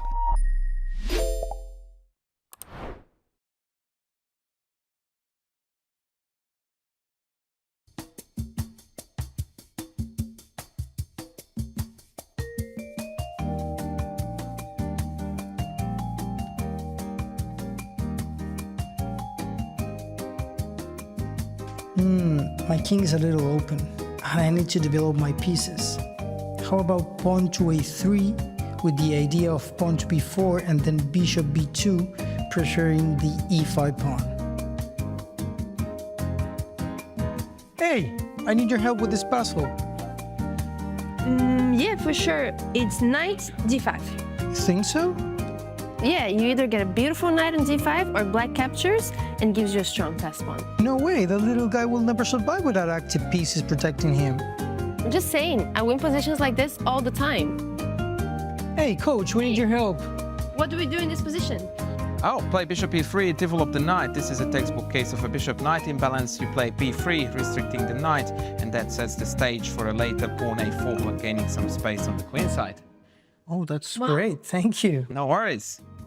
I'm International Master András Tóth. I'm presenting to you Jeremy Silman's masterpiece, The Amateur's Mind. In chess, in order to win games, we need to come up with masterful ideas, and that is exactly what this course is going to teach you about.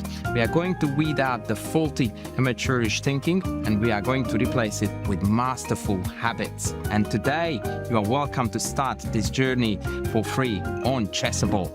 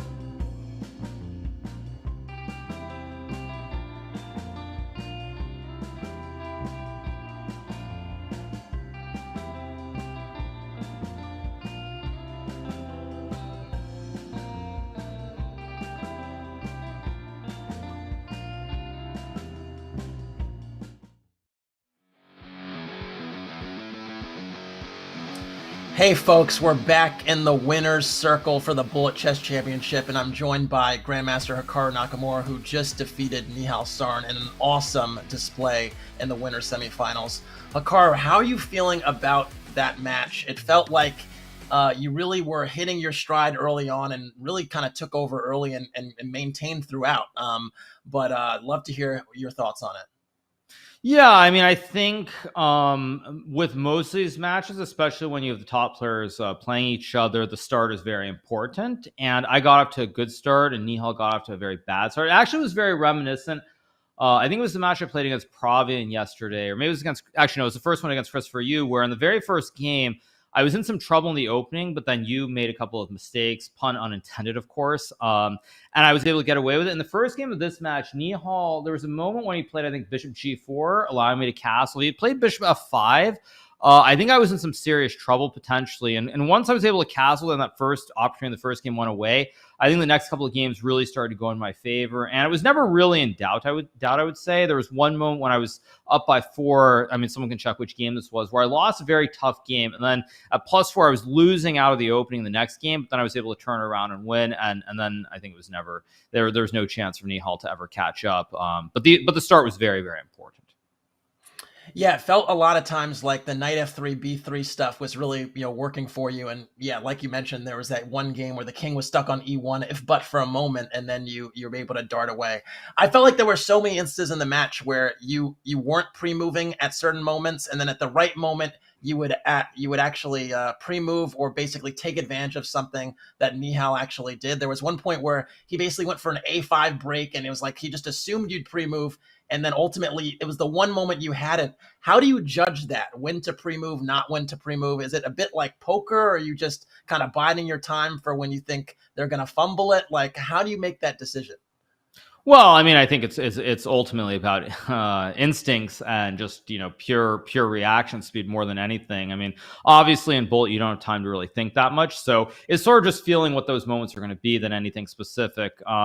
But I think the main thing is that for the most part, what I did very well is I avoided the pure time scrambles. At the end of the day, I'm simply not as fast as I once was. If I get down to these scrambles with like 8, 7, 6 seconds left, and I don't have obvious moves, or it's not clear that I'm winning. I mean, I think there are multiple guys in this event who are just faster than me at this point. I mean, I think Nihal is one of them, Andrew, Danya. I mean, all these guys are simply faster than me in the pure scrambles at this point, because obviously I'm not super young anymore. So it's very important that I try to avoid those situations. And I think with the exception of maybe 2 or 3 games, there's never a moment where I was in one of those mad, crazy scrambles with seconds left on the clock. So I think I did a very good job. And also, I mean, jokes aside, I think a lot of people that probably are annoyed that there were a couple of moments when I used that time to sort of not just resign the game right away, to burn some of the clock. And I also used those brief 30-second breaks to kind of also reset and try to think about the openings and if I could change something. So I think I did a lot of things right today. What's your confidence level going into your next matchup? You are going to be facing Danya in the winners final. What are your initial impressions there? You guys have definitely had your tussles over the years. Where are you at with that? Yeah, I mean, it's what I said on my stream many times. I think the majority of the week, if I play well, I am the best player in the world at Bullet. I don't think there's any doubt about that. But I would say that compared to the past, I'm not always on every single day. I think yesterday I was not at my best. Today was much closer to my best. So hopefully I can play even better tomorrow whenever I play Danya on the finals. But he is the player who I think in general, with the exception of Magnus or Alireza, I mean, if they're on, they can be just as challenging, if not better than me. But he is the one player who's been pretty consistent at Bullet, who actually plays it a lot. He's done well in the Bullet Brawl, so it should be a fun match. Yeah, you said it. You said with the exception of maybe Magnus or Alireza. How do you feel about Magnus not being in the mix this year? Does that change anything for you personally, or you feel like it's just another day at the office, regardless of who's in front of me? Well, I mean, I understand why Magnus doesn't enjoy it. I mean, I know people are going to take that the wrong way, but what I mean to say is that, even for myself, it's weird to say this because I'm still very competitive, but I don't actually love Bullet that much either. I really don't. There's some of these moments in these games where I just freeze, and it's a really unpleasant feeling. I think it happened once or twice against Nihal, where you freeze, it's you freak out and you do these 5-6 second things. So I understand. I know Magnus is also not at home, so the whole travel side and other things would be an issue too. It's definitely a little bit disappointing though, because I do think that he is one of the biggest competitors, and it would have been a lot of fun to potentially play him, but it is what it is. All right, I'm just gonna go to some chat questions now. So from I Love Water 1 asking, what was your preparation like for this event? I mean, there's no preparation. I mean, you play a couple of Bullet games and that's that. Yeah, I mean, I think the main thing is just making sure that you feel comfortable with everything. It's weird to say that, but certainly, as people saw yesterday when I was streaming, even before the BC, it felt a little bit awkward. And I mean, of course, everything's psychological in chess, but when your mouse feels a little bit heavier, you feel like it's a little bit off. I mean, that definitely can affect your rhythm. So the main thing is just trying to just play and get the feel of the mouse. And again, I know that's going to sound really stupid to everybody out there, what's he even talking about? But I would say genuinely today, when I played, the mouse felt a lot better than it did yesterday. I felt like it was a lot smoother. I was able to move a lot quicker. I mean, maybe I was just as quick yesterday against Pravian, but I felt like in general, I was much more comfortable. So I think just being comfortable is the main thing, because you don't really know what openings your opponents are going to play. And I mean, trying to prepare, I mean, I guess you can, but even if you hit them with some great novelty and you win one game, they're obviously going to switch it up in the next one. And speaking of openings, I'll leave you with this question. From the Nimzo Larsener, so very appropriate name here for this question. Hikaru, are you considering writing a book or recording an online course on 1B3? I mean, it's come full circle. So I think if I think back even to the early days of streaming, or even 2016, 2017, I used to always play B3 or some combination of B3, 1B3 or Knight F3, B3. Unfortunately, everybody's a tryhard these days, and they prepare for every opening. So I actually haven't played it much until recently. I've started playing it a lot again in Title Tuesday and also here in the Bullet Chess Championship. So it's a great opening. Writing a book on it, it's always a thought, but ultimately, if I'm looking at it from the general perspective, there probably are a lot of other content ideas that I think could be far more successful if I were making a Chessable course. So that answer is most likely no. All right, fair enough. We'll keep hoping. Someone out there will keep hoping regardless. But your games are material enough. So much appreciated, Hikaru. Congratulations. Sure. That's fine. No, I was just going to add. I mean, I think ultimately in Bullet, the main thing is basically how the opening goes. Like the reason that B3 Knights is so effective is because you can just play like 20 moves very quickly. And ultimately, if you think about it from like a general perspective, that gives you more time later in the game. If you need to think 3 or 4 seconds, you're gonna have more time later on. And I think really, maybe next time I'll play the cow or something. But any opening where you get 10 or 15 moves without having to think, that's all you need in Bullet. That's all you need. For sure. Well said. Well, again, congratulations on making it once again to the winners final. Good luck in your next match, and I'm sure we're all going to be watching. So, rest up, and I guess you might have Title Tuesday as well. Are you gonna complete the day with the evening Title Tuesday? Oh, that's my plan, although I actually don't know what's going on because there probably are more people watching your chat than mine about this topic. But like I was going to play like 5 rounds of Title Tuesday and go watch the Cricket World Cup, which is happening here in Florida. But the weather, of course, is absolutely miserable. It's raining and really wet. So I might actually end up playing the whole Title Tuesday. I really don't know. That's assuming Sri Lanka and Nepal doesn't happen. But I don't know. I'll keep streaming for a few more hours at least. All right, folks. Well, stay tuned, and you might catch Hikaru this evening. And if not, congratulations, and we'll see you soon. Thank you. Appreciate it. Have a good one, you guys.